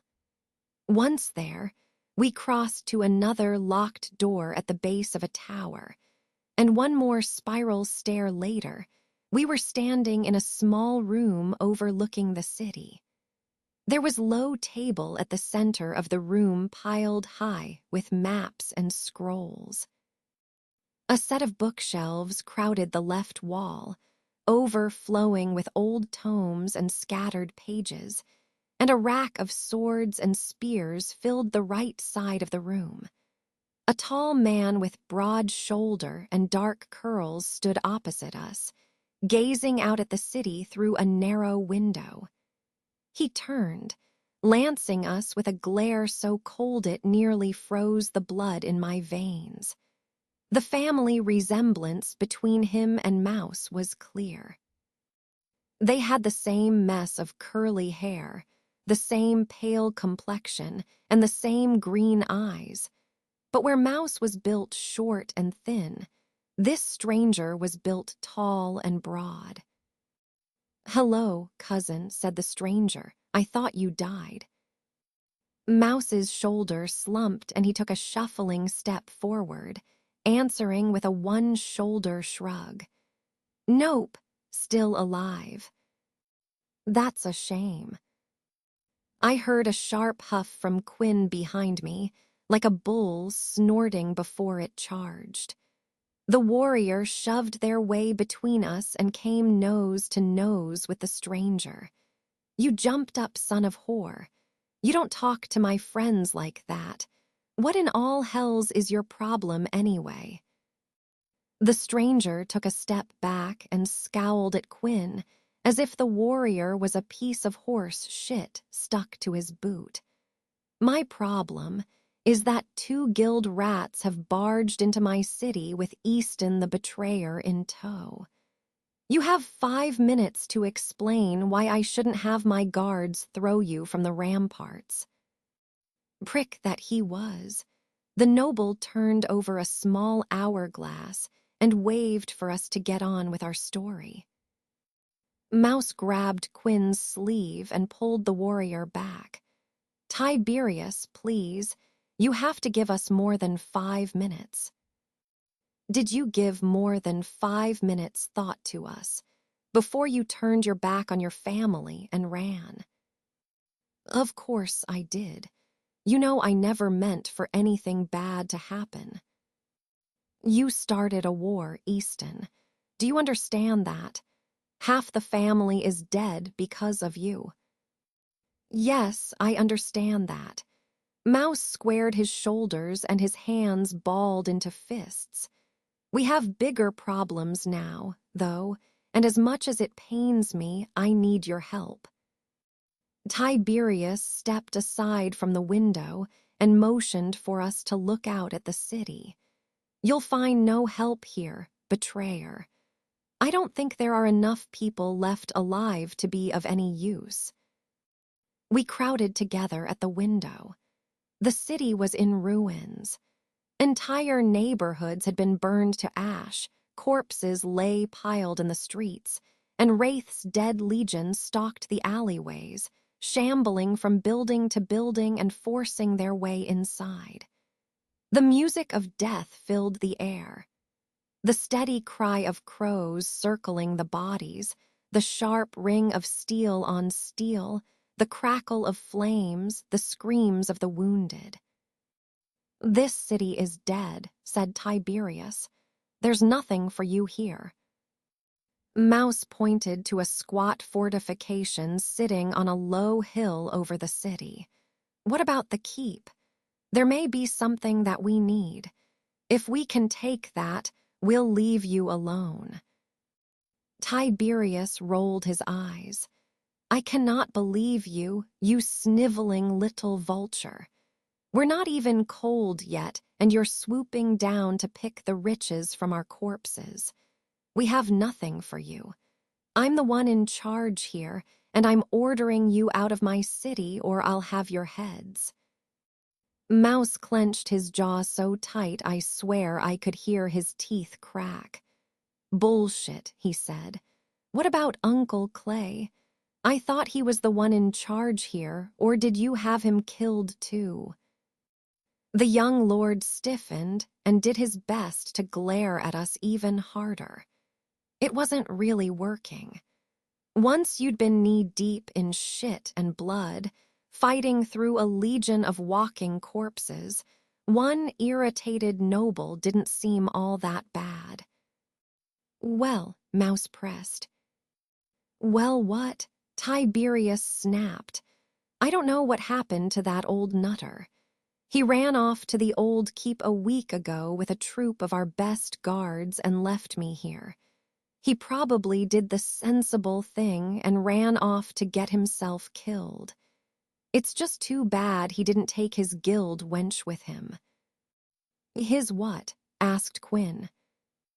"Some one-armed tart he hired as a strategic advisor.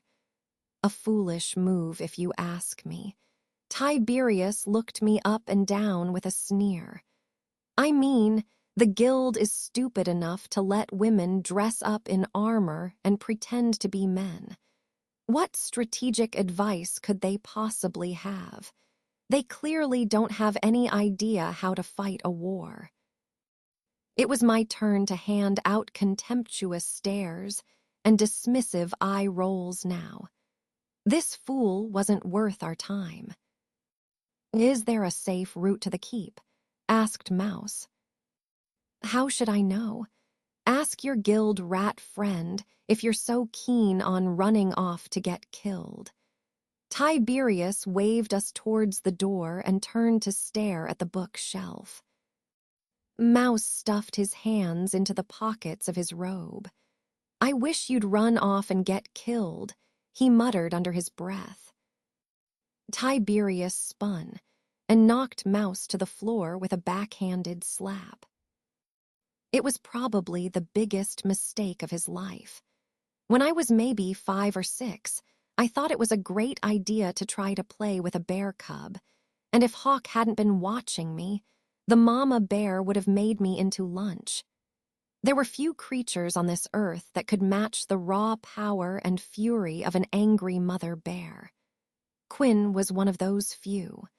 The warrior lunged forward and struck like lightning, driving a fist into the lordling's face. A fan of blood splattered across the wall and Tiberius fell, spitting a series of curses and holding a hand over a broken nose. Quinn bent and caught him by the throat, cutting off any attempts to call for help. They hauled Tiberius towards the table and flipped the hourglass over.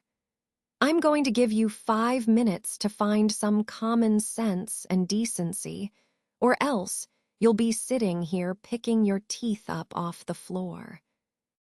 They relaxed their grip enough for Tiberius to take a breath.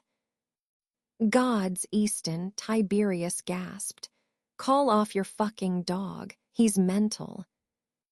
Mouse struggled his feet, rubbing at a growing red mark on his cheek. "Quinn isn't my dog." He turned to the warrior. "But I would like it if you could hold off on murdering my cousin for a little bit." Quinn shoved the young lord to the ground and took a step back, leaning against the right-hand wall, within arm's reach of the swords and spears. "As much as I love all this drama," I said, Can you just tell us where this guildswoman is? Do that, and we'll leave you alone. She should be in the guard room just above the main gate, said Tiberius. There, I said. Was that so God's damned hard? I started down the spiral stairs and waved for my friends to follow. Let's go. The door to the guard's room was halfway between the tower and the ground floor. It sat on a small landing opposite an open archway that led to the city walls. I knocked, and a guard opened a small slit in the door at eye level. "Who is it?" he asked. "Guild business," I answered. "I ain't heard of no guild business." A voice from my teenage years answered the guard. "They're with me. It's fine." The door swung open, and the last person I expected to see stepped forward and pulled me into a quick hug. "Javelin," I stammered.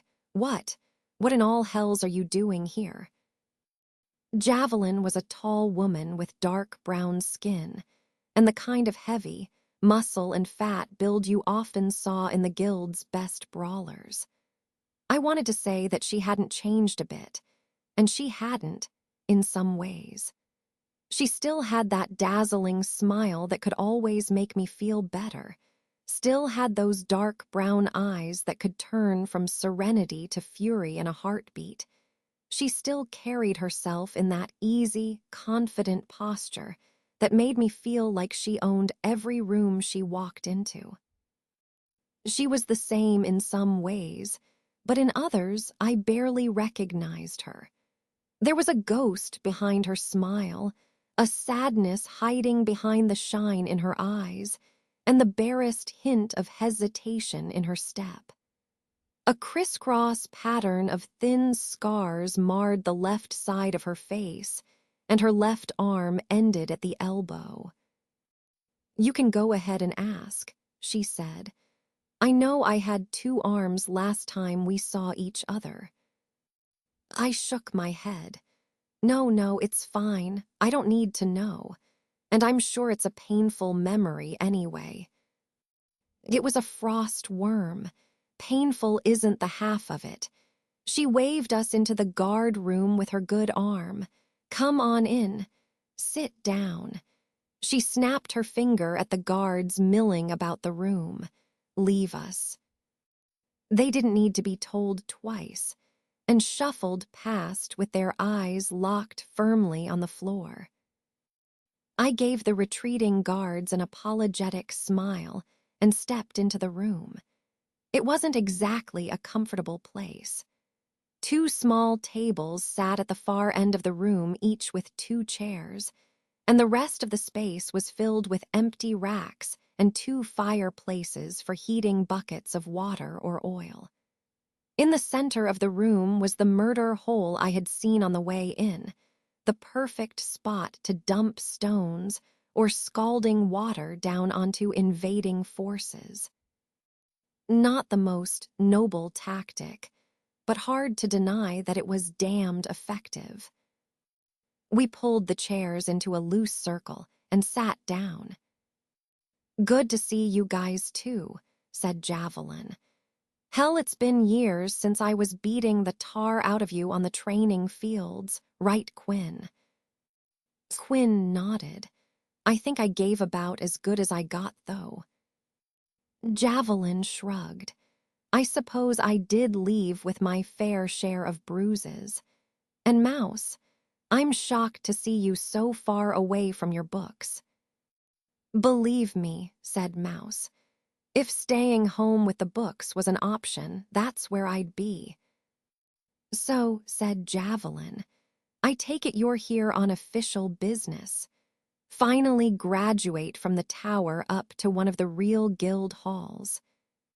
"You could say that," I said.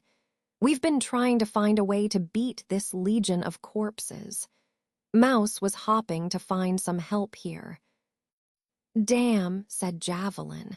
"So these things aren't just a local problem. That kind of ruins my day." It's been rough. Most people from Tower 4 didn't make it. Well, it hasn't exactly been sunshine and cake here either, said Javelin. We've been a month under siege. We're only now getting a scrap of breathing room because Clayton and my partner led the bulk of the dead towards the old keep. She paused and glared down at the stump of her left arm. It was too dangerous for me, apparently. Partner as in guild members? I asked. If they can swing a sword, we could use the help. Partner as in what you and I used to be. She stood and paced one lap around the room. If anything has happened to her, I don't know what I'd do. Though, I said with a nod, I thought your tastes had changed. Really? Has all that time at Tower 4 shrunken your brains? Made you as small-minded as the other northern villages? Gods of all the people I thought would be supportive, I figured I could at least count on the woman I used to court. I help up my hands in surrender. Whoa. It's nothing like that. When you and I split up, Saber said that experimenting like that was a phase that people sort of grew out of. And that's what happened with you. I guess I believed him. Yeah, well, Saber is a backwards old fool. I've seen rocks with more brains than him. Hey, said Quinn, shooting to their feet. Don't talk about him like that. What in all hells is going on with you three? You're the last person I thought would jump in to defend that old goat. Saber's dead, said Mouse.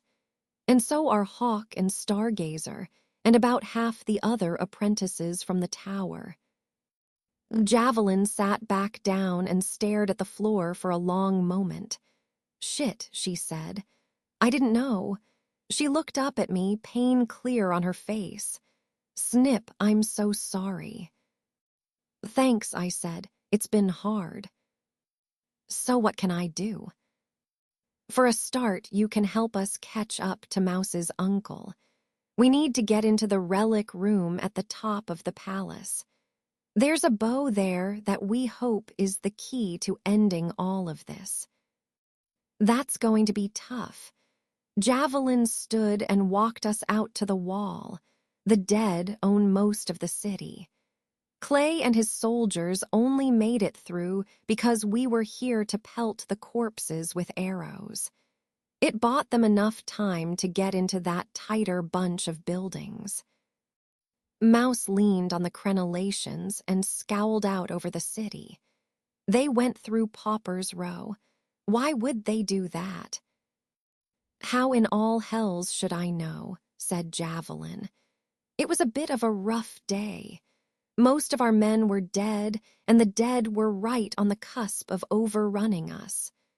No one was really in the kind of mood to sit and talk about their reasoning. Quinn rolled their eyes. Tighter quarters. It would funnel the dead in where their numbers wouldn't count for so much. Go ahead, said Javelin. Rub it in just a little more that you got top score in tactics class. Does that really matter right now? Said Quinn. It does, if you're going to keep saying things that piss me off. Let's just drop it, said Quinn. There's a legion of undead ready to kick our asses out there, and our people are on the other side of them. I think we have a lot more important things to worry about than a bunch of bullshit that happened 10 years ago. Quinn has a point, said Mouse, and I was only asking because that's not the best way to the keep. Javelin shrugged. It sure sounded like it was the only option when we were making the plan. There's a faster way. Mouse reached into his robes and pulled out the medallion he had flashed at the gates. But I guess Uncle Clayton must not have known about it. He pointed to a collapsed section of the city that was little more than a pile of scorched timber. There's a secret passage that leads into the keep through the burned quarter. Kind of an ironic name for the part of the city that burned down, eh? I said. It was like that before the siege, said Javelin. No one knows what happened. Not really, anyway. I asked 20 people and got 20 answers. I happened to it, said Mouse. We should get our armor. I can explain on the way through. I felt a lot better with a few layers of wool and steel and between me and the world. We had traded our social call clothes for our battle gear and stood at the mouth of a scorched archway that led into the burned quarter. Mouse pulled up the hood of his drakeskin robes and raised Stargazer's staff high. He muttered a spell, and the tip of the staff burst into a globe of soft white light. "Follow me," he whispered. I held my sword's scabbard tight, doing my best to stop it from rattling and clanking around.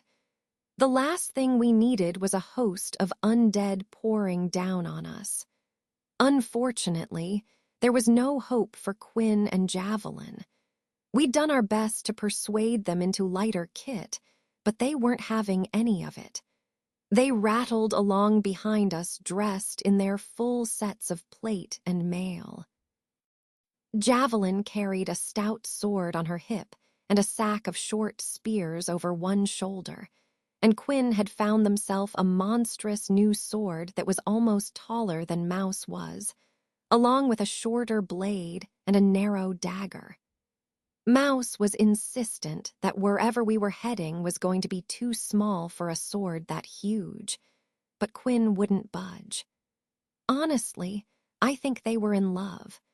It was my new secret mission to make them look at me the same way they looked at that sword.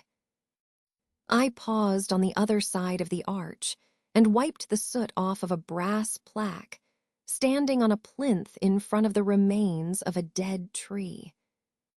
"This quarter remains burnt and broken," the plaque read, "so that we may never forget the cost of denying one's duty and the price for selfishness that was paid with the blood of innocence."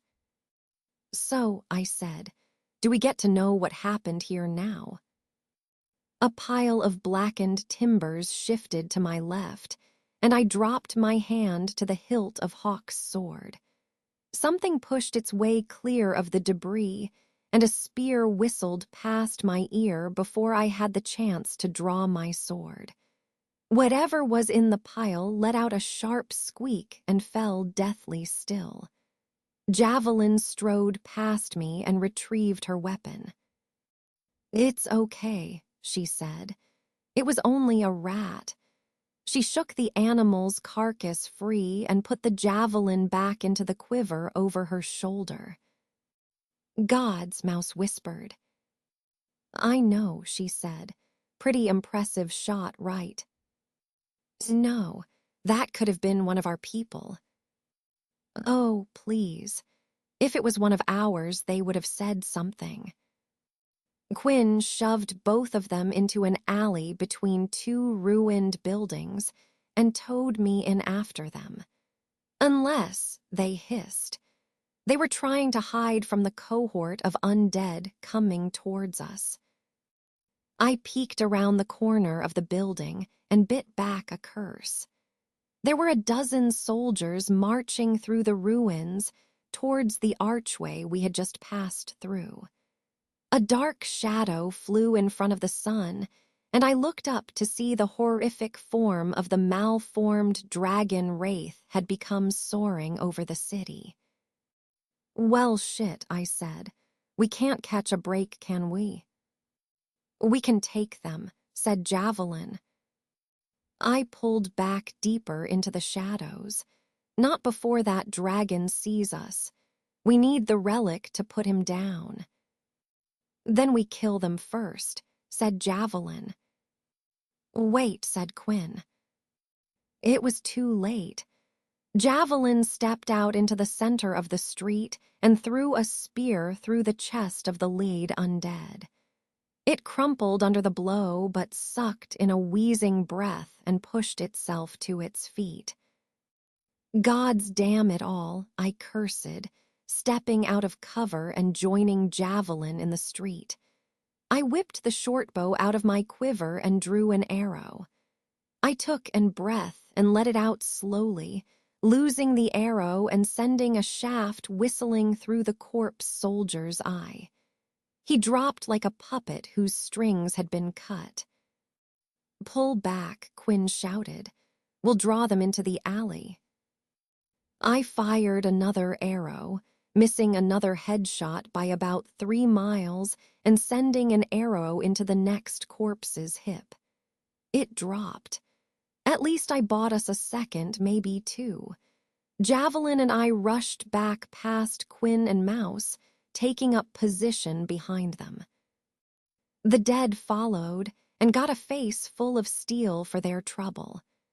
Quinn's monstrous sword flashed like lightning, cleaving the heads off of 2 legionnaires. Horns echoed down the street. Tortured moans and demon screams answered. Javelin readied another spear and nodded for me to get ready. I laid an arrow onto my bow string. Quinn slipped between us, falling back further into the alleyway. Mouse lashed out with his staff, sweeping low and knocking the next legionnaire off of its feet before scrambling after Quinn. With our firing line clear, Javelin and I let loose, scoring another kill.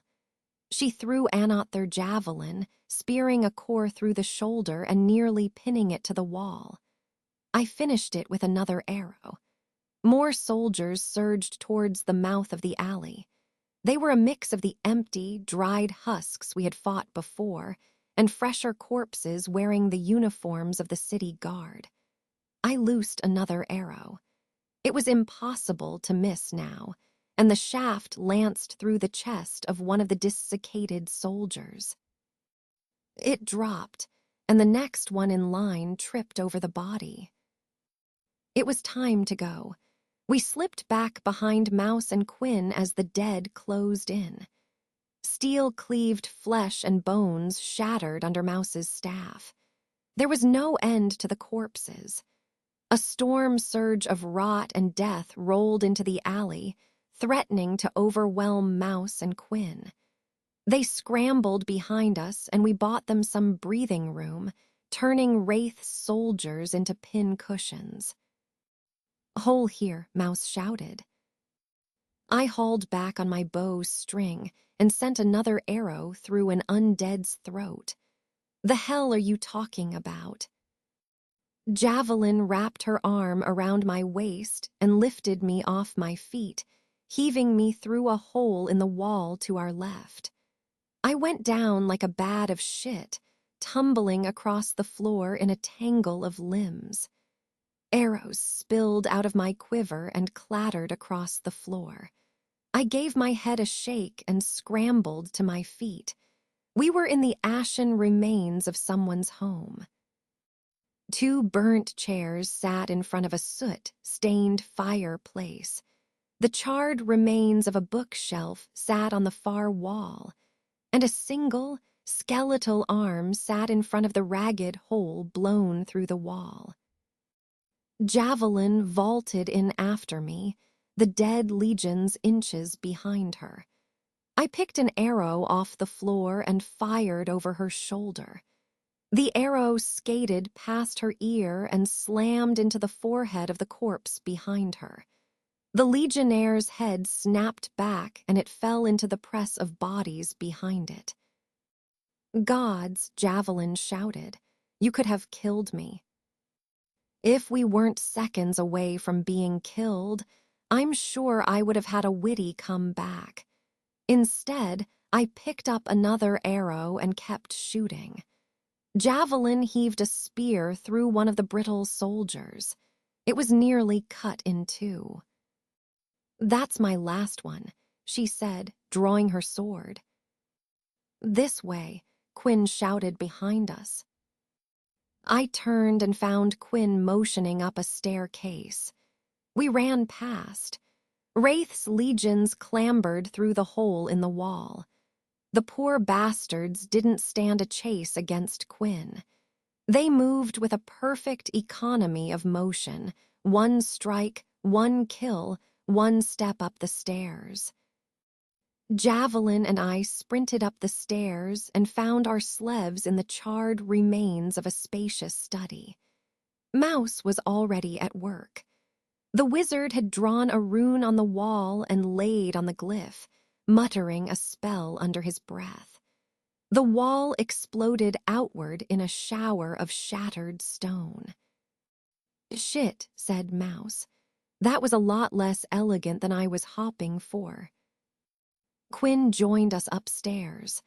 "I'm okay with fast and loud right now."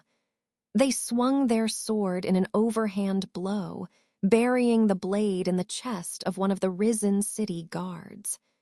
The sword stuck fast, and Quinn ripped their dagger free, driving it through the soldier's eye. They wrenched the sword free and left the dagger buried. "We'll have to jump," said Mouse. Javelin nodded and barreled past him, leaping the hole he had blasted and coming down on a squat building that butted up against this one. I followed her, hitting the roof like water and flowing into a roll that brought me to the edge of the roof. I spun and readied an arrow. Mouse followed and landed with maybe a quarter of the grace I had. He scrambled towards us on hands and knees, clearing the way for Quinn. If Mouse had a quarter of my acrobatics, Quinn had absolutely none. They hit the roof like a stone and landed flat on their face with a curse. I sent a trio of arrows through the hole, keeping the dead at bay. "Shit," I said. "That's the last of my arrows." I slipped the bow into its quiver and drew my sword. Mouse stopped by the edge of the roof and pointed down to a burnt garden across the street. "There," he said, "there's a sewer grate we can go through." "Looks like a bit of a drop," I said. "Working on it," said Mouse. He scratched another glyph into the scorched surface of the roof with the butt of his staff. "Buy me a few seconds." 3 of the city guards dropped onto the roof with us. "That might be a big ask," I said. Javelin, Quinn and I rushed in, taking one walking corpse each. My opponent was a beast of man with dried blood crusted around his collar. He held an axe in one hand and a cracked shield in the other. I hefted my sword and threw a lightning-fast cut, trying to end the fight before it truly began. The corpse was faster than the fodder we had faced before. He whipped his shield up and caught my blade. Wood and steel thudded together, sending a ringing shock up through my wrist to my elbow. The corpse brought the axe down in a counter-strike. I backpedaled. The blade whistled through the air a fraction of an inch in front of my nose. There was no time to recover. The axe flashed out again and again. I kept shuffling backwards until I hit the edge of the roof. Desperately, I lunged forward, stabbing for the revenant's gut. It brought up its shield, and the tip of my blade sunk into the wood. The corpse twisted its shield, and my blade let out a sharp ping as the tip snapped off. Gods damn this third-rate, shit-quality steel. That damned axe whistled down again. No more room to run. I swung for it with everything I had. My blade caught the haft of the axe and pushed it to the side. The corpse growled and hooked my sword with the axe head, wrenching the sword out of my hand. I leapt forward, throwing myself into its shield and sending us both to the ground. It shoved me away with terrifying strength, throwing me into the air. I came down hard, landing just in front of Mouse.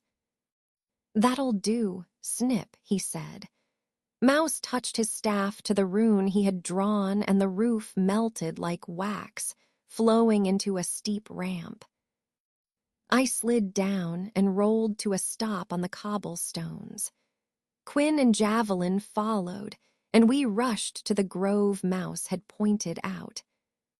The wizard kicked the ash away from an iron grate. "Here, heavy bastard." "We brought lots of muscle," said Javelin.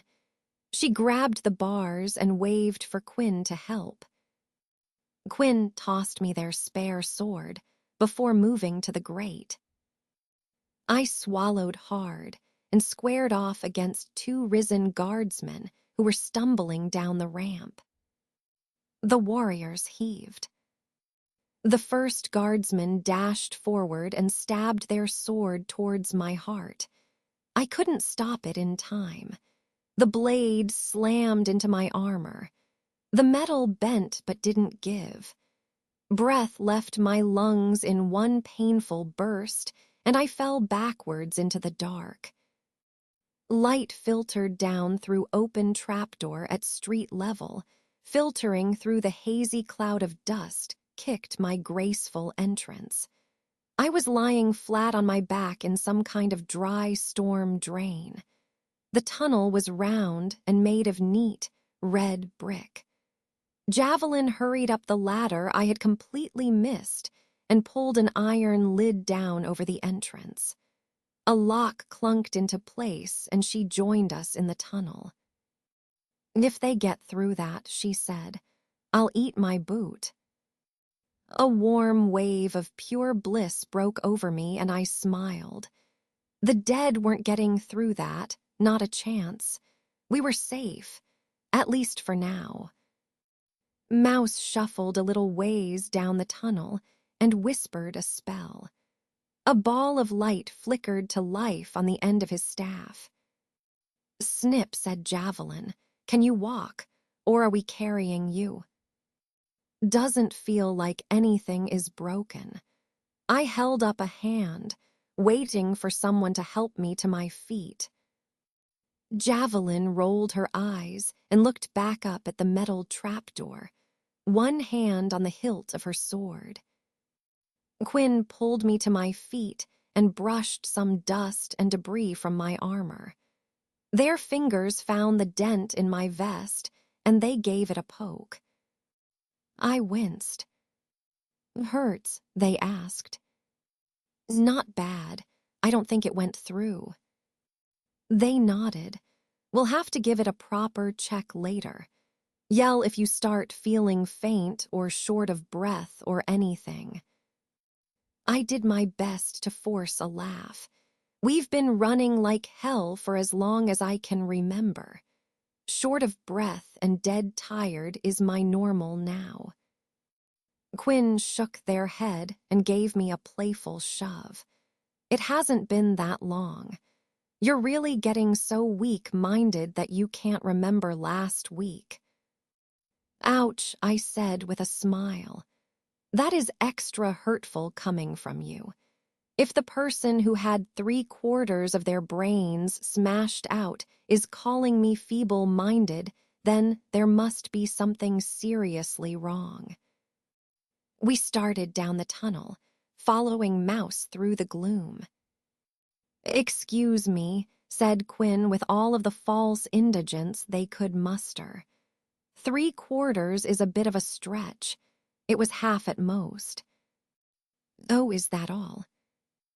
Javelin groaned behind us and gave Quinn a less than playful shove forward, urging them to pick up the pace.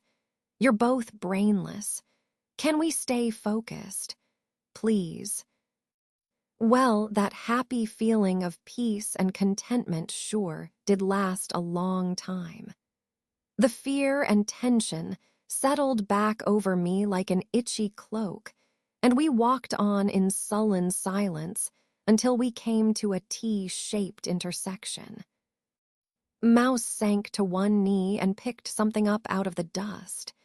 He sat there for a long moment. Tears stained the dust at his feet. I walked up beside him and put a hand on his shoulder. "Mouse, are you okay?" He stood and threw himself into my arms, sobbing. I winced. I was still too tender to be catching wizards, but I grit my teeth, hugged him tight. "I'm going to guess that's a no," I said. "Gods," said Javelin. "You Tower 4 zeros really are as weak as they say. Let's move. Pull yourself together." I could feel Quinn's anger even though their armor hid their expression and hampered their body language. Maybe it was a trick of the light, but I swear they were glaring holes through their helmet. The steel was glowing. "Shut up," they snapped. Mouse managed to pull himself together a little and led us to the path on our right. "It's fine," I said, doing my best to keep the peace. "We should keep moving. You're sure there's nothing you want to talk about, Mouse?" He wiped his eyes and handed me a strange, brass clockwork contraption.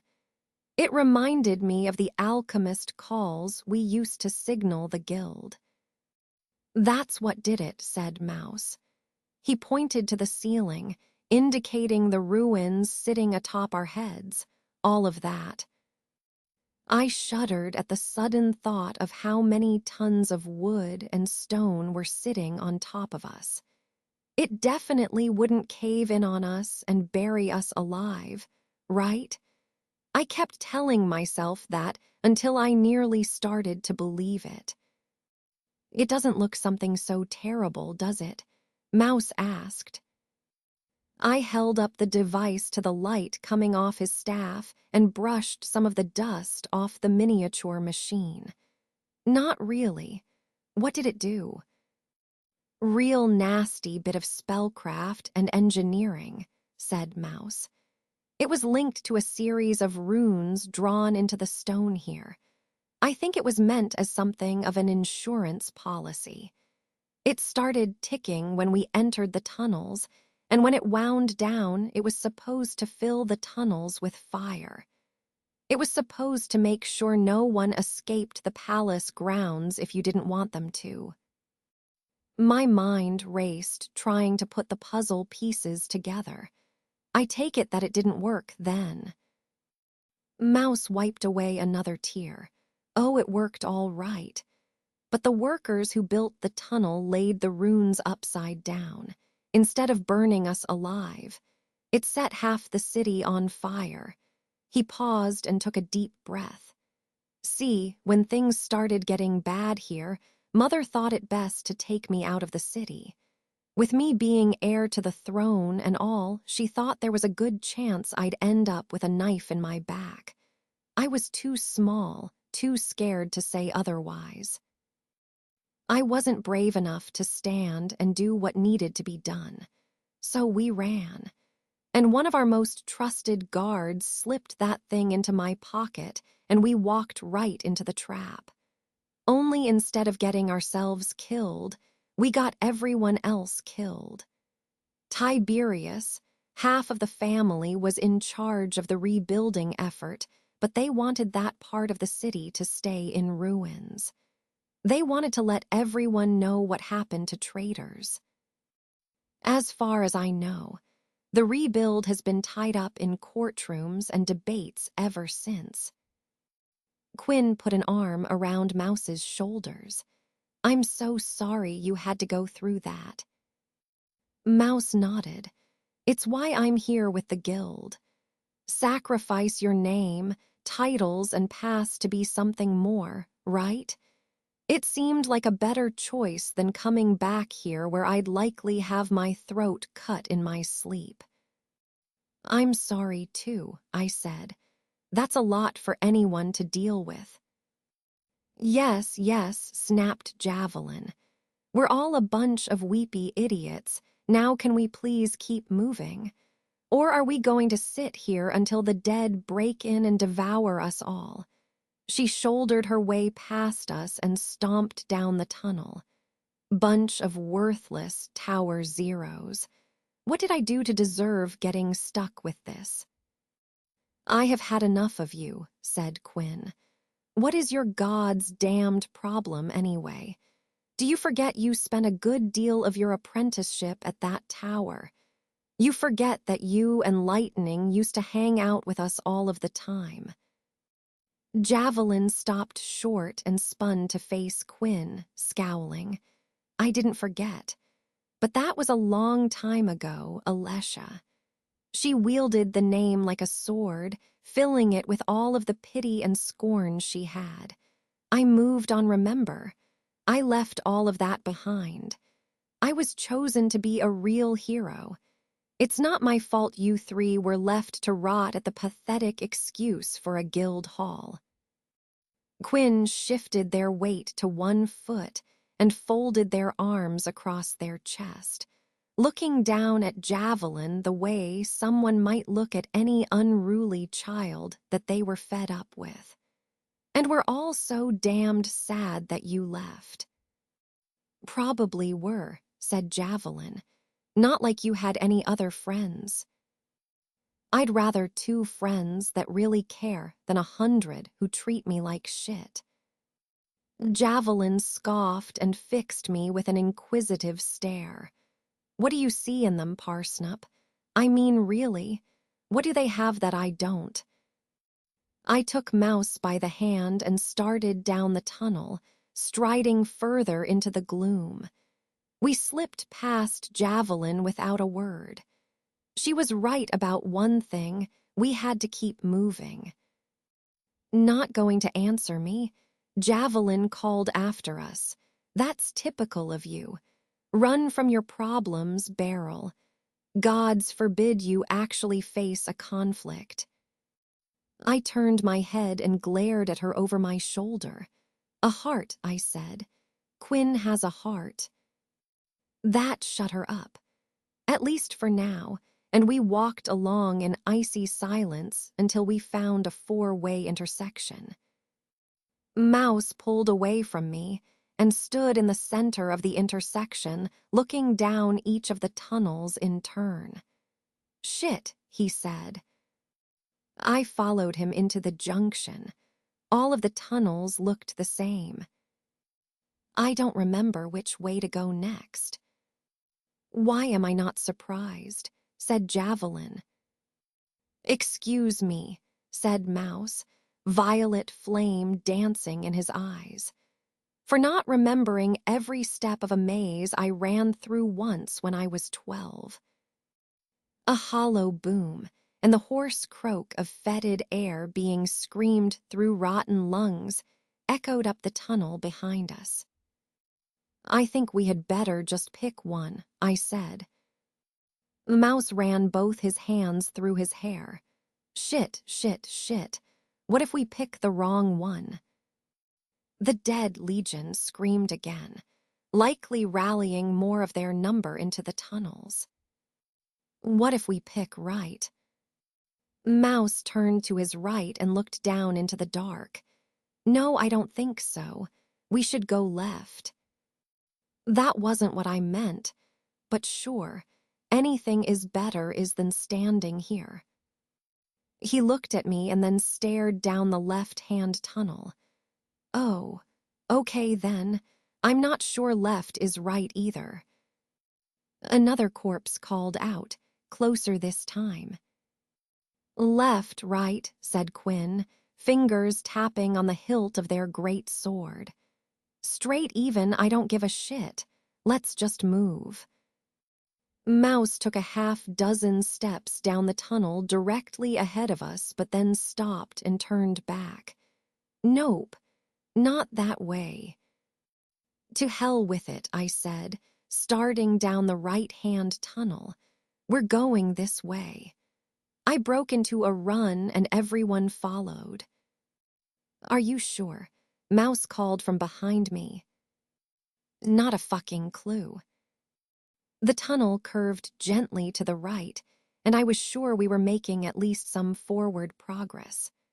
right up until the ground dropped out from under my feet.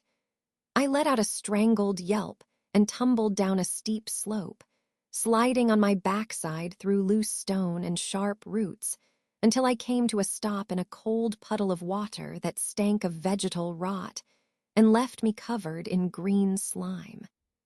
A heartbeat later, about 10,000 pounds of muscle and steel bowled me over and left me seeing stars. The world spun, and I wasn't sure which way was up. "Oh, hell," said Quinn. A gauntlet reached out to me and hauled me up to me feet. I stood there for a moment, swaying and waiting for the earth to stop whirling around under my feet. "Are you hurt?" asked Quinn. "Pretty sure my ass looks like ground beef after that slide," I said. Quinn looked behind me. "Looks fine to me." I rolled my eyes. Yes, because I meant that literally. The ground rose up just as sharply on the other side of the stinking puddle.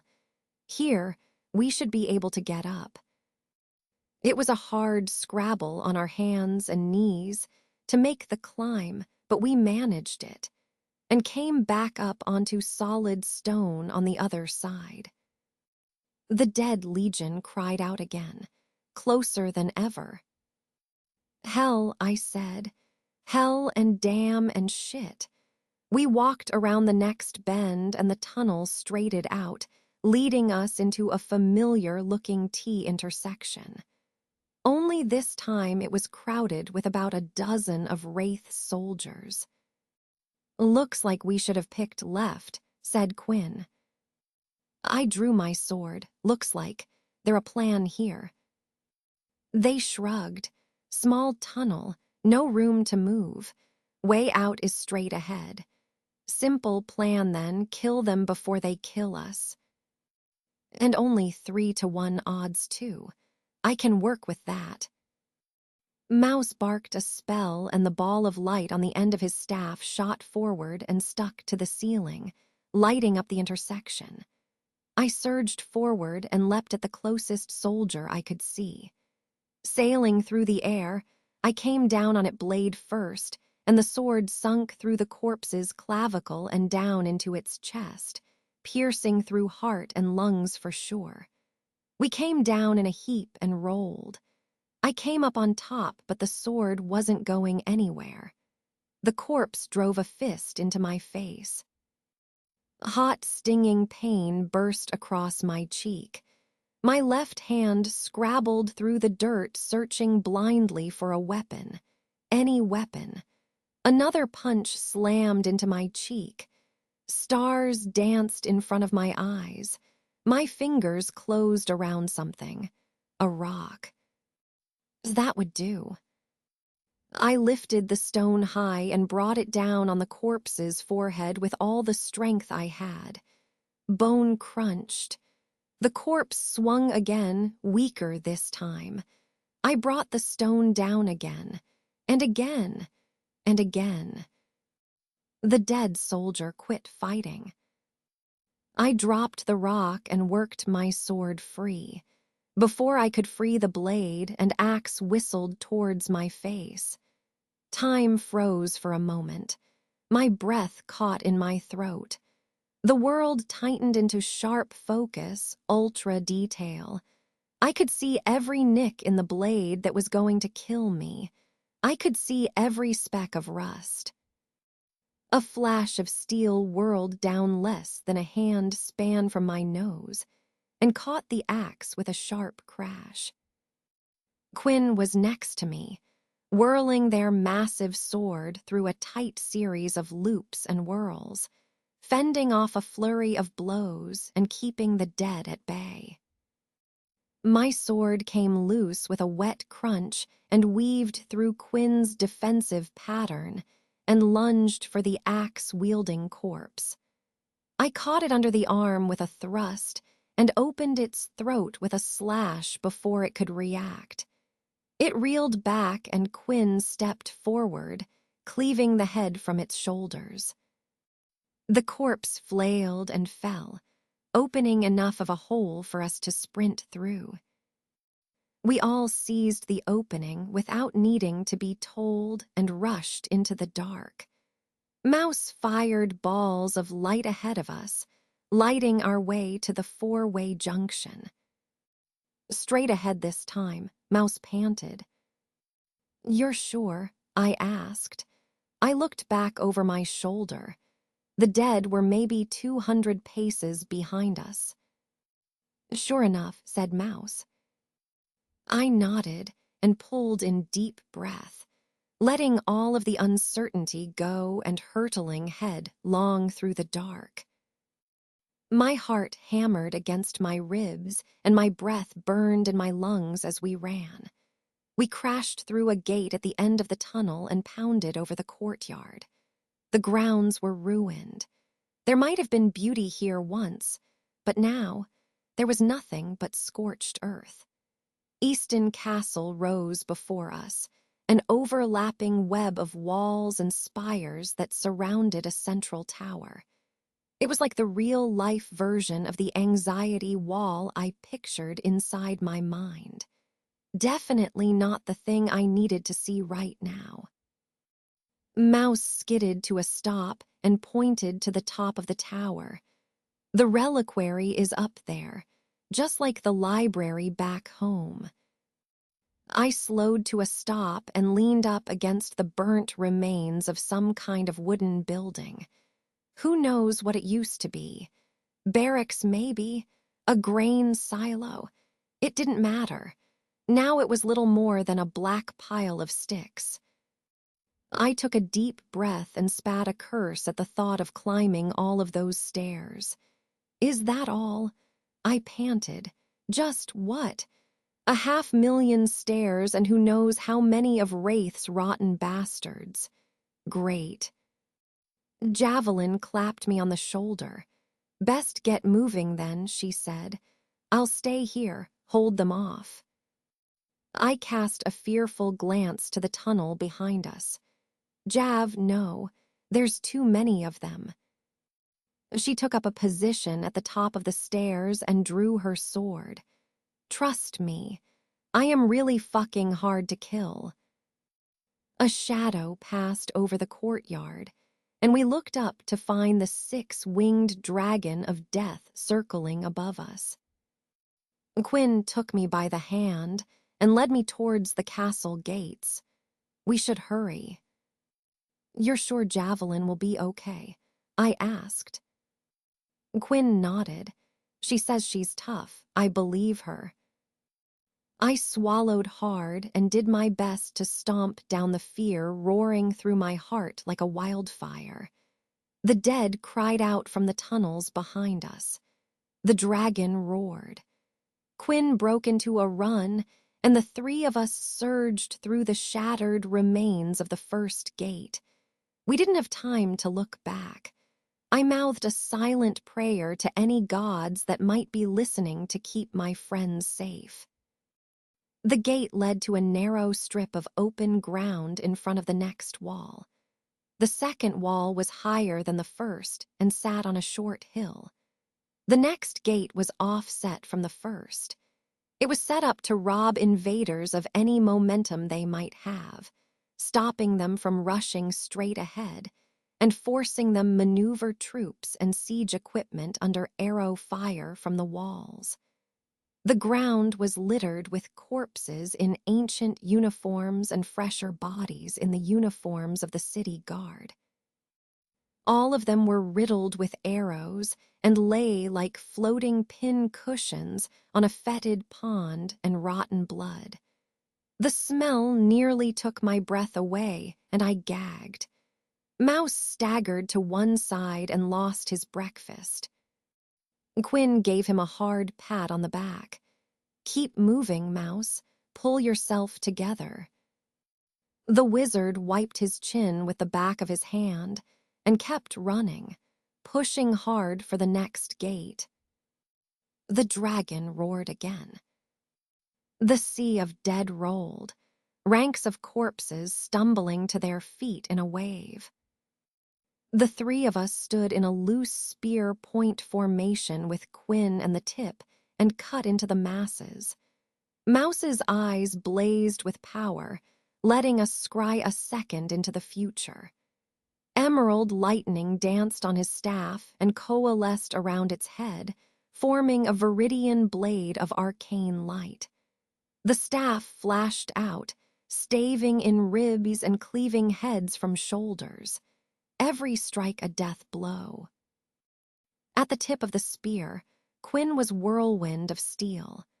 Their greatsword flashed out with lethal precision, parrying every strike that came their way and striking down legionaries with every counter strike. They swung with wide, sweeping flourishes, beating us a path through the sea of corpses.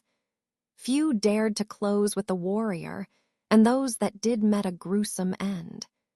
Quinn's heavy blade dented helmets, broke shields, and more than once, hewed a legionnaire in two at the waist. One of the city soldiers stood against the storm of steel, shrugging blows aside with their shield. The soldier slashed at Quinn's chest. They let their armor take the blow. Quinn's breastplate rang like a bell, but there wasn't a damn thing the soldier could do to cut through it. Quinn stepped past the soldier's guard and drove the pommel of their sword into the undead's jaw. Bones shattered and the corpse staggered back. Quinn seized the opportunity and brought the sword down on the soldier's collarbone, cleaving through their chest and into their heart. It would have been a killing strike on any normal man. The corpse didn't care. Quinn wrenched the blade free. The soldier drew its arm back to thrust at Quinn's face. Quinn was faster. The greatsword whistled as it cut the air, taking the corpse's arm off at the shoulder, and then circling back to swipe the head from its body. We kept moving, kept rushing for the second gate. The dead surged towards me, but with Mouse's sorcery on my side, they didn't have a hope in hell of stopping me. One of the desiccated legionnaires swung a short sword at my ribs. I could already see past the blow. Future and present blurred together in front of me. The corpse was going to miss. It cut only air and staggered forward a half step. I sliced the blade of my sword along its throat as we ran past. An arrow whistled out of the chaos and confusion of the battle. I saw it slam through my neck, saw myself fall. I couldn't let that happen. The world slowed to a crawl, and I had all the time in the world. I brought my sword up in an arcing slash. The arrow drove forward, as slow as if it were flying through honey. My blade caught the shaft and batted the arrow aside. We were invincible. A dagger slipped past my guard, snaking through the plates of my vest and sending a jolt of burning pain through my ribs. I cried out. There was a flash of steel, a bolt of green lightning. The dead soldier flew back, trailing smoke and gore. "You okay?" asked Quinn. I tore the dagger out of my armor. "Fine. Don't think it was deep." Another possible future danced before my eyes. A mace smashed down on top of Quinn's head. Steel bent and broke. They fell, blood leaking from the eye slits of their helm. It wouldn't happen, not if I could help it. I grabbed the collar of Quinn's breastplate and jerked them off balance, pulling them away from the blow. The head of the mace scraped against their back. I lunged forward, sinking my sword to the hilt in the undead warrior's guts. Quinn spun and swiped its head from its shoulders. The sword stuck. The dead churned around us. We had to keep moving to the gate. I plucked the mace from the dying soldier's hands and kept swinging. I'd never trained with a mace before, but thankfully the basics were simple. Hit really fucking hard. That was it. We passed through the next gate, and Mouse led us through a side door, taking us up a narrow set of stairs that led to the top of the wall. Rotting hands clawed at our heels. I turned and brought the mace down with everything I had. Bones snapped. A corpse tumbled backwards down the steps. We leapt out onto the wall, and the dragon overhead cried out again. I turned to my right, looking over the wall and down into the next courtyard before the doors to the castle itself. There were dozens of dead piled there from both sides. As one, they stood and collected their weapons. Gods, I said, there's too many of them. Quinn answered with a solemn nod and then pulled the door to the stairwell shut, leaning against it to hold the dead back. I'll stay here. You go. The words hit me harder than any weapon could have, and my heart turned to ice. No, I said, tears welling up in my eyes. No, we all go together. I'm not leaving you. The door shuddered under a blow from the other side. You still have a long way to go. You won't make it with these assholes slowing you down. No, I shouted. Mouse took me by the arm and drug me towards a squat tower at the opposite end of this section of wall. They're right, Snip. We have to go. The door shook. An army of undead surged towards the gates below us. Quinn was right. I still couldn't leave them. Mouse put both hands on my arm and wrenched me forward another step. Beryl, said Quinn, I love you. I love you too, I said, and I turned and ran. We sprinted down the ramparts, boots clacking on stone, and Mouse dropped his shoulder and burst through the door to the squat tower without slowing down. The door flew open in a cloud of splinters, and he led me up a flight of spiral stairs that twisted up along the wall of the tower. We were on the roof before I knew it. The next wall connected to the top of this tower and led into the keep itself. We were close, so close. Just one more run and we'd be inside. The dragon screamed and dove for the wall. Mouse grit his teeth and snarled a curse. A stake of violet flame leapt from the end of his staff and blasted a hole through the dragon's wing. It twisted in the air and came down on the wall in front of us. The floor under my feet shook and I stumbled. The dragon beat its wings and the rush of air knocked me from my feet. I was thrown across the roof and came down in a heap. I staggered back to my feet and looked down over the wall we had just left. Quinn was being pushed back step by step. They fought a perfect retreat, killing whoever was in front of them, taking one step back and repeating the process. They were amazing, but they couldn't keep going forever. The dead could. There was no end to them. Quinn risked a glance over their shoulder and caught sight of the dragon. They stopped fighting and ran for the tower. I shook my head and turned back to the horror in front of me. The mace in hand seemed worse than useless. I let it fall.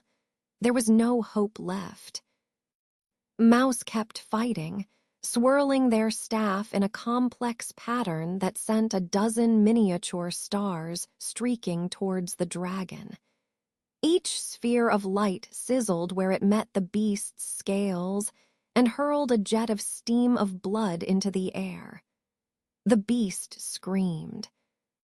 A backlash of violet and emerald light rolled up Mouse's arms, and the wizard cried out in pain, failing to one knee. He turned back to me. Snip, he panted, keep running. The dragon reared its head back and snapped at Mouse. He rolled to the side just in time. Quinn hit the top of the stairs and leapt for the dragon, howling with fury. They brought their sword down on the monster's nose, and it pulled its head back, roaring. All I could do was run. That was all I was good for. I could run and get the people I loved killed, that was it. What kind of fool was I to think I could handle this? Quinn shoved me forward. I ran between the dragon's legs. It was all I could do. Mouse screamed a spell, and the lightning blade burned atop his staff again. He followed me, slashing at the thinner skin of the dragon's underbelly and the insides of its thighs.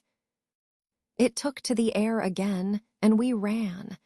Mouse and I stopped before the iron-braced door leading into the keep. Mouse stopped. Magic feedback racked his body, and the lightning traced a spiderweb of burns across his cheek. He nodded to the inside of the keep. He wasn't following me. Quinn hadn't even made it to the door. They stood where the top of the wall met the roof of the squat tower, blocking the path to the keep. The dragon touched down on the opposite edge of the roof. Quinn raised their sword in a high guard, bellowing a challenge. Mouse fired another bolt from Stargazer's old staff, and the weapon couldn't take any more. It blew apart in his hands, but the little wizard kept hold of the spell. Backlash energy crackled through him. He kept casting even as he burned. The shattered pieces of the staff spun around him, each drawing their own glyphs in the air. With a scream, Mouse loosed the spell, and dozens of flaming stars shot over the wall, dancing towards the dragon and scything through its wings. The beast roared as its wings were cut to wet ribbons of flesh. Quinn surged forward, cleaving and slashing at whatever they could reach.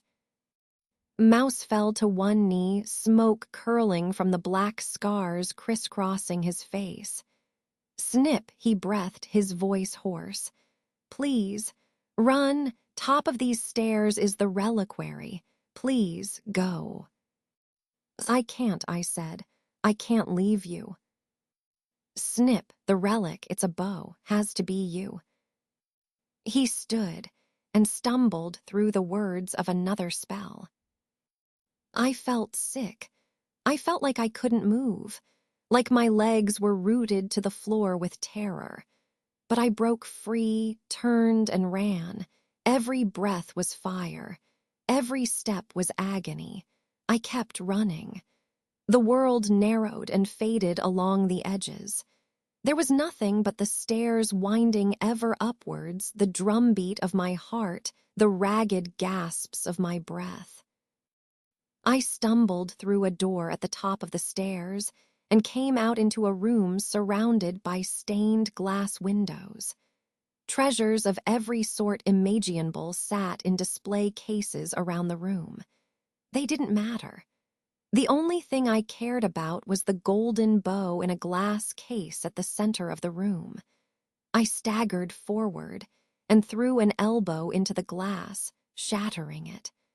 I pulled the bow free and found 3 crystal arrows lying next to it. My head swam and stars danced in front of my eyes. I had to keep going, but there was no way I could fight from in here. The window facing the ramparts was blocked by a heavy shelf piled high with ancient tomes. I put a boot to a bookshelf, sending it crashing through the glass.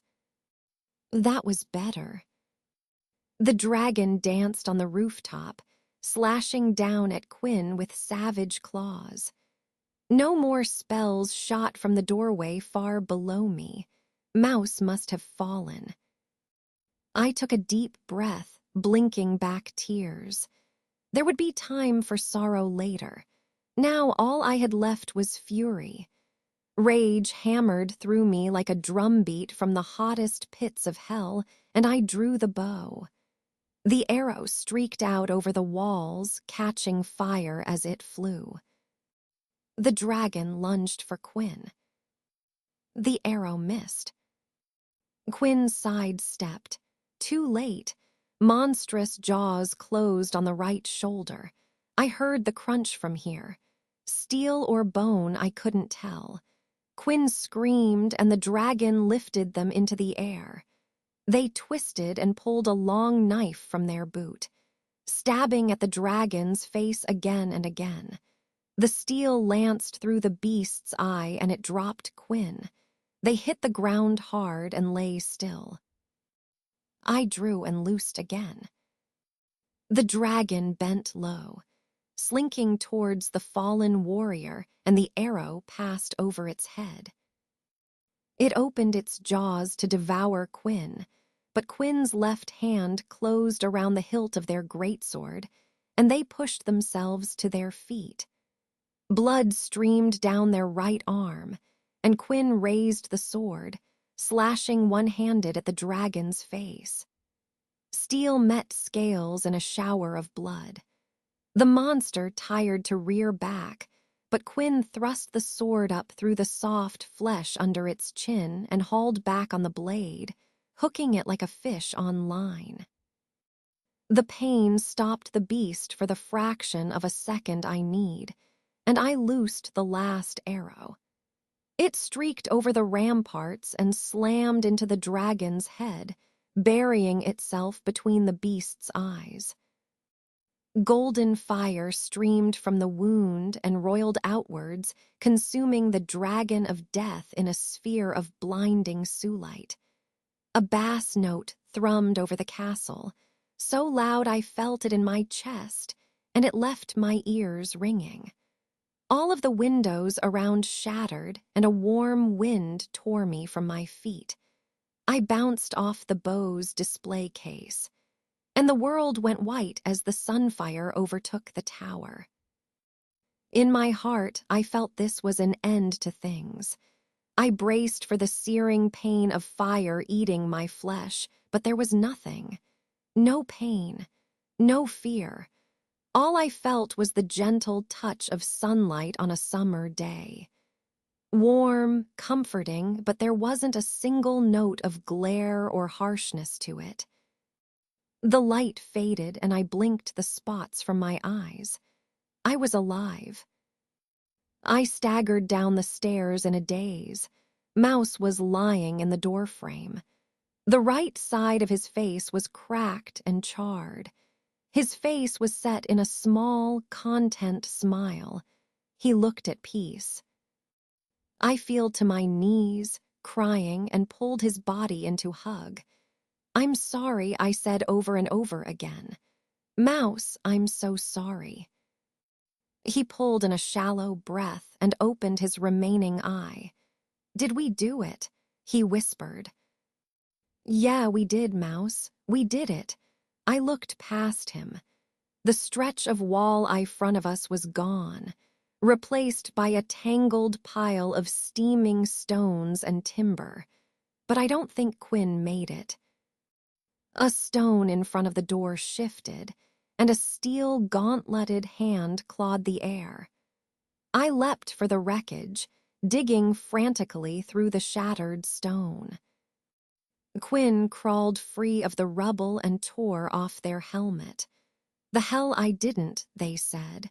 "You aren't getting rid of me that easily." Shouts echoed up from the courtyard below us. I stood and found the last of the city guard stepping out of the keep. I waved, and a sergeant at arms caught sight of me. She pointed to the men behind her and then up to the wall.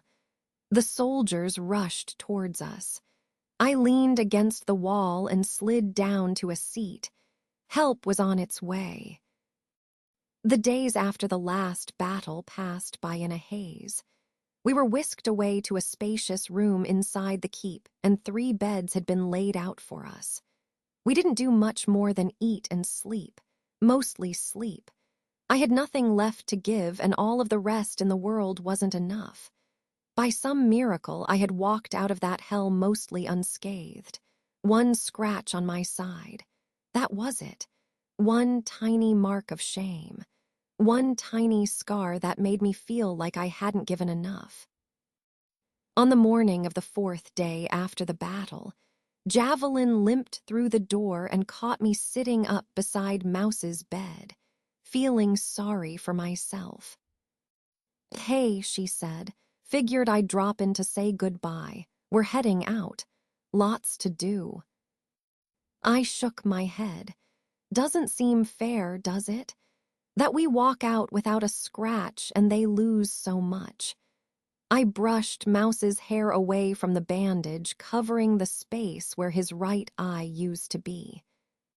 "Well, I did say I was damn hard to kill, didn't I?" I rolled my eyes. "Yeah, good for you." "You really haven't changed, have you? Still got that damned attitude." Maybe sometime in a past life that comment would have pulled me into an argument or fanned the fire of anger inside my chest. Now, after everything we had been through, it didn't seem to matter at all. I guess I do. Doesn't really like that's my problem, though. You can like who I am or you can walk away. And none of that changes the fact that you and I walked away with bruises and Mouse lost, and Quinn, might never lift a sword again. I'm glad that you're so damned tough, but it doesn't make me feel any better. Javelin's mask broke and the armor of bravado she wore fell away.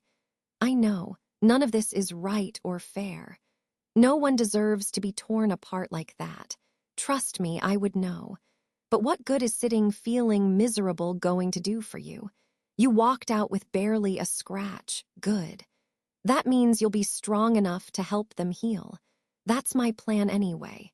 She fished a quest card out of a pouch on her belt and tossed it on the floor in front of me. Orders came through today. They're calling most of the Phoenix Roost and the Blackstone to Tower 4 to start rebuilding. I can help, so I will. That's all there is to it. No sense feeling bad for what might have been. We pick ourselves up and put the pieces back together. She turned and walked away. I stood and called after her, "Javelin." She stopped, looking at me over her shoulder. "Thanks," I said, "for everything. We couldn't have done it without you, and I'm happy to have you on our side going forward." She shrugged and kept on walking. "We're guildswomen, snip. World gets busted, we fix it. It's what we do." I smiled to myself and sat back down. Picking up the pieces was easier said than done, but there was at least some truth to what she said. I left Quinn and Mouse and wandered the castle halls until I found what was left of the library. It wasn't much, but I did come back with a book on healing and anatomy. The castle had one physician left alive, and they were being run ragged by all of the other wounded that they had to care for.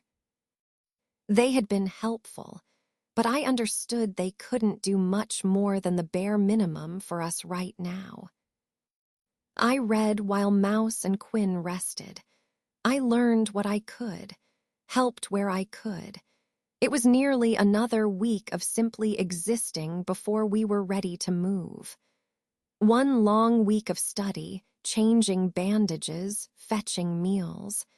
I wouldn't have it any other way. It was a small job, but it was all I could do to put things back together right now. Mouse was up and moving after a few days, and he was helping in his own way. The wizard spent a good deal of time locked in council chambers and meeting overdressed people who wore far too much jewelry. Whenever I caught him heading into one of the palace's restricted areas, he was bowing and groveling to some lord or lady. I had no idea how he did it. If I had to spend more than a minute with any of those air-headed peacocks, I would totally lose my mind. Eventually, some lower functionary moved us out of the palace and out to the countryside cottage that Mouse talked about. We were piled into a carriage and driven far from the city.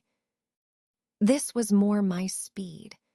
The cottage was more of a large house than anything, but I supposed compared to a whole palace, it must have seemed small and quaint.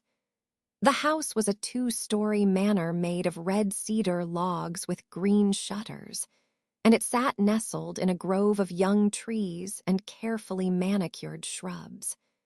It was a lighter, cleaner version of being in the forest, one step removed from the real thing, but still a hell of a lot better than being shut inside. The palace had been starting to feel less and less like a home, and more like a tomb the longer we stayed. Mouse stepped out of the carriage that had driven us here and took a deep breath of the fresh forest air. I joined him, savoring the familiar sense of damp earth and leaves, the hum of insects buzzing through the air, the sweet music of birds.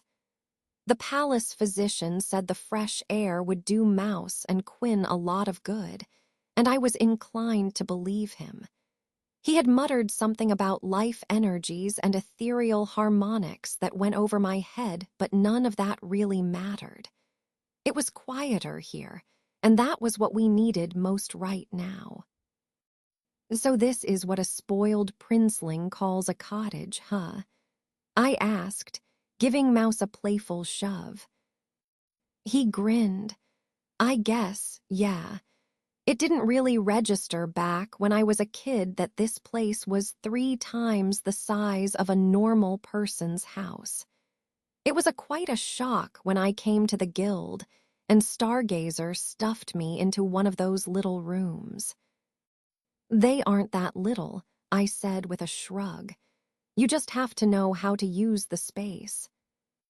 You mean put up as many shelves as you can, and fill them with so much junk you can hardly move around without breaking things. Well, only if you're especially smart and talented. Thinking back to better, happier days sent a painful chord ringing across the strings of my heart. I slipped around to the back of the carriage and started gathering our bags. There wasn't much.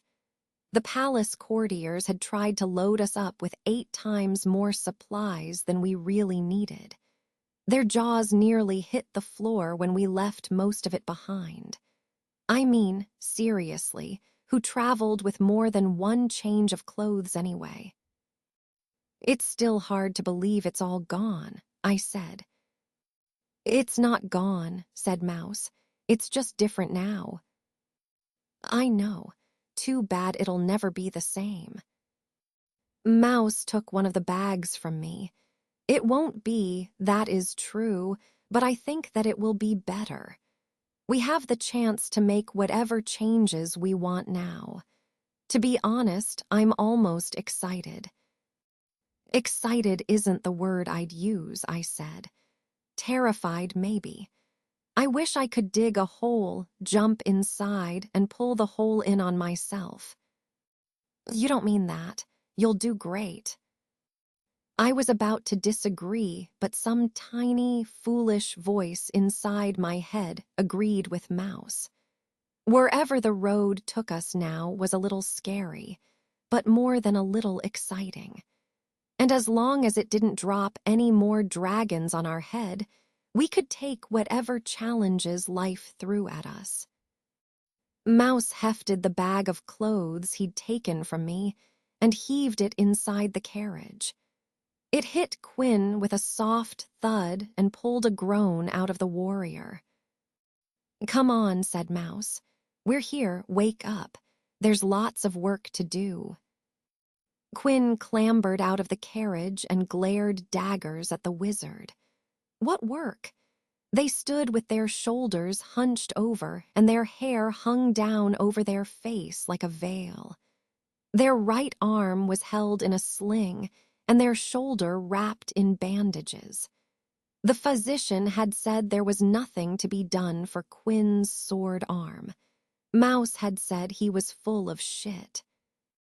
Mouse stood his ground, putting his hands on his hips and looking up at the crestfallen warrior. "We're going to put that busted shoulder of yours back together." Quinn growled and pushed Mouse aside with their good arm, taking a shuffling step towards the forest manor. "Don't see how we're going to do that. Your doctor said it was useless." Mouse stood against Quinn's black mood like a stone weathering stormy seas. "Between the three of us," he said, "that old codger barely knows his ass from his elbow. I'm not surprised he couldn't figure it out." Mouse reached into one of the many pockets of his robe and pulled out the spell book the elder of Quinn's tribe had given him. "I've been reading up, and I have a few things I want to try." Quinn sighed. "Surprised you can even read still, being half blind and all. I'm not interested in being the test dummy for the half-baked spells you think you've learned. It's only one eye. The gods saw fit to give me a spare. Besides, what is we used to say about Stargazer? That he was half-blind and fully stunned, wasn't it? It must be a requirement of leading the Tower 4 wizards." "Sure," said Quinn, "and look where that got him." "I think he did pretty gods damn well, all things considered. If I turn out to be half of the spellcrafter that he was, I'll be happy with that." Quinn shook their head and walked to the front of the manor. "I'm still not being the dummy for you." "I think you will," Mouse called after them. "You're named after a target dummy after all." I put a hand on Mouse's shoulder. "They'll come around eventually," I said. "Just give them some time." Mouse pulled the box of dried food from the carriage and shot me a smile. "I know they will. I bet in 2 more days of sitting around doing nothing, they'll be so bored that they'll try anything."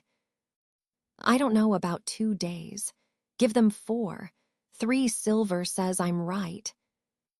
"Oh, poor, small-brained Parsnip," said Mouse, laughing.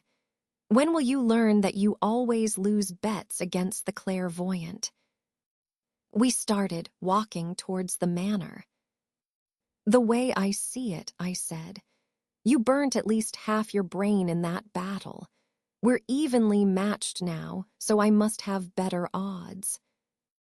Mouse led us into the manor.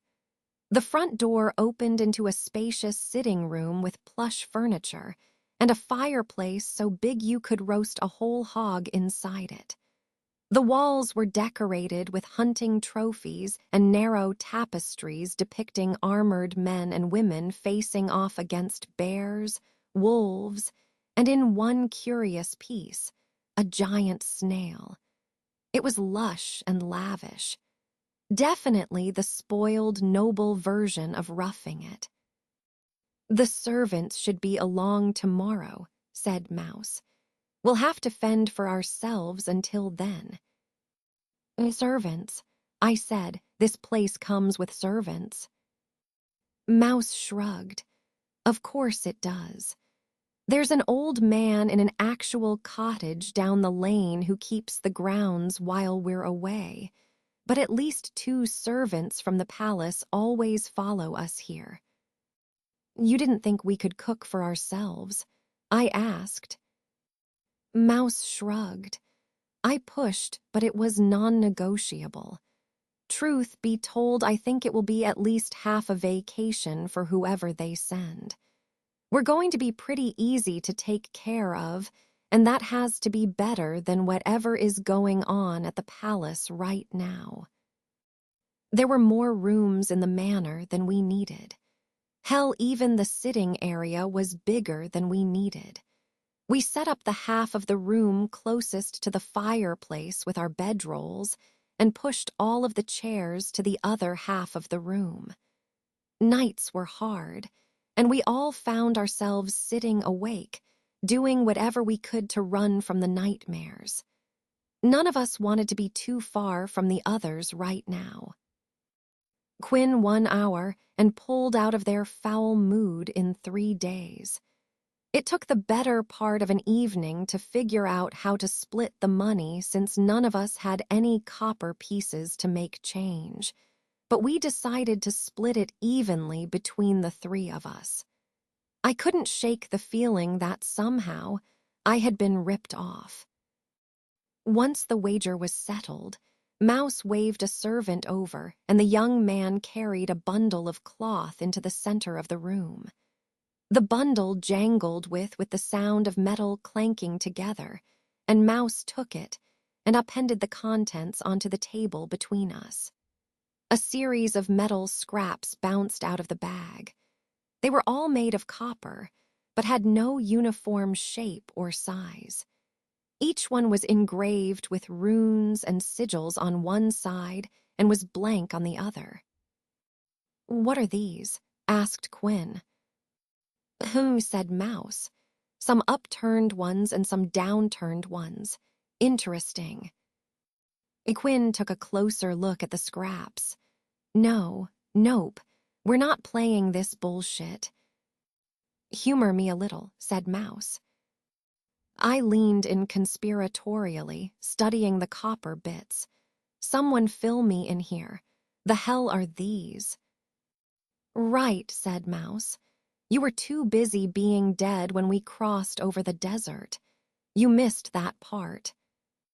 "These," said Quinn, "are tiny little metal lies. It's a conman trick to swindle sick people out of their last few coins." Mouse brought out his book of southern spells and tapped the cover. "Not according to this."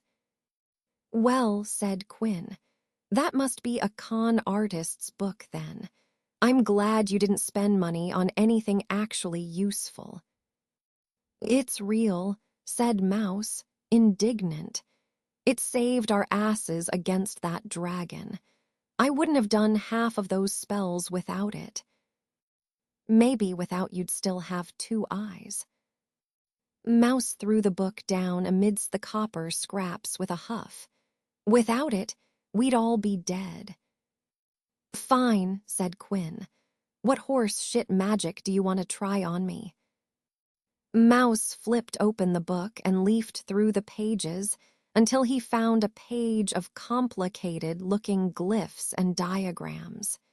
"Here, there's a healing ritual that I think might help your arm." Quinn frowned down at their sword arm. I thought we agreed there was no hope for it.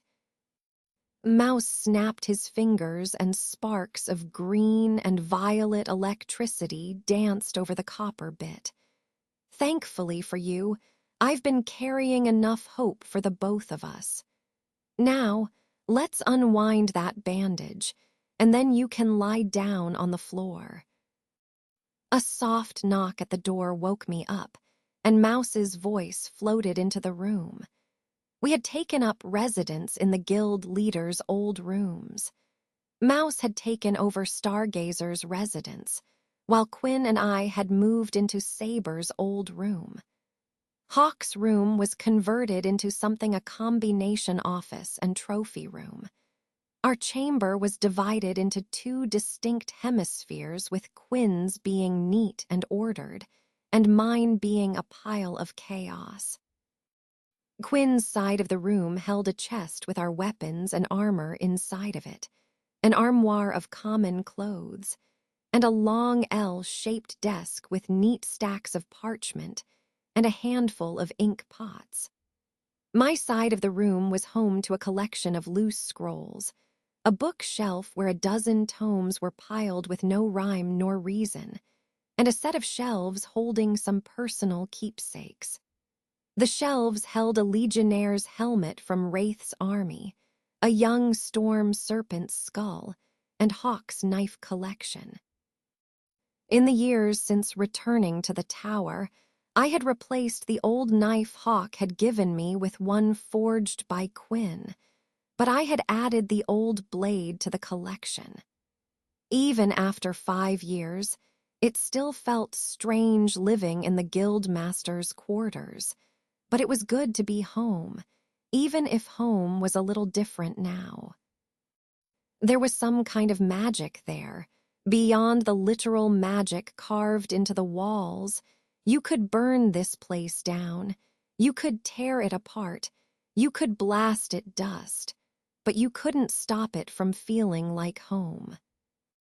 "Snip," said Mouse. "Quinn, wake up. The new apprentices are here." I cracked an eye open with a groan, mind still fogged from the first good night's sleep I'd had in a long time.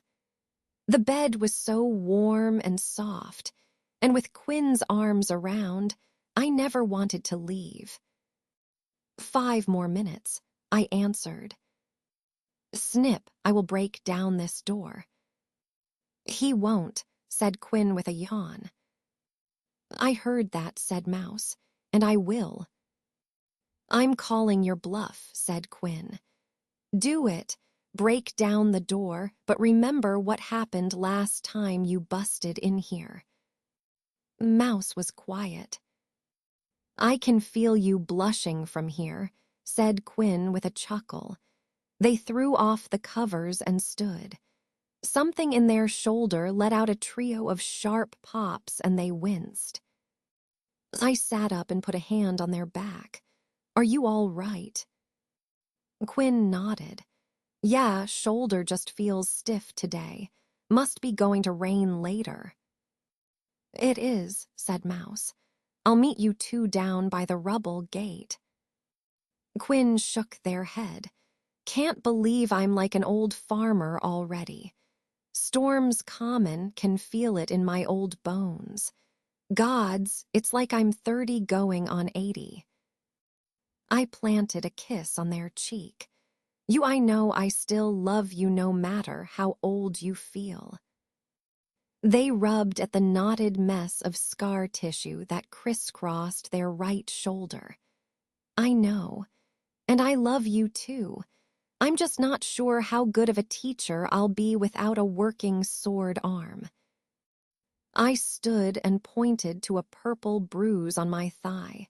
"You seem to be getting pretty god fighting left-handed. Beat the hell out of me in sparring yesterday." Quinn was definitely not looking at the bruise. "Focus," I said, snapping my fingers in front of their face. "I want to make a proper first impression on the apprentices." I threw open the armoire and the armor chest. "Does full armor send the wrong message?" "I don't think so," said Quinn. "We should probably look tough." Quinn and I helped each other into our armor and belted on our weapons. I left the room wearing a knee-length hauberk made of drake scales, a forest green brigandine, and copper vambraces etched with spell runes from Quinn's homeland. The imperial short bow Quinn had bought for me rode in its quiver on my left hip, and a short forward curving sword hung from my right. The guild had its issues, sure, but it made sure its guild masters had the best gear. Quinn had replaced their simple plate with a suit of armor made of enchanted steel that was as dark as the midnight sky and studded with twinkling stars.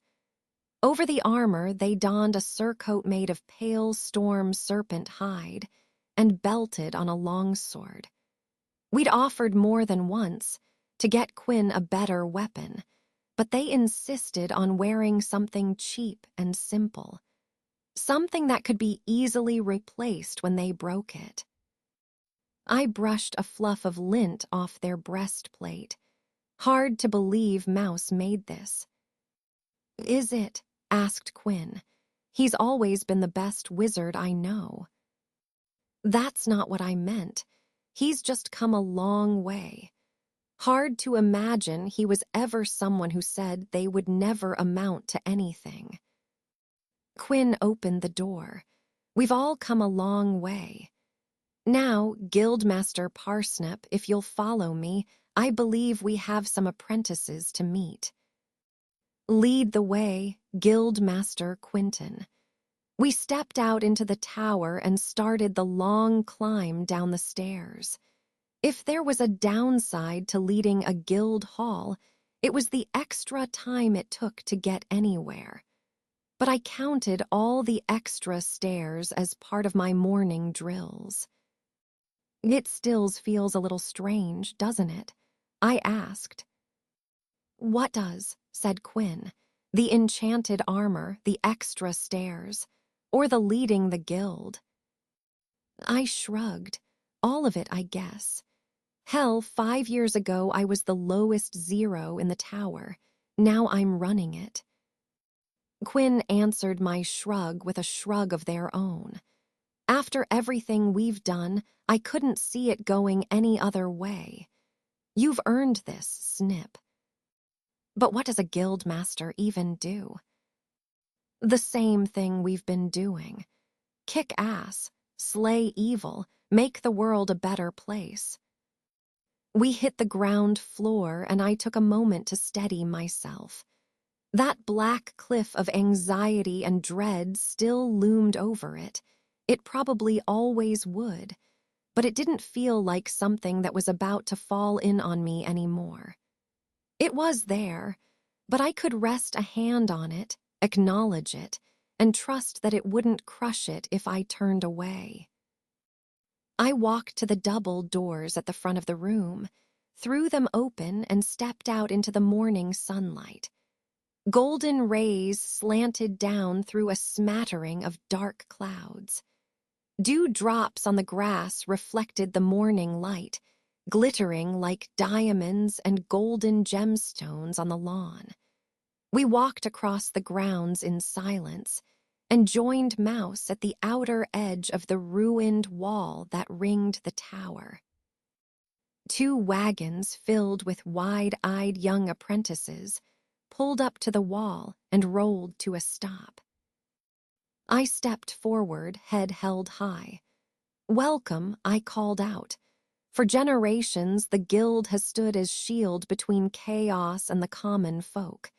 A hero trades in everything they have, their titles, their past, even their name to become something greater. Each and every one of you is capable of so many great things, even if it doesn't feel like it right now. Great things are ahead for you. I know they are. I gestured to the tower behind me.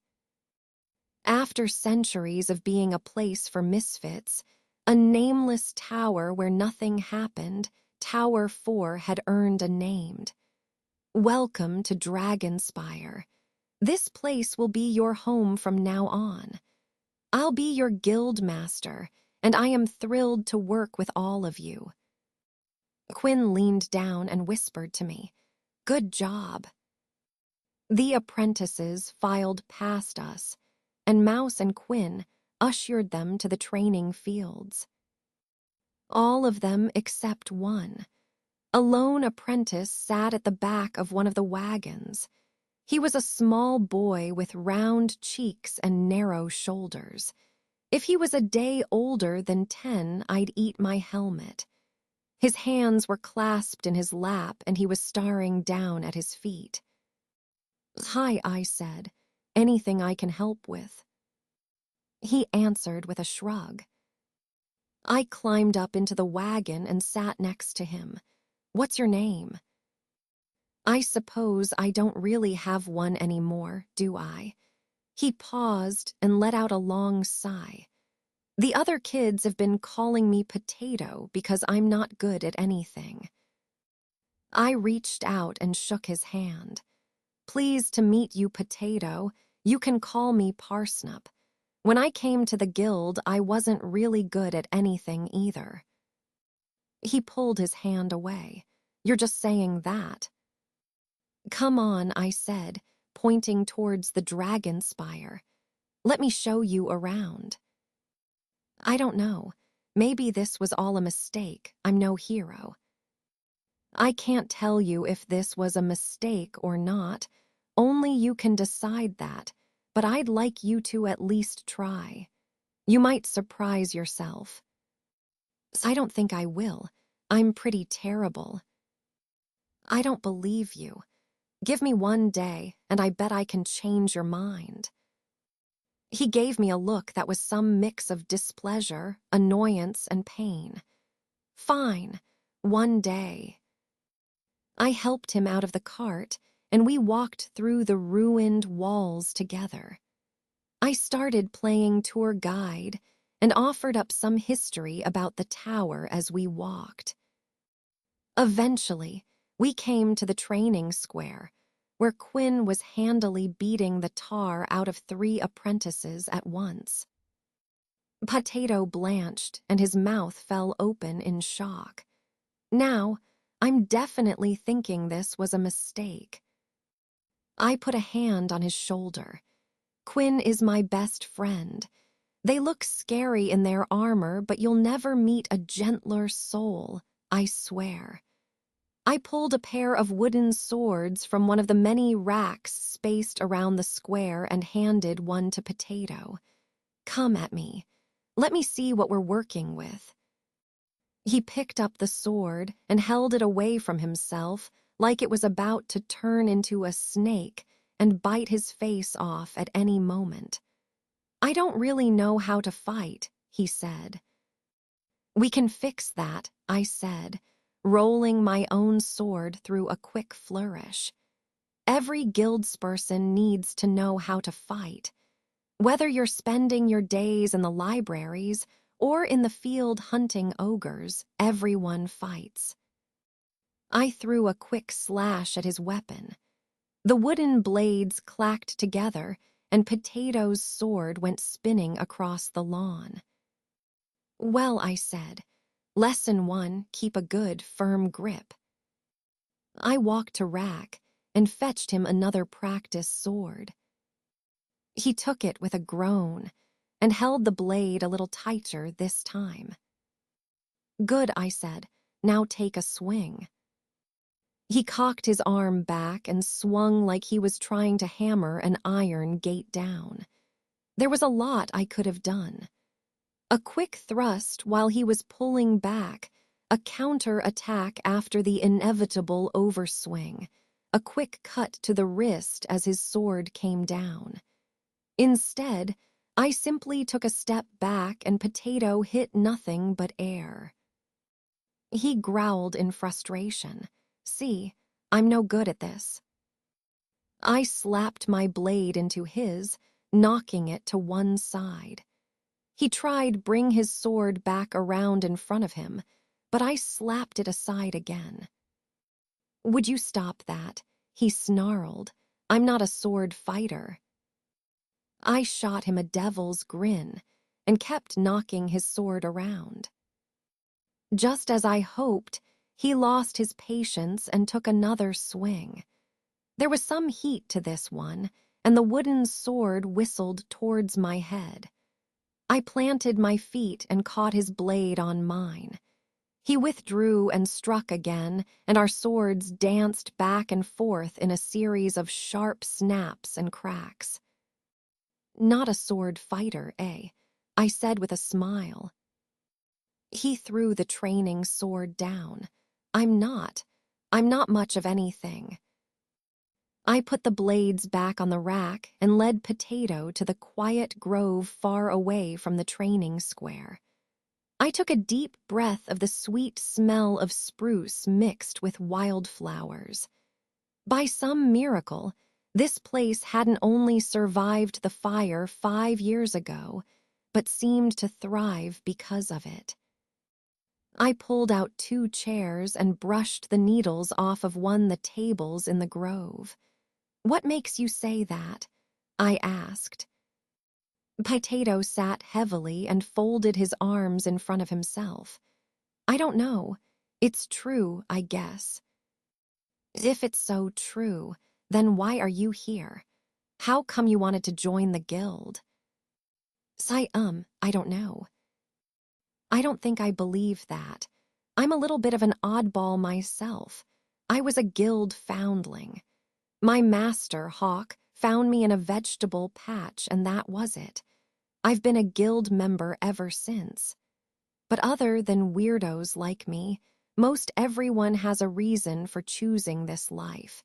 You pretty much have to because, let's face it, you'd have to be fully insane to take up the hero's life just for fun. Only madmen and fools could do what we do. Your master found you in a vegetable garden. I nodded. Sure did. It's why they call me Parsnip. I didn't really have much choice in joining the guild, but I don't think I'd have it any other way. Potato was quiet for a long while. He sat staring off into the middle distance, and old pain danced behind his rich brown eyes. I guess I feel like I don't have much choice either.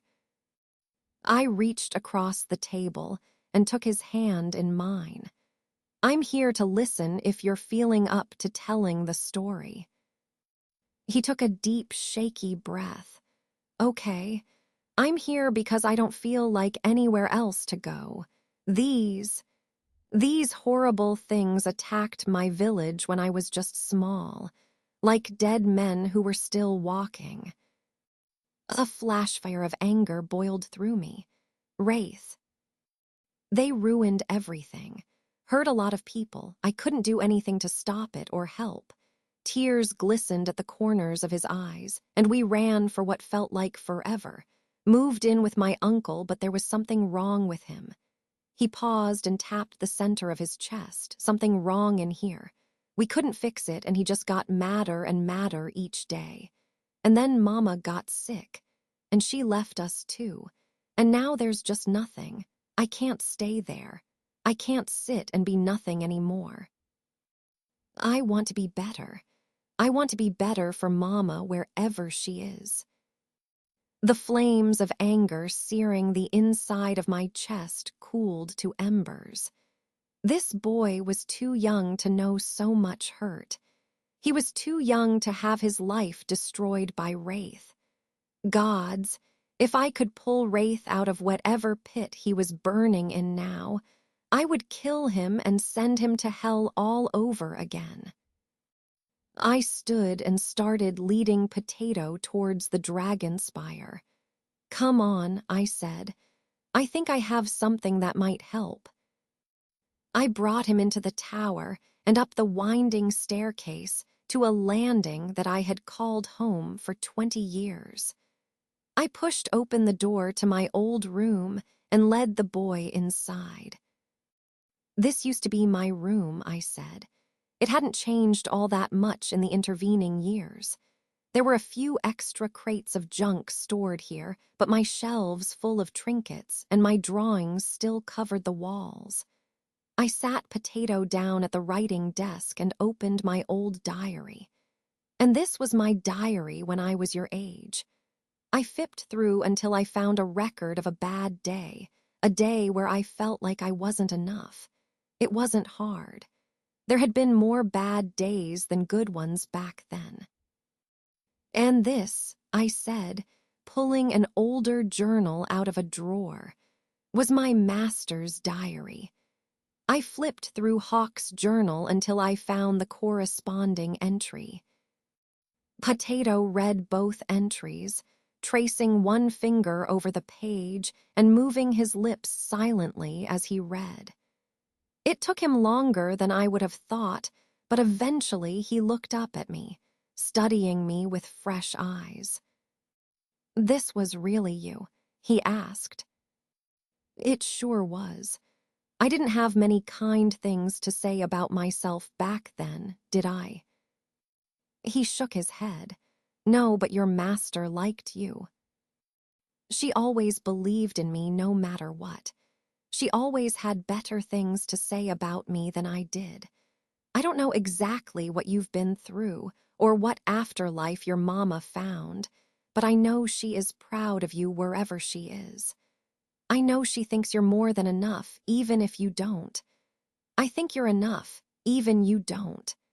It takes an unbelievable amount of strength to come to the guild all on your own. I know there's a hero in you somewhere, no matter what the other kids say. All you have to do is let me find it." The boy grit his teeth and looked up at me with iron-clad determination. "Okay, how do we start?" I sat down on my old bed. "It's not hard. The first step is letting me know what you like.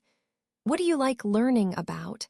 For me, it was animals, especially drakes." His brow wrinkled in thought. "Flowers. When Mama was sick, she taught me all about flowers that made her feel better. I love flowers."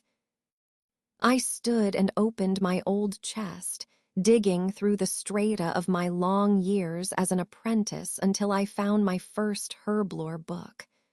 I put the tome on the writing desk. That's a good place to start. "So, what do you say? I can teach you everything you want to know. Do you want to start an adventure with me? Or do you want to leave this chapter unread and return to a normal life?" "I want to be a hero." I ruffled his hair, beaming. "Welcome to the guild. I know we're going to do great things together."